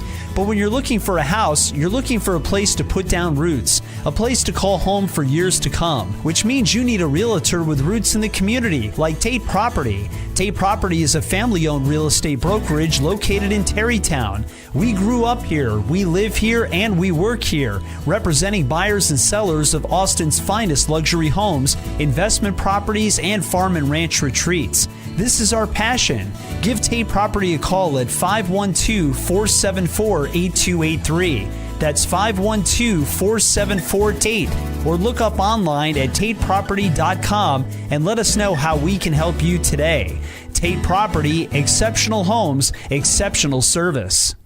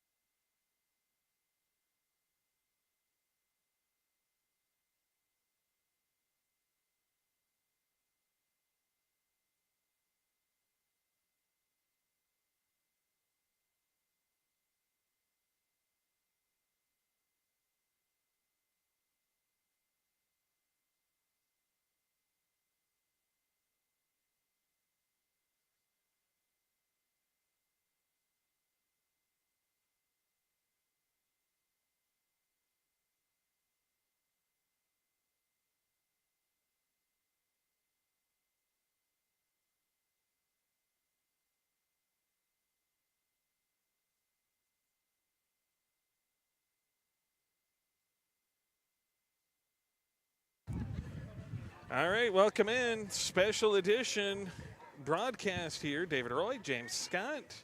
We've had 2 doubleheaders of JV play. Maroons won both, by the way. 11-1 in the first game and then 10-0 in the second. Both games end in 5 due to the run rule. Here, hit me on mute. Shipper, what's that kid's name? Ask him real quick.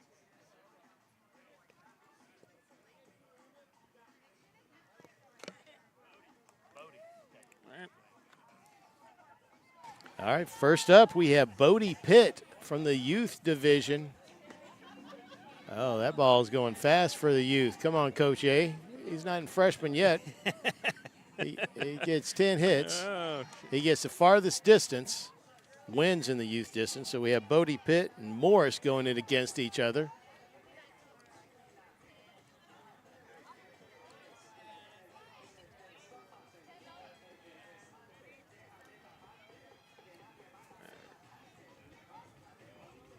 You know, we talk about locking in and locking out. Let's see what Bodie Pitt's doing there. There you go. That's going too fast for a young guy. That's what I think.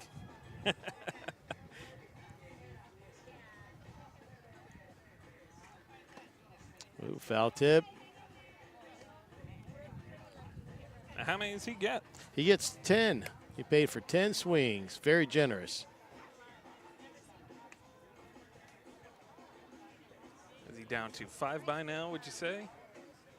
Oh, that's going to get some distance to it. That is probably about 130-something feet, maybe 140. Could be. Got the cone out there for the marker. That's right.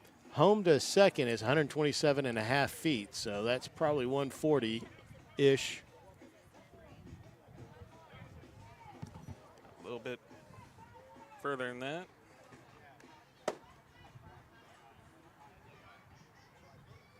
Our center field camera has quit on us, it would seem. It's had a long day. It has had a long day. It's worked hard. It's overheated, perhaps. Could be. Could also be that the battery has finally died on either camera or on transmitter.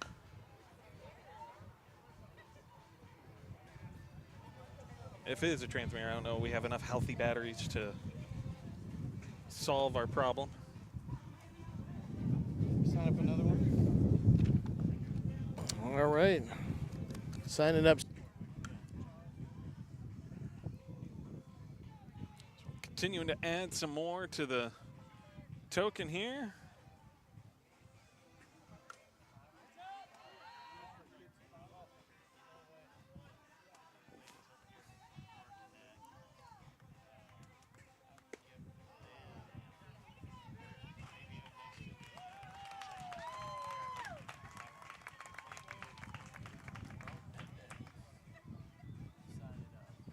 So this should be Morris.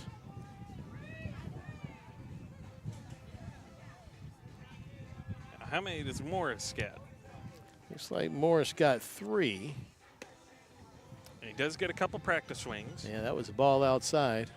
So good job by Morris taking that one. Say that was outside too. Morris off the plate a little bit.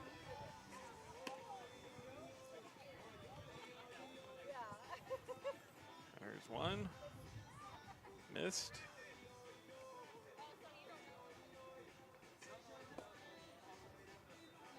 Still think that thing is going a little too fast for these youngsters.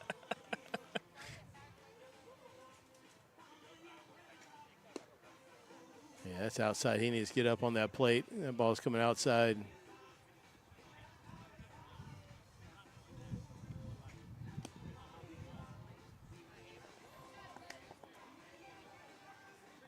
I saw it down, Coach. Yeah, when Coach was in high school, he's a heck of a left-handed pitcher. He likes to bring that lefty heat. Yeah.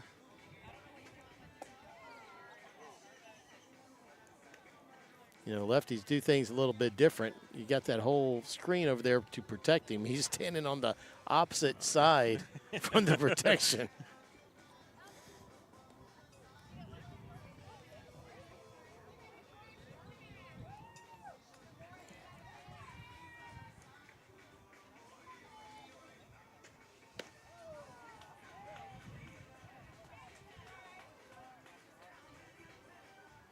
Yeah, there you go. Come on. Get on up on top of that plate. He's too far from the plate. There he goes. Pops that one. All right. All right, so this should be Charles Mendez. Late signing up, young buck. Got his Austin High helmet on. Digging the look. Complete with his cargo pants. Oh, and he's kicking off his shoes. Going to go in his socks. Oh, God help us. That's a man of men. Watch your toes, brother. Oh, there you go. Got a little ground ball over there to first base. His folks may not be too happy with him for kicking the shoes off either. Mama's probably not with that dirt in the socks.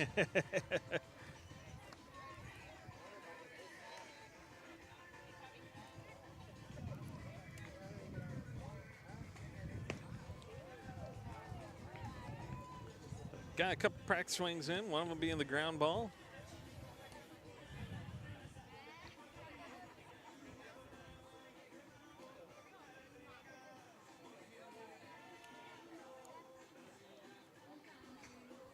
Oh, there you go. A hard ground over to second base as the varsity team scatters. Oh, congregating there. Marking it off by first impact. Not where it lands, not where it ends.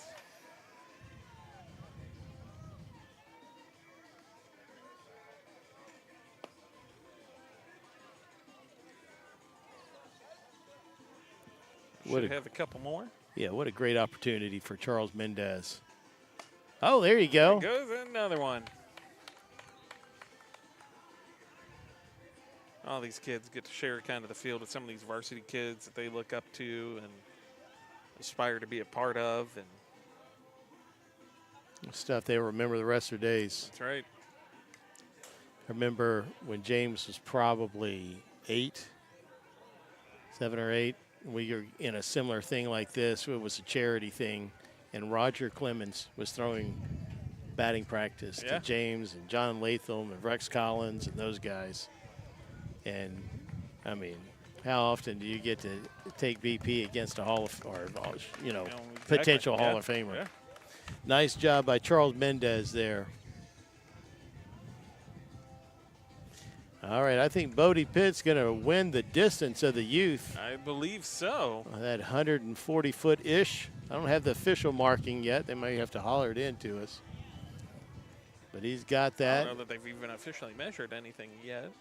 Well, they got the flag out there next to the cone, so I don't know if they're going to measure the. I don't know if they're just marking to measure first. And maybe if it was close, they would.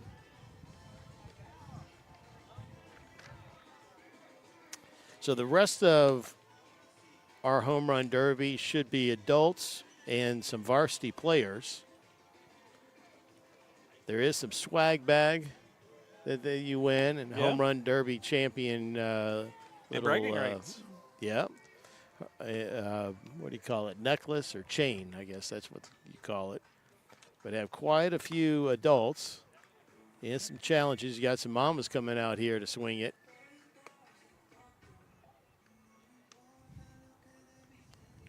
Now they're presenting Bodie Pitt with his award over there. Getting a picture over there, Kristen Holiday. Nice job. Nice job by all three of them getting out here. Hope to see them Tuesday and Thursday at Berger. That's right. Big game coming up Tuesday, Thursday, the Bowie Series. First pitch for both the games, supposed to start at 7:30. Of course, as folks you at home know, that time is not exactly carved into stone, as it is always contingent upon the first game in one capacity or another. That is. We got some. That's cool.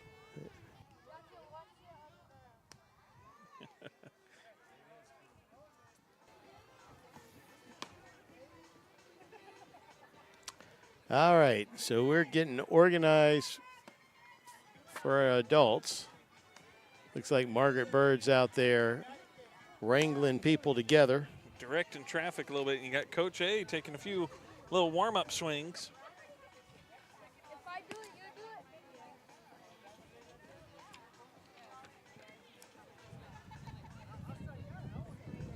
Yeah, Coach A's supposed to have 3 hits. Is he out there? He's really going to do this, huh? He's got a bat in his hand down the line at first.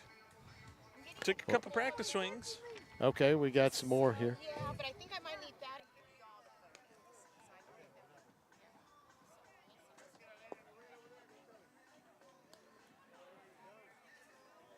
So the baseball bonanza continues.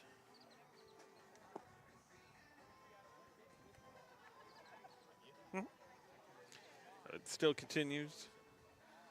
All the fun here at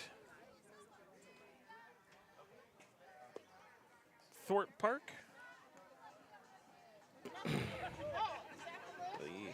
Maroon Baseball Bonanza as we near the end of the season. Crazy to think, coming into this week, and we talk about how big the Bowie Series is, but especially big for these seniors.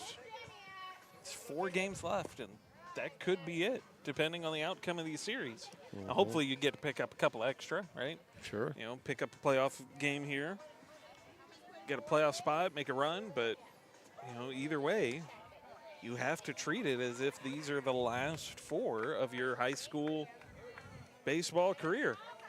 Oh, boy, and here we go. Margaret Bird, Patrick Bird's mama. She's going to take some cuts.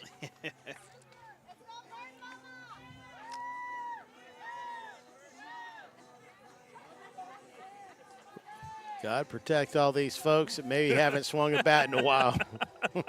Oh, shoot. Oh, Mama Bird going with the old Cincinnati Redlegs, showing the shoulder jersey top.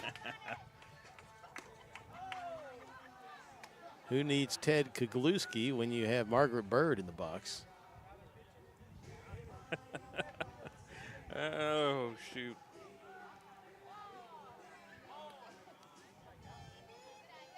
Mama Bird digging in.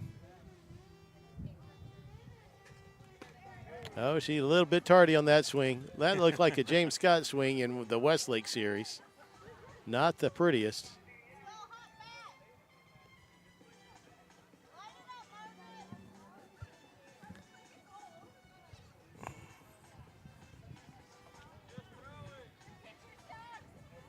They're moving a little closer here.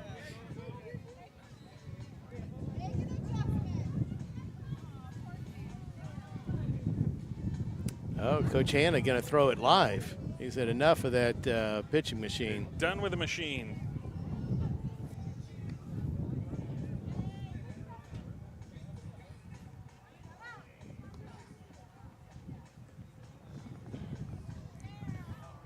It's a little more control, I think, on the speed and location maybe that way.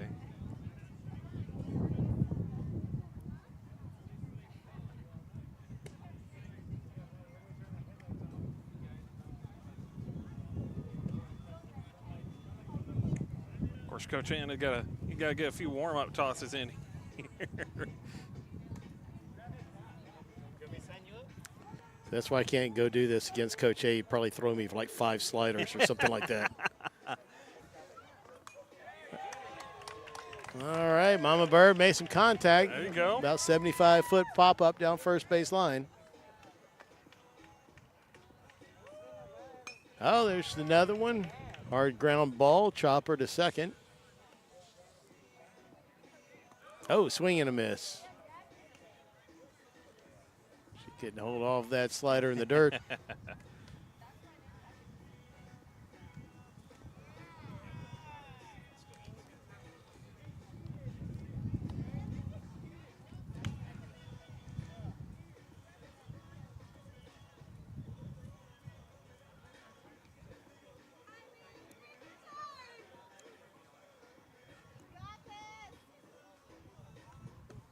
Oh, that's high. Coach Hanna, you got to bring that down. Give him a chance.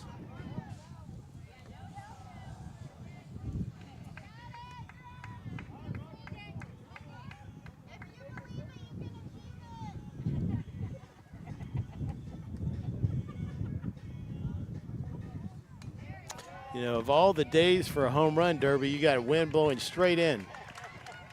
That's right.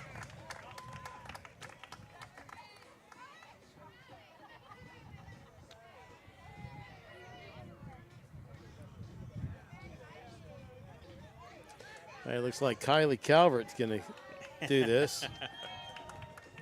And I do not have the list. So for those that I can recognize from a distance, we can call it. The list has gone elsewhere. Hey, she got one. Go. That might have been about 70 feet.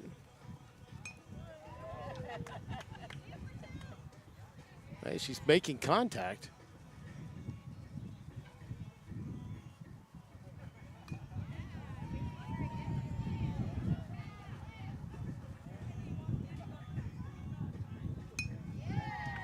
Boy, she hadn't swung and missed.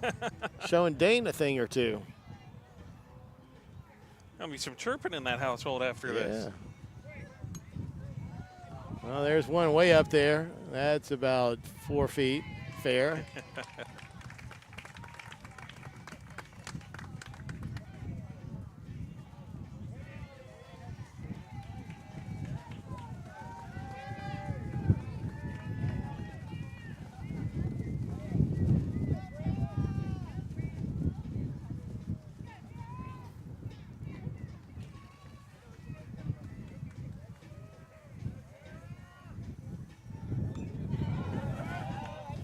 A foul ball over here.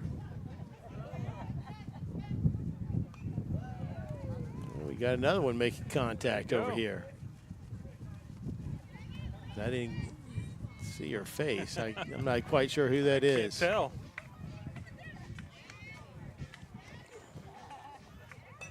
Oh, there you go. Hard ground ball back up the chute.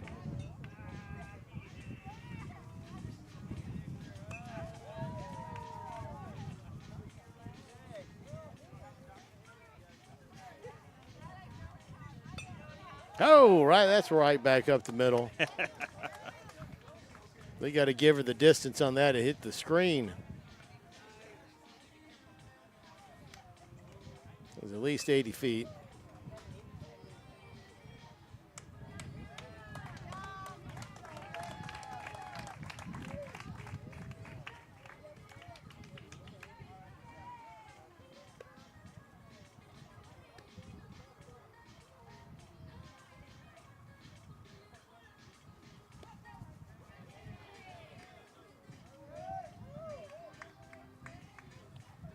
All right, we got another mama.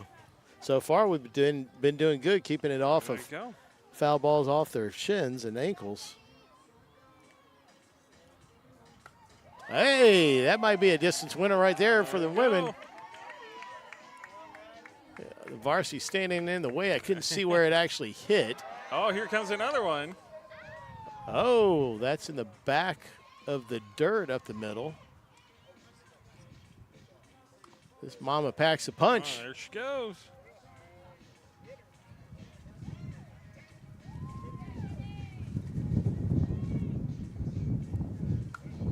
Oh, she knocked that one.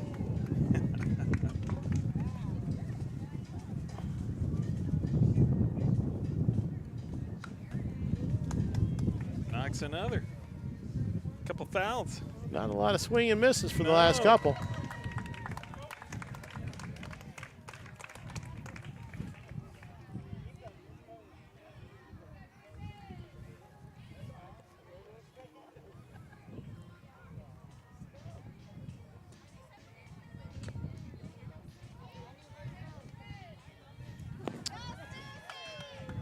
All right. Is this Susan? Holy Toledo. Heard of Susan.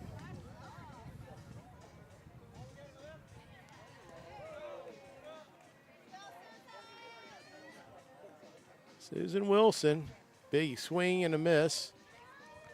She got the old Stan Musial stance there where she kind of looks out and over. Something tells me she must have been a St. Louis Cardinal fan.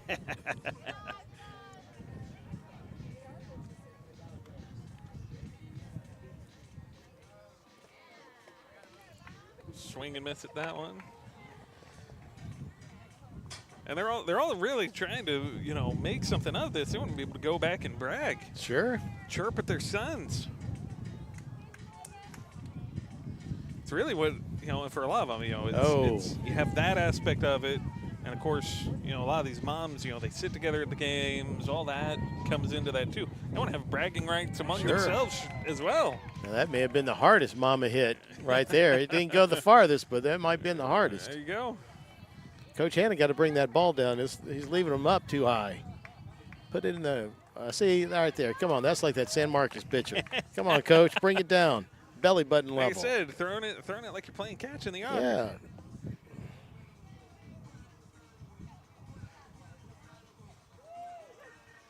Saw that in the early games today, that those kind of throws that they just kind of loft their way in there and they stay high. Uh-oh, we got Kristen Holloway up.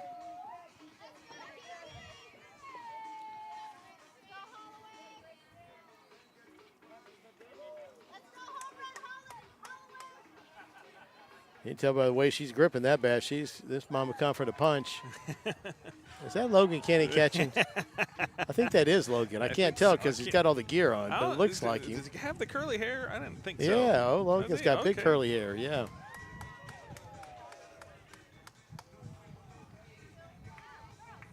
He's got the catcher gear over the shorts. I think he's wishing he had the actual baseball pants on. I think that's James's catching gear, I think. Is it? Okay. I think so. God help you for sticking your head in that helmet. That thing is like 3 years old, 4 years old, and full of stench, I'm sure. Oh, foul ball, first base side.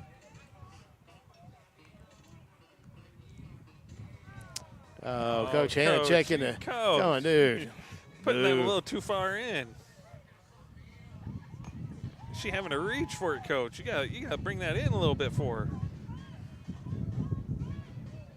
Yeah, we got a visitor over here, a non-speaking visitor. That's true. Well, I mean, may not be non-speaking. You never know. No, that's true. A little mixed breed or something. Almost a little sheepdog in it or something.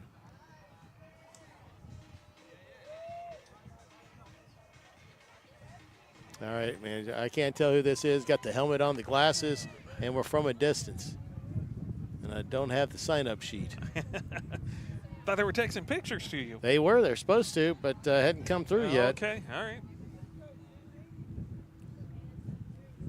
I got full bars. I don't know what the problem is.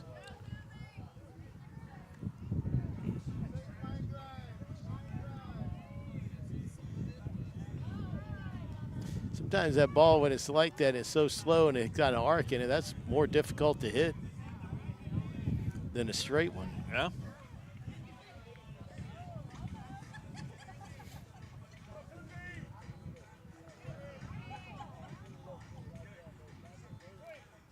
Oh, she's got a little contact. She's choking up on the bat. She knows how to hit. Got to put her hands together, though. Hands are apart like Ty Cobb.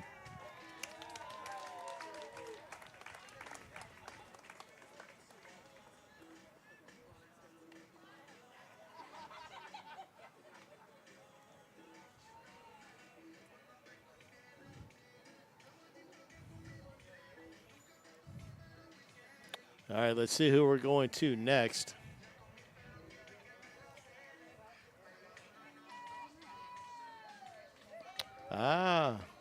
April Alejandro.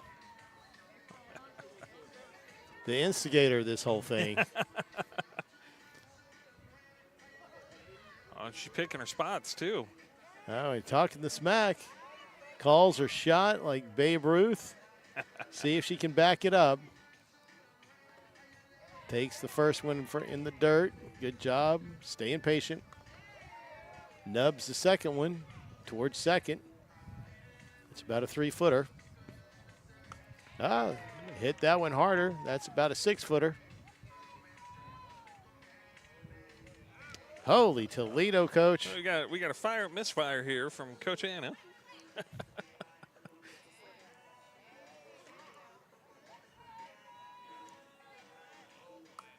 Uh-oh, she chased the high one, and I lost it. Don't know where it is. It drops just over here by these pair of cones just in front of them. Okay. Get a good little distance. That's Hey. fair. Yeah, there she go. Called it over that way. That's true. She just pointed that direction. She didn't say direction how before far. That's exactly right. Sometimes it's all that matters, getting the ball to go where you want it to go. She That's did true. just that. She did call her spot.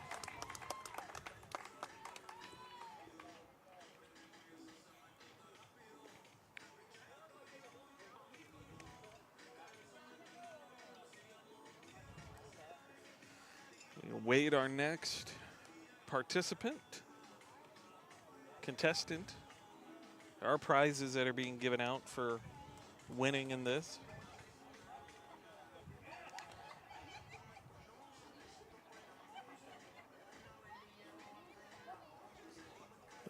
I think that's Base's mom. I believe so.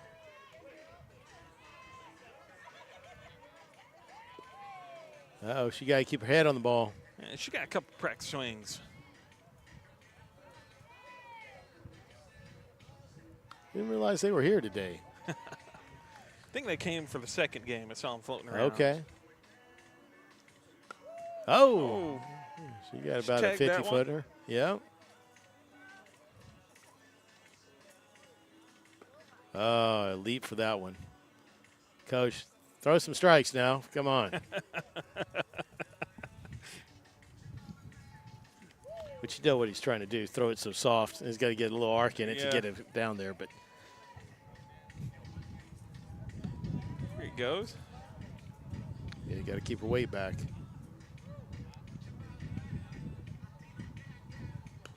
There you go. That's out there, yeah. She is happy. She should be. That's a pretty good distance on that.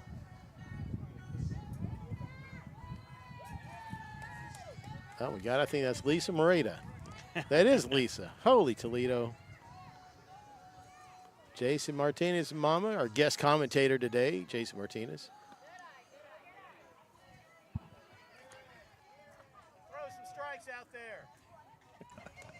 You got to heckle the coach. There you go. No home run derby would be complete without a little heckling Well, to the pitching help. April asked us if we would heckle the hitters, Okay. and I'm like, I'm not even going to ask Merle, but I can tell you, knowing Merle, that's going to be a no-go. Yeah, that's a no-no. And that's not who I am. Now, coaches that know a little bit aren't There you performing. go. I can That's a heckle little bit them. different. Yeah. We don't want to heckle the hitters. There she goes. Hey. Can't tell which of the moms had the farthest one. From the looks of it, she at least clears base here. Yeah, she having a good time with that. That's right. I think those mamas going to go for margaritas after this. Now Coach Hannah's going to pick it up a little bit. We must be getting to the boys. He's still throwing high. Uh-oh, no. The Angela Cruz here.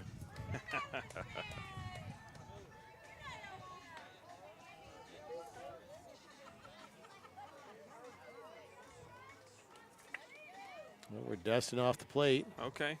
It's the important things in the world. I think that is Logan Kenny. I think. Okay, all right. I will take your word for Well, it. I don't, I'm guessing. I look at him on the one knee and straddling. That's pretty brave. No gear on besides the chest pads and everything else from the looks of it. So. Well, I was going for some other gear that may not be there in place. They were lifting weights today, not doing anything else. Yeah.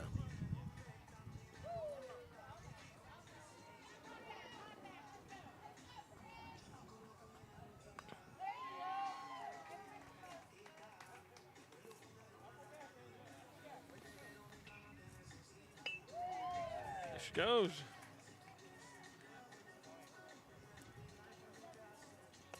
Hey. Chopping a couple. Line back up. She can get some bats moving here for Austin High. Put her in the lineup. Yeah. She can drive a couple in, I'm sure. Angela's going to be the Booster Club president next year. Okay.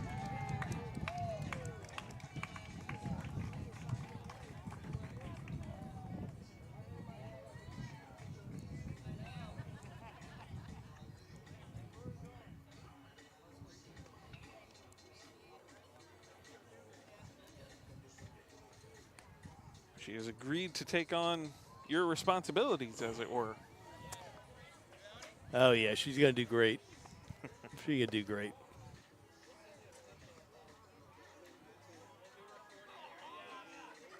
See, I don't have line of sight on that either. We getting some batting instructions here. That's some coaching. Oh, you're drawing the batter's box. Oh.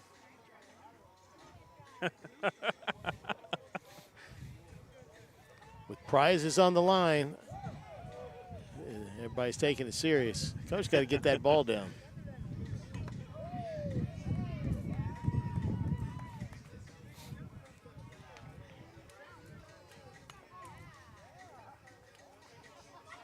A couple here be good enough for a base hit.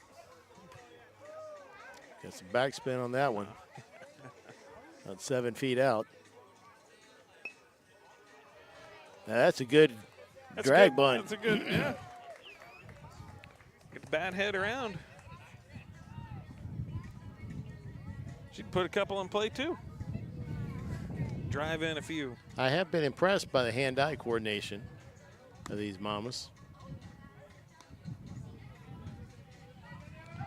And the run on mamas continues. I don't know how many we had signed up, or how many more may have been added as well. I know they were trying to take late additions. It's complete chaos here at the Baseball Bonanza. Well, it's almost as if we're going bonanza.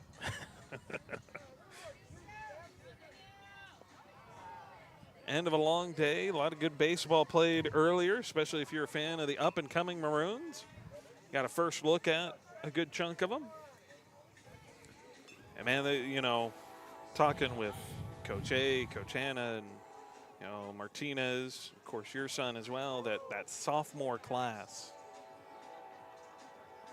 really becoming a huge foundational class that, Coach A going to be able to hang his hat on for the most part. Yep. Building that culture and where taking this program where he wants it to go. Yeah, absolutely. And, you've got the current junior class that have been up on varsity. Some of them, that'll be their third year, like Osby, Jason, and I'm just going off the top of my head, so I'm probably missing a couple. That's going to bring a wealth of experience back to go with that sophomore class. Mm-hmm. It will be obviously juniors next year.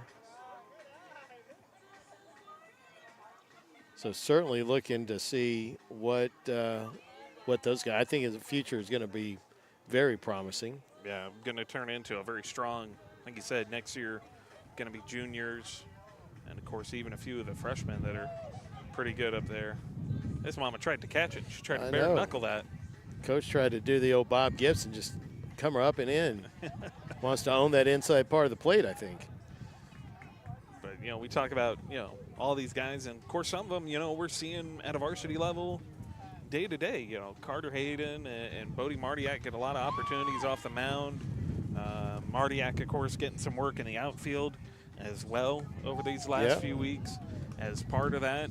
And we saw Carter Hayden today. Looks like a heck of a shortstop in line to, take potentially Logan Kenny's job after the season is over. Yeah. Logan Kenny, of course, a senior. He'll graduate. You got Patrick Bird. I think you guys are going to be doing all right. The biggest Bird was thing. a senior. Is Bird not a senior? No. He's a junior. He's the guy another year. Okay. Yeah. So, you've got, of course, Calvert being a junior as well. You got, between Calvert, Bird, Carter Hayden, good little interior middle on the infield. Luke Whalen coming back. Whalen coming back, and Hart, Carter Hayden in the mix. And you got some guys who may be coming sophomores. Guys like Rashad Carrington, we saw earlier today. Coach spoke glowingly of him. He's a freshman. He looks like he could be a senior. Yeah. He's a big fella. He's got the build. He's got the right stature. And, heard Coach A talk about him, like, put him at first base. Mm-hmm. Coach Anna saying, put him on the mound, too. Mm-hmm.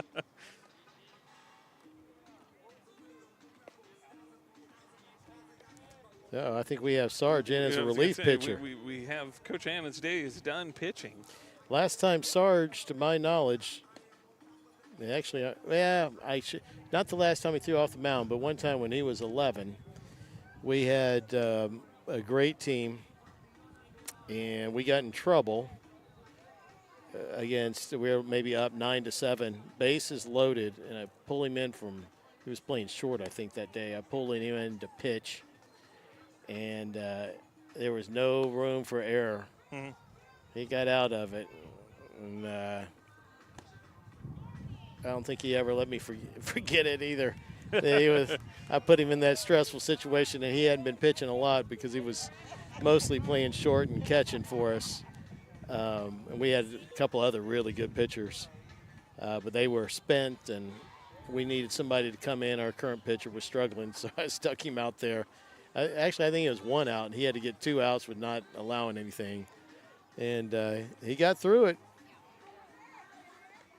He got through it, and so we get home, he takes a shower, he's laying on his bed. I'm like, hey, man, how are you feeling about that? And he's like, oh, my God, I can't believe you put me in that scenario. I was so nervous, Oh, shoot. Like, 11-year-old baseball, anybody, know. Good experience. Think of it at that point in time compared to the stressful situations they've been put into now. That's true. Right. Well, same thing I told him then, it applies now. And I said, look, if I didn't think you could do it, I wouldn't put you there. Yeah. And that's the same thing that Coach A and his philosophy is with these kids here. If he didn't think that they could play that position or swing the bat or run the bases, he wouldn't put them in that position. Looks like we will be going back to the machine.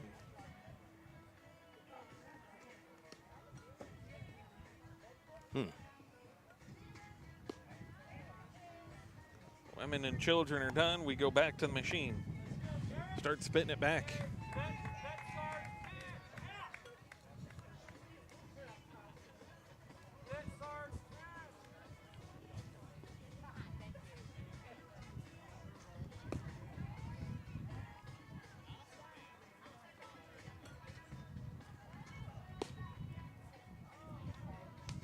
He got his Young Life shirt on. See if he lives it. Lives his motto.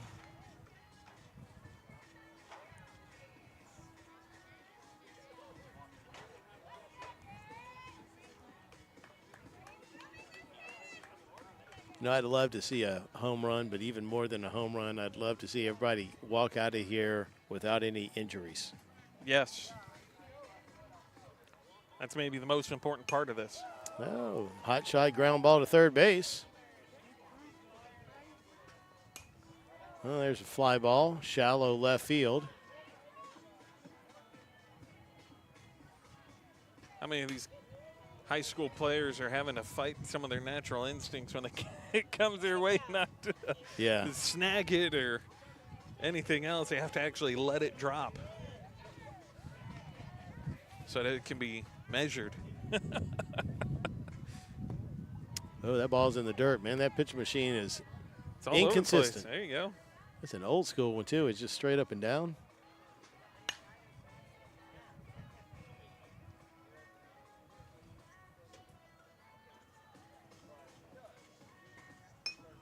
Oh. I lost it. Went behind us. Didn't hit us, so that's all that matters. At least half of what matters. Didn't hit anybody else, I don't think. Hey, that's not a bad job by Young Life up there. Made good contact.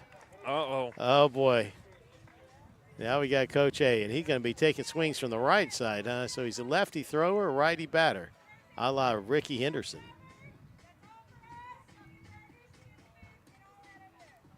Henderson had some pop. Yeah. Especially for a leadoff hitter. Probably the greatest leadoff hitter of all time. I'm sure some people could argue, but boy, he could do it all. About the only thing he didn't have great was an arm. He threw left-handed. His arm was not the greatest. So that's why he played left field most of his time. All right, he's going to be digging in here. Before twilight of the shadows creep out between home plate and the mound, he definitely don't want to impact that. See, oh, I missed the face on that. I think that is Logan Kinney catching. I think so. Yeah, that's James's mitt, too. Yeah, that's got to be Logan.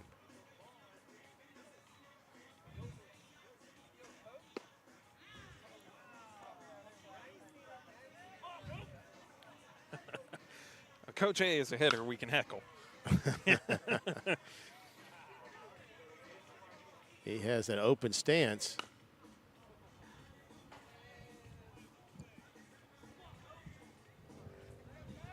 I think he's wishing he had spikes a little bit. Yeah, no doubt. Oh, Coach A drove one deep. That is the farthest so far. That's right. About 5 hop the fence. That's probably 310, 315 maybe. That's about. Quick pitched him up there.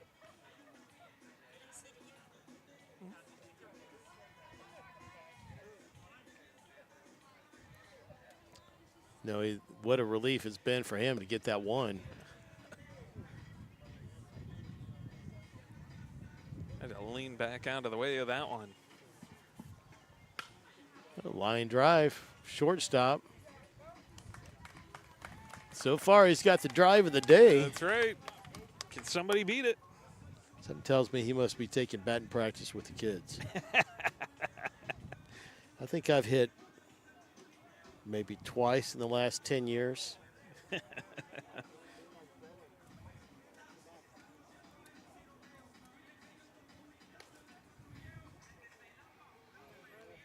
right.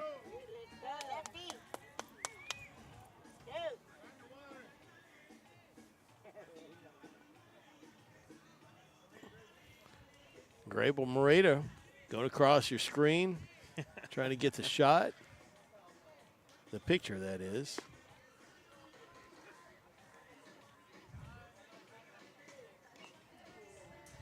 He was one of the first ones here to set up for the legal tailgating. Man. Double dips with the photography, helps out at Burger Field by being up in the press box. And you know, they have so much love and support of Austin High, that family. The Martinez and Morita family. Very, very thankful to have them on our side. 100%. Oh, line drive between first and second. Yeah, hard hit grounder.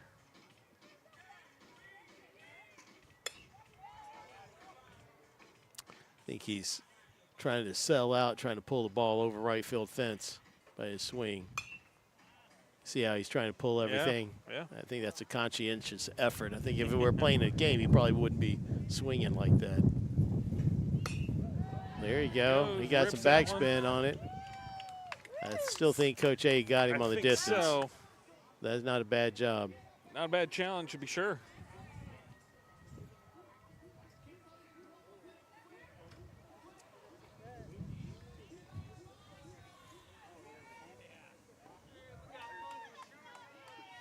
All right, Papa Shooter got the chain on and everything. Astros jersey, he bleeds Astro orange or Astro rainbow color here.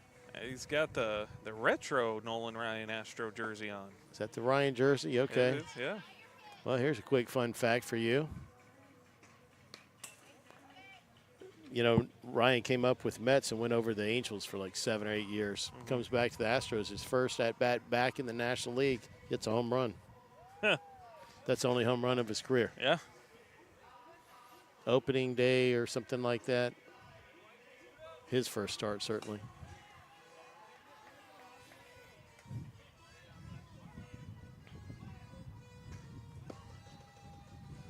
Well, they definitely got the pitching machine to put it in lower.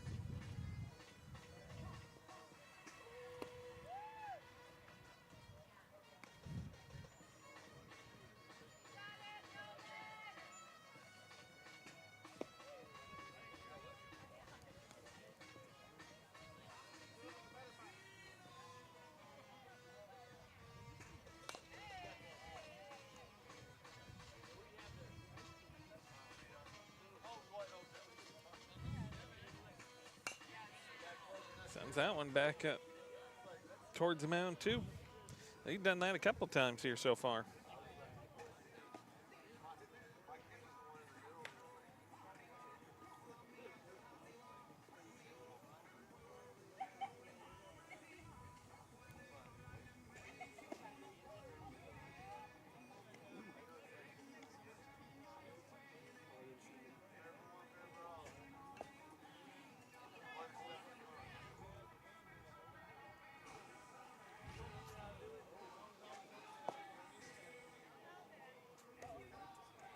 I think that pitcher machine's starting to put it really low now. He's throwing sinkers or something. He's starting to have to, like, he's been more than a few times. They're sure having to, like, drop down to try and get down to it. He was having to, like, drop his knees and try and get down to the same level. Yep, so I tell you this, Logan Kenny. Okay, all right. See, when we're up in the broadcast booth and they're usually much farther away, can't tell even what their hairstyle is. Like I said, I can see the numbers, I can see the gear, I can recognize them that way. If they don't have any of that, I can't tell them apart for anything. Yeah.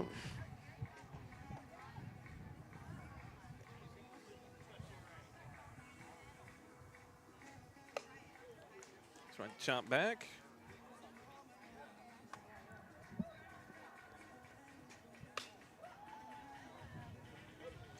Nice little fly ball out there.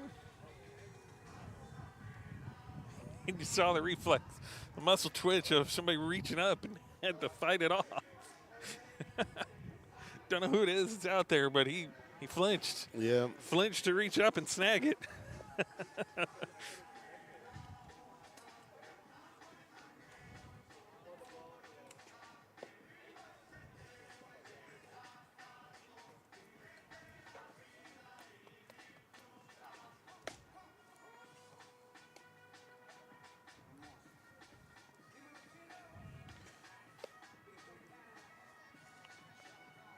But, you know, we take this time and, you know, events like this, having this bonanza, this Maroon baseball bonanza out here, spend the day, you get the JV doubleheader, you get to have an event like this, the home run derby. You add in, back in January, we were talking about Coach A, the alumni game, right? Having all the alumni out here, and it really, again, heightens and increases the importance of getting this facility updated, modernized, put into its place where the Maroons can host games here as opposed to Berger, and bring back that home field advantage, that home environment. It's kind of like colleges. You know, they always talk about having their stadium on campus, whether it's football stadium, basketball, or baseball. Same kind of thing. You start building culture and community around the school itself versus being dispersed. That was a hard hit, went down the first base line. Yeah. You know, and it applies both baseball, football as well, right? You know, Berger Field is shared currently and is considered the home field, but it's not a home field advantage. Well, House Park is much the same way. It's shared. It's a park, you know, right in there next to the YMCA, but it's not Austin High's field. It's shared. Yep. You know, they play their home games there, but it is not. Now, yeah, House Park, a little different, but I understand. It is, yeah, 100%. But, you know, Austin High have been playing football at House Park since the beginning, I'm pretty sure. This is going to be a challenger for Coach A a little bit. At least since, about 3-15 maybe. Yeah. I think House Park, there's a line shot too. Is that Martiak?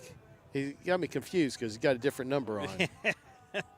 See, that's what I'm telling you. The number makes it's all the difference. I got to see his feet. I can't see his feet. Logan's in the way. It kind of looks like Martiak. It might be. I can't tell. I think he's got a JV jersey on. Big pop fly.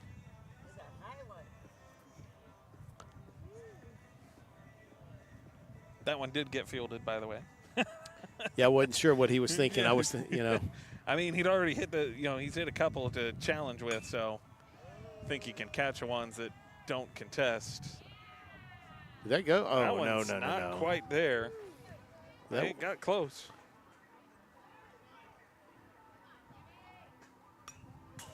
Oh, I heard they say Jimmy. Oh, yeah, that's not Marty. That's Jimmy Bramble, I think. Okay, all right.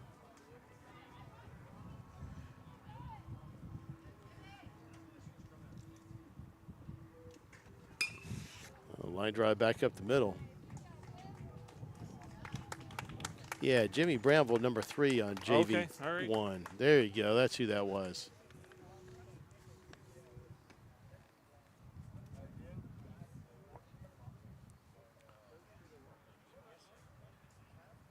I would explain it.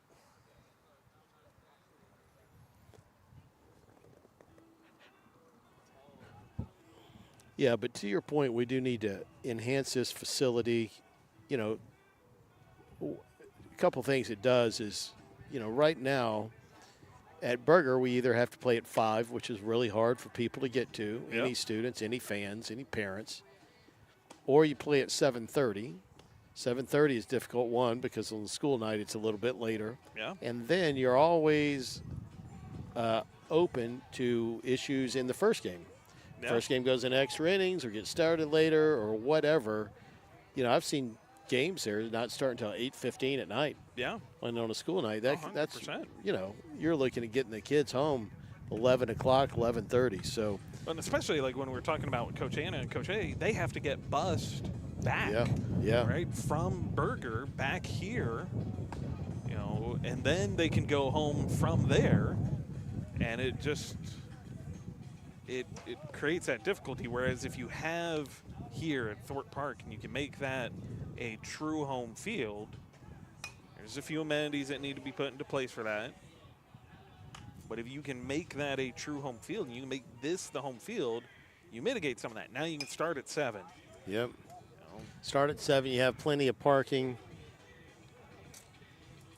and mitigate all that risk. And, if you can find a way to put $1 million into this field, you will probably have one of the most elite baseball fields for high school baseball. 100%. I mean, with the lake out of right field fence, right on the hike and bike trail, and then with downtown Austin, a view over third base and left field area. Yeah. Boy. You're talking about one of the views of like PNC Park of Pittsburgh, something like that. Yeah, 100%. You're set in the most ideal spot, and it's unfortunate that you can't take advantage of that. And to your point, House Park has, the history of it. They also kind of have that nice of a setting. You can be at House Park and overlooked by downtown Austin and have the view of that as part of the backdrop through the south end zone. Yeah. The whole reason House Park is there is because Austin High's campus was where that ACC campus is, just right up the hill. Yeah. And where that center is, it's not the Y, it's something else. I call it the Y because it's basically a YMCA. Yeah, exactly. It's a rec center of some kind. Yeah, it's a rec center. That is where the Austin High baseball team actually played. Yeah. So when Don Baylor and those guys were coming up, basically 20s through, they moved here at this campus, I think in like 75, 76, something like that. They played over there. And I heard some interesting stories about, some bluffs up there that they would hit the balls into. And I guess that campus over there just didn't adjust to a more, commuter, like logistics, because it's in that city block, so it's like, how do you handle buses and that I don't think was a thing when they built it originally. Right. You didn't have those logistical issues that you do now. Sure. Like, I can't even imagine where seniors parked Yeah. You know, Yeah. I don't know that they had a parking garage in the 40s and 50s down there. Right. Now you have to worry about it. Oh. Come right off of Mopac and it's Coach Hanna.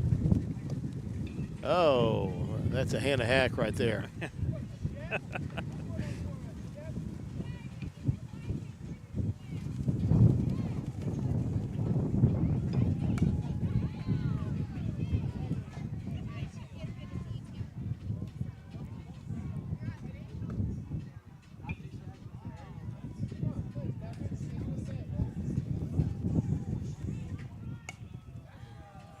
fouls that one off.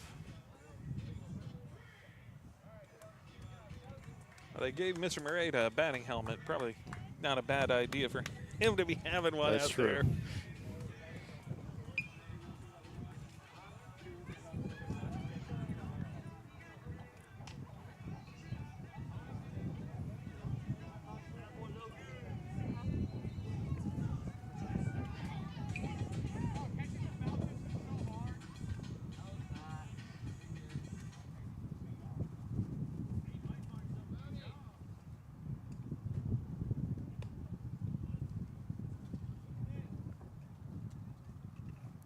That wind has picked back up.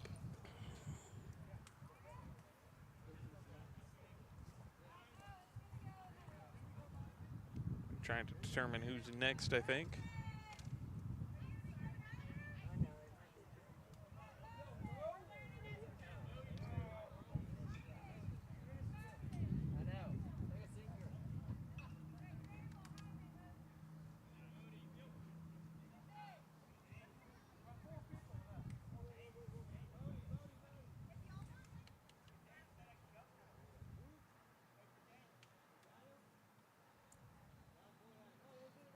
Working through their own logistical hurdles, not related to traffic or anything like that. That's true. I think they're trying to figure out how many more people we have to hit. I think something was said along the lines of 4. Okay. 4 more, maybe. I think that's Grable, Moreta, and I think that's Jaime Martinez, isn't it? In the red, I can't tell. Can't tell. This distance doing the golf swing over there. I heard him say Beatty. I don't know if Beatty Wilson's going to be doing it or not. Okay. Fletcher Wilson's dad.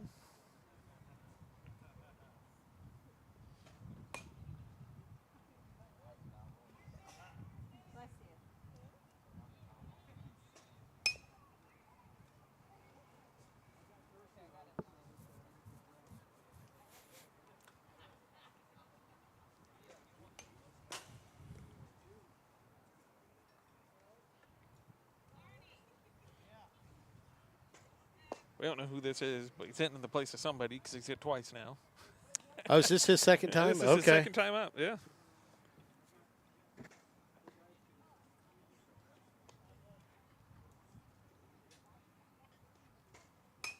Uh-oh.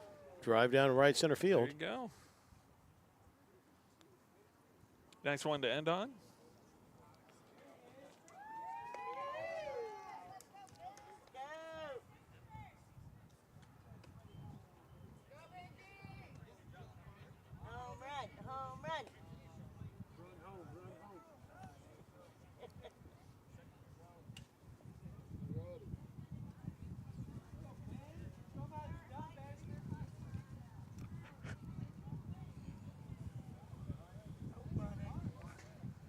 Sun has worked its way behind us.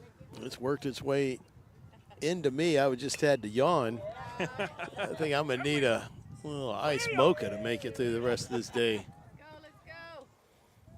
We've been airing baseball for, oh boy. 5.5 hours. Yes, sir.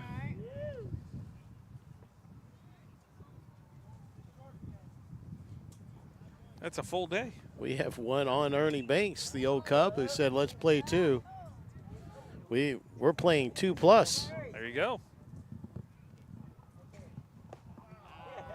Story on Ernie Banks is when he came to Houston, when they had the old Colt Stadium, so they played outside while the Astrodome was being built.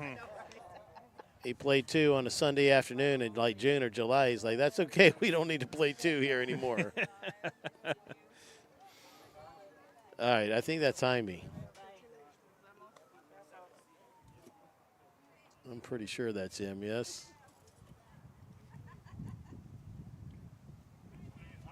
Yeah, that's Jaime Martinez.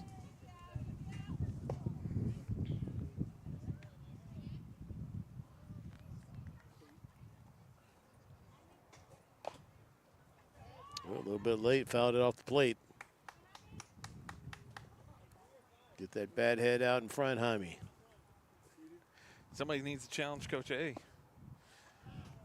Well, Bramble did a pretty good job at it. Came pretty close.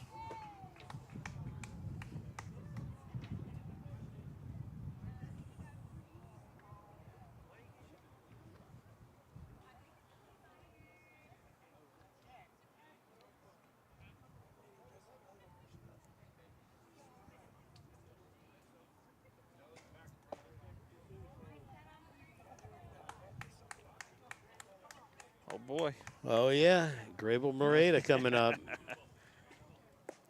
Never will forget the at-bat of Jason Martinez in the alumni game facing Grable Moreta.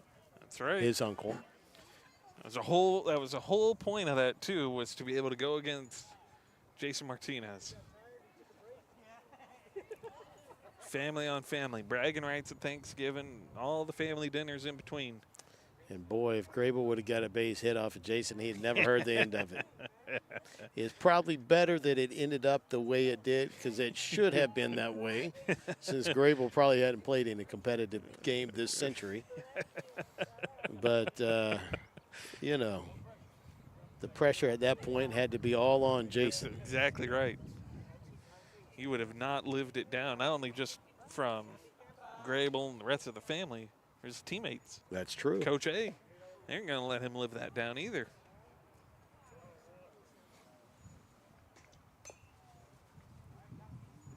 Especially with Jason being a pitcher. It'd be one thing for James to get up there and throw to me, right? I mean, he's not a pitcher. It's not the same impact. Yeah.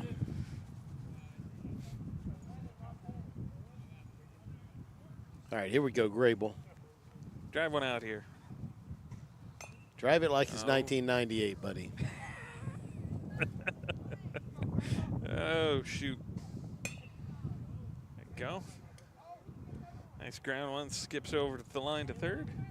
So Tuesday, we are going to have the take me out to the ball game in the bottom of the fifth, which is the way you handle it on 7-inning games. Yeah. And we will be throwing out peanuts and Cracker Jacks during the 7th inning stretch. Ah, okay. So come on out to Burger Ballpark and enjoy some good times. Oh, line drive up the middle. Down for a hit. Probably 150 in the air.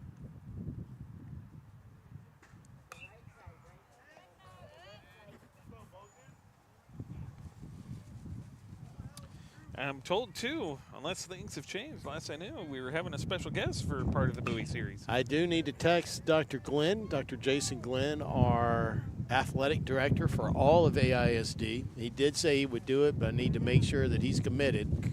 Okay, all right. That wind's going to catch that one and help it to drop. I tell you what, AISD got really blessed having him be our athletic director.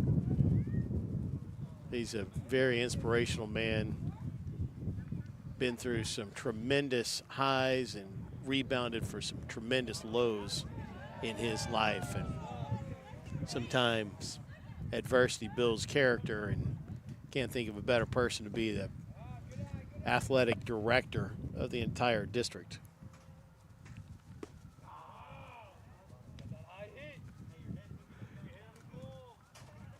He's a switch hitter. He started on one side and moved to the other. I bet his right-handed swing is his power. That looks it to me. Yep.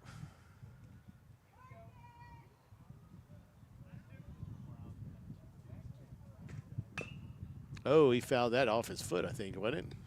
Think so. Maybe just grounded front. Oh, there you got a drive. Tags that one.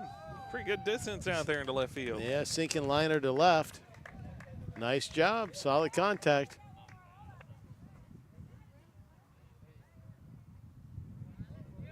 All All right, we have another late signee. Looking like this one's taking some swings before. I bet he could run into one and put it out.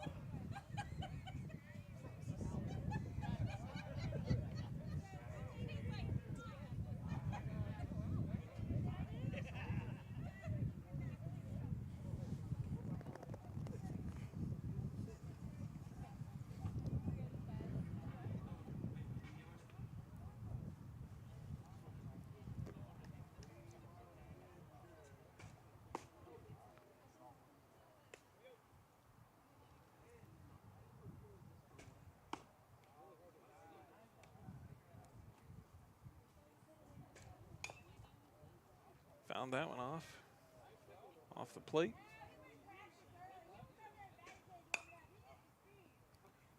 Go, getting some contact in there.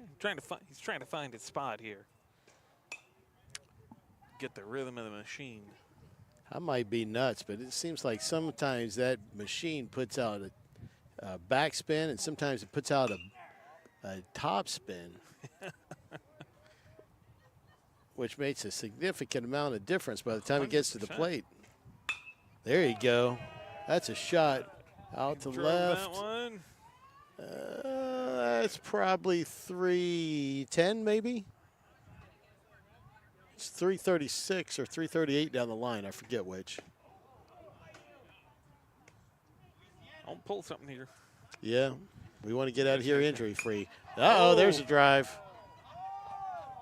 Oh. Well, that was a foul ball, Yeah. but he still got a hold of it. Carried that out there. Oh, there's Trying another for that line one. drive. That one. Sign him up. Check his eligibility. Tack on a couple years. Oh, big hack. He's trying. He's wants that home run.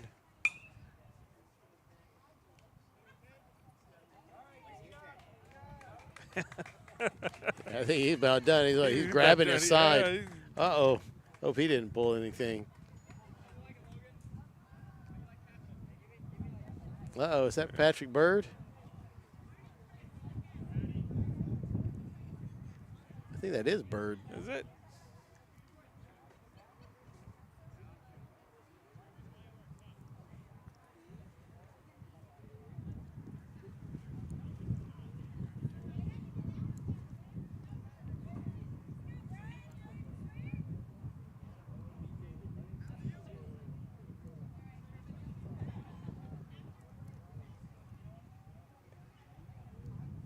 It's hard to tell how much time there is in between them. Otherwise, I'd pay a couple bills still. True. True. It's like, doing this or? I think it's the last call right now for any late signees. Oh, they brought back the music all of a sudden. Okay. Maybe they had to charge their batteries too. That could be. Could be. We'll have to make sure to get our batteries charged ahead of Tuesday. We should always check with Merle to see if we can pick up that fourth camera too. Merle. That fourth one. You remember our conversations, my man.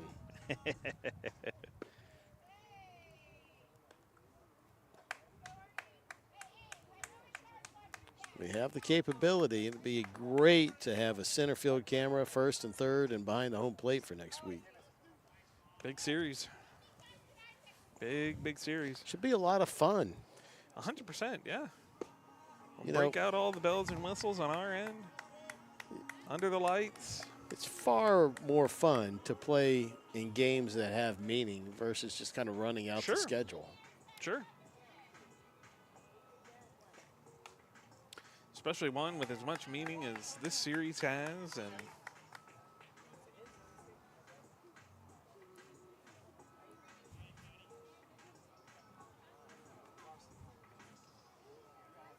yeah, that's Patrick Bird going to get some swings up here.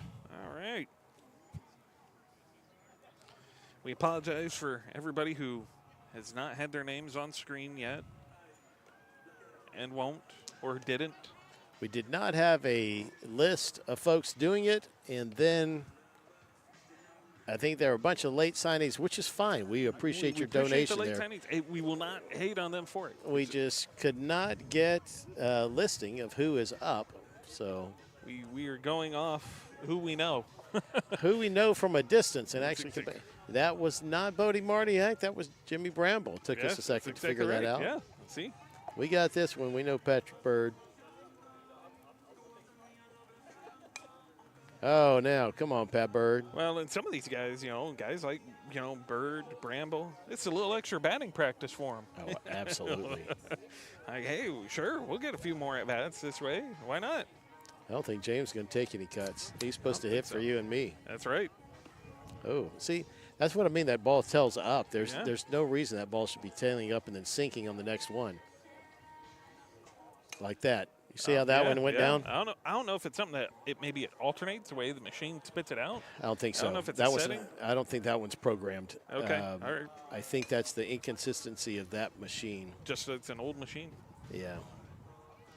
Happens.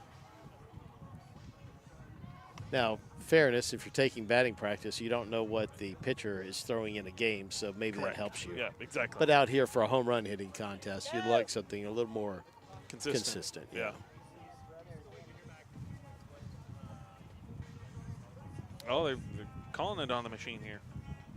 And you probably, on the machine, you certainly don't want a sinker coming out of the machine if you're trying to hit a home run. You know what I'm saying? You want a rising ball.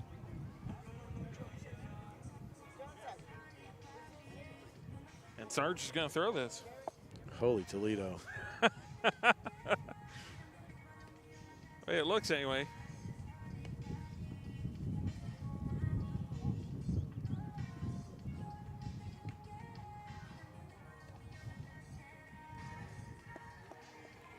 And we still have some folks tuning in. Why not? And watching. I appreciate it. Hang out with us. It's a lot of fun being out here with us.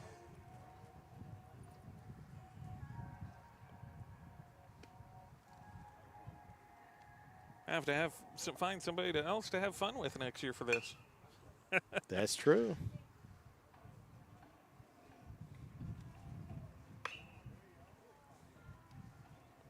That's a pretty good distance on that one out to right field. Don't know if it stayed fair. Can't tell from our angle. There you go. He's driving that.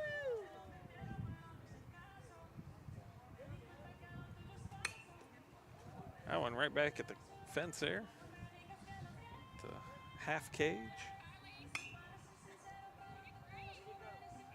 Lifted that one out there to challenge Coach A. I think it came up a bit short of Coach A's mark.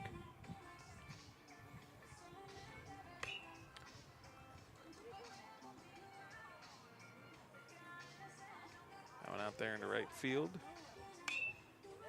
This one to challenge Jimmy Bramble out there.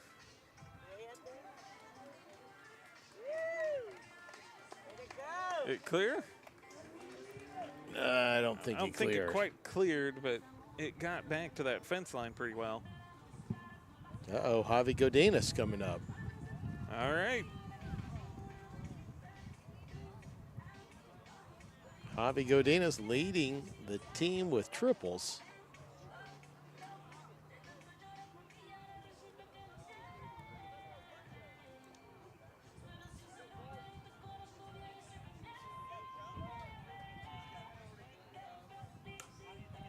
This one lifted. Venus out there in Bramble territory.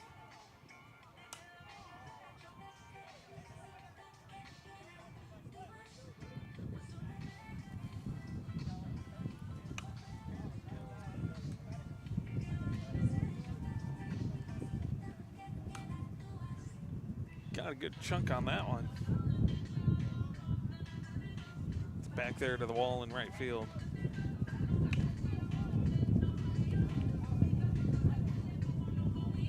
That right field fence to get replaced. Should be starting Wednesday or Thursday. We had all that rain a couple of weeks ago that kind of delayed things a little bit. 100%. We're hoping to have it by today, but cars were not in the order. But Hey, with as dry as we've been, we needed that rain. Oh, yeah.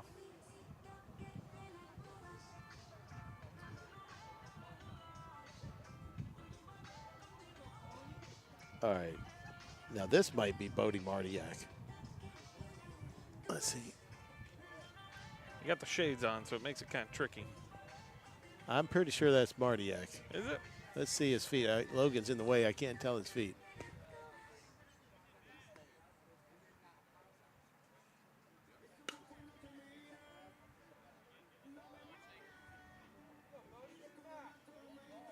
I believe it is.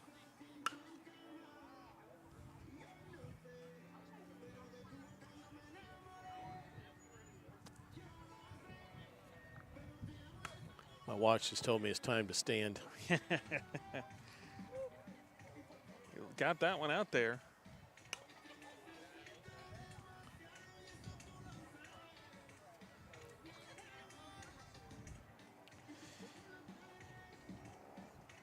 We still have a decent crowd out here at Thorpe Field. My watch just gave me that same notification. Told me I've been sitting too long. Oh, there's a drive by Martiak. Deep into left field. Just short of the fence. That probably is out there, probably 310, 315 maybe. Definitely had a chance. Nice job.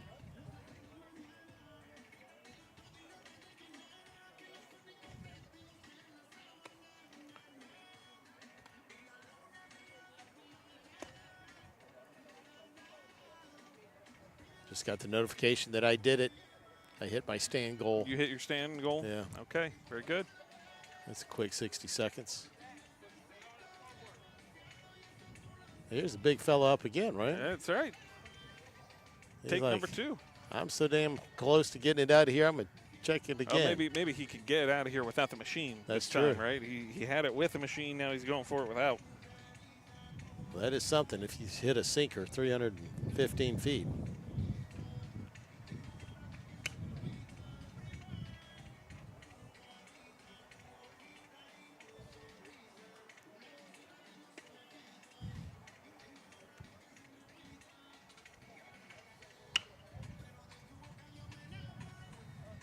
So far, he's ground them off.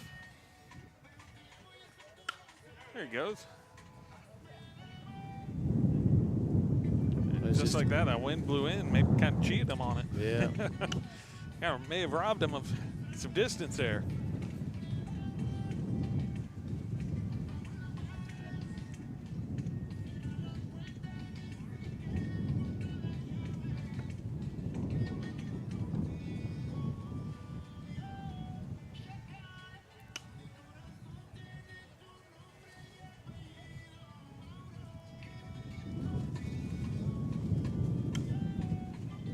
Pop that one over to short. Yeah, that's a sinking liner. He hit right over the shortstop. Had a lot of topspin on it.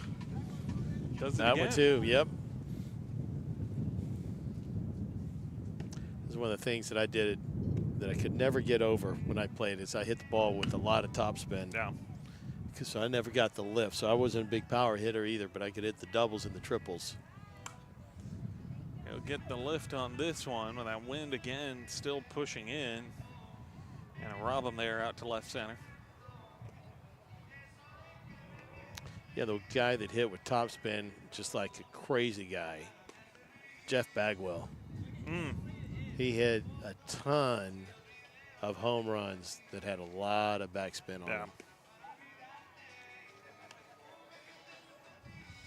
And it took him a while before he started hitting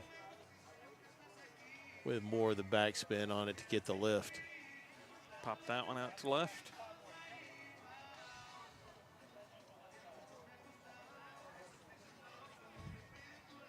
We've had a couple of more late signees because I was told I heard 4 more earlier, and hey, that's all right. I think we've had some more than 4, so that is a good thing. All raising money for this program. That's right. That's what I'm saying. It's a good sign. We've had Yes, some sir. additions.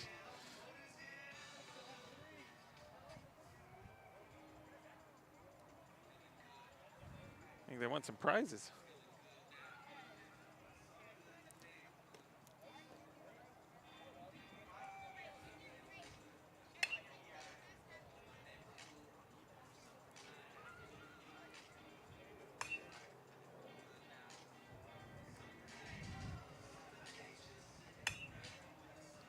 One gets lifted. Short center.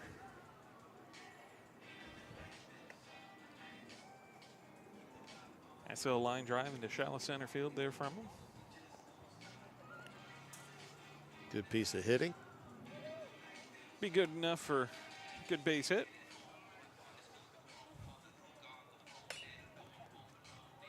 Something that was in abundance today. Boy, we scored a lot of runs. 10-run rule both times. What is that? 21 to 1. 21 to 1 was the combined score. Put that on the ticker. I went ahead and put that on the ticker. Combined score 21 to 1.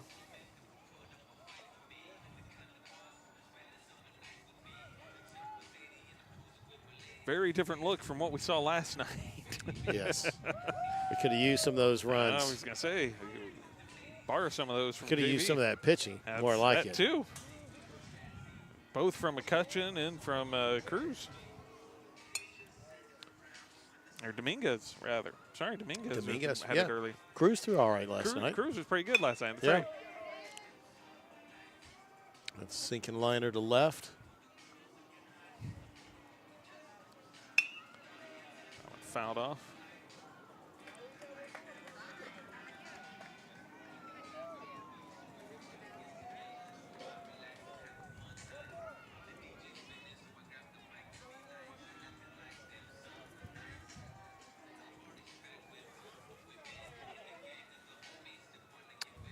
All right, I think that might be it.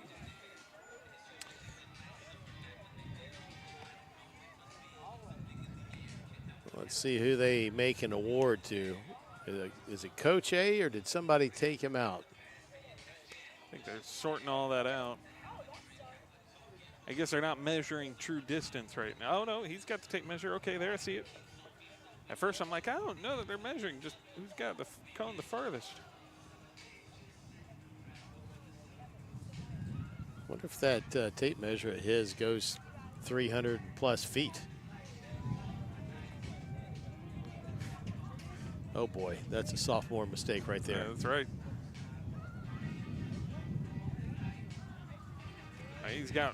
It's the good industrial kind of tape measure here, so.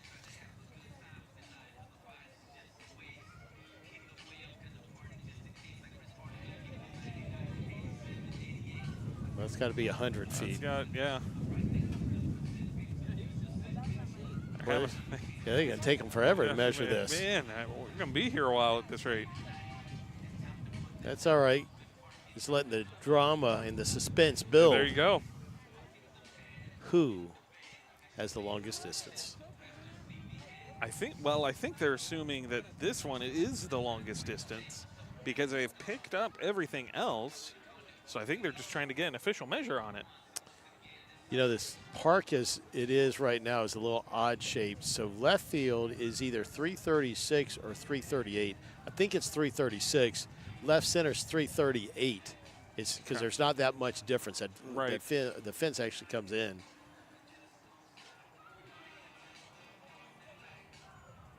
You know, if that was measured accurately, you should have probably just started from the fence and measured back to the ball, subtracted.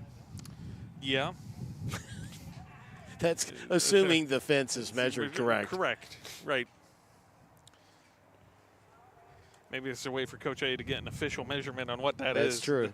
This is far more, well, theoretically accurate. I don't know, you're having some sophomore mistakes out here they're getting a little tangled with the tape measure here a little bit. Those fellas need to go out in the shop and work with their dad. Hold the tape measure. You at the corner? Remember those conversations? Oh, yeah. Hold it to the corner. My dad was a civil engineer, and he would go out and do some surveying, too. And you hadn't lived until you've spent an August day in Texas out in a field with grass up to your hips, wondering what kind of copperheads and rattlesnakes are at your feet. 100%. Not good times if you're 12 years old. But it's a lesson learned. There you go. Pick up a few things.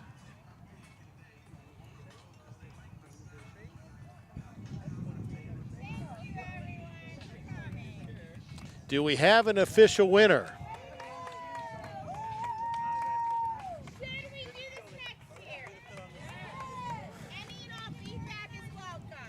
Do we have an official winner?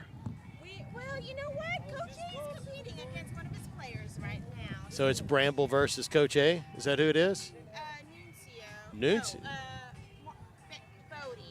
Bodie. Mardiak. Mardiak, okay. Mardiak versus Coach A. All right. Oh, yeah. Well. So we're working through that. Okay. Okay. All right. Thank you to this guy. He paid $200 in pitches. Wow. Okay. Yeah, well, that last swing of his, it looked like he hurt something. We were just praying to get out of here without any injuries. That's right. We're losing one over here, I think. We tried, right? Absolutely. We're waiting for the official designation. So next year, I think it should be like adult To determine who wins. We'll figure that out. I think that's a good idea. The battle of the sexes kind of divided up. Yeah, absolutely. So who gets it? We're waiting. I believe it's Bodie Mardiak who takes this. Is that right? That's what it appears. He did. Wow, Bodie Mardiak. All right. Good for him. The young buck.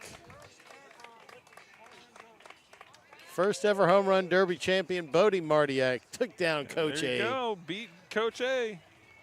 Bragging rights in the dugout for at least a week. That's for true. at least a couple days to get into the Bowie series. Now the challenge is do it in the game, buddy. That's right. Well, and no bigger game, and it's a little bit easier out there in left field than what you had to do here. Yes, yes, you indeed. know, it's 314 out there at Berger. Yeah, yeah. Not quite the 330. Well, Mardiak's going to win a basket of goodies, Oh, you're going to get some swag. Yeah, he's got the necklace home run derby champion. That'll be a keeper forever. There you go. His wife will be wanting to know why that's on the mantle in about 20 years. There you go. Yeah. Well, nice job, everybody. Great baseball bonanza. This is the third annual baseball bonanza. Congratulations, Bodie Mardiak. Congratulations, both JV1 and JV2 winning today big. Congratulations, coaches and players and all those that participated in the home run derby. First annual home run derby from the sounds of it. First ever That's right. home run derby. That's right. So you add that into the layer. You'd come off the tough loss last night to San Marcos. Have a nice little kind of reset. Get the energy, bring in some more positive vibes in today. Helped out by JV absolutely crushing San Marcos in both games, finishing in 5. And now the attention turns to the big game, the big series. Control the mechanism. Austin High versus Bowie. It all starts Tuesday night live at Berger Field. First pitch, both games currently slated for a 7:30 start time. Winner, got to think, gets that 4th and final playoff spot. That's the way it looks. It would take some Del Valle upsetting in their last series to play into that. So it's really going to come down to the winner of the Austin High Bowie series. So the table has been set. Tuesday night, 7:30, game 1 of a 2-game series heading into the Easter holiday. All of it comes full circle with a playoff spot on the table. It's not the last series of the season. It is for Bowie. I shouldn't say that. But winner take all at this juncture. Right? We've talked about it throughout the course of the season. It's a game of musical chairs, and all that matters is that when the music stops, you've got a seat.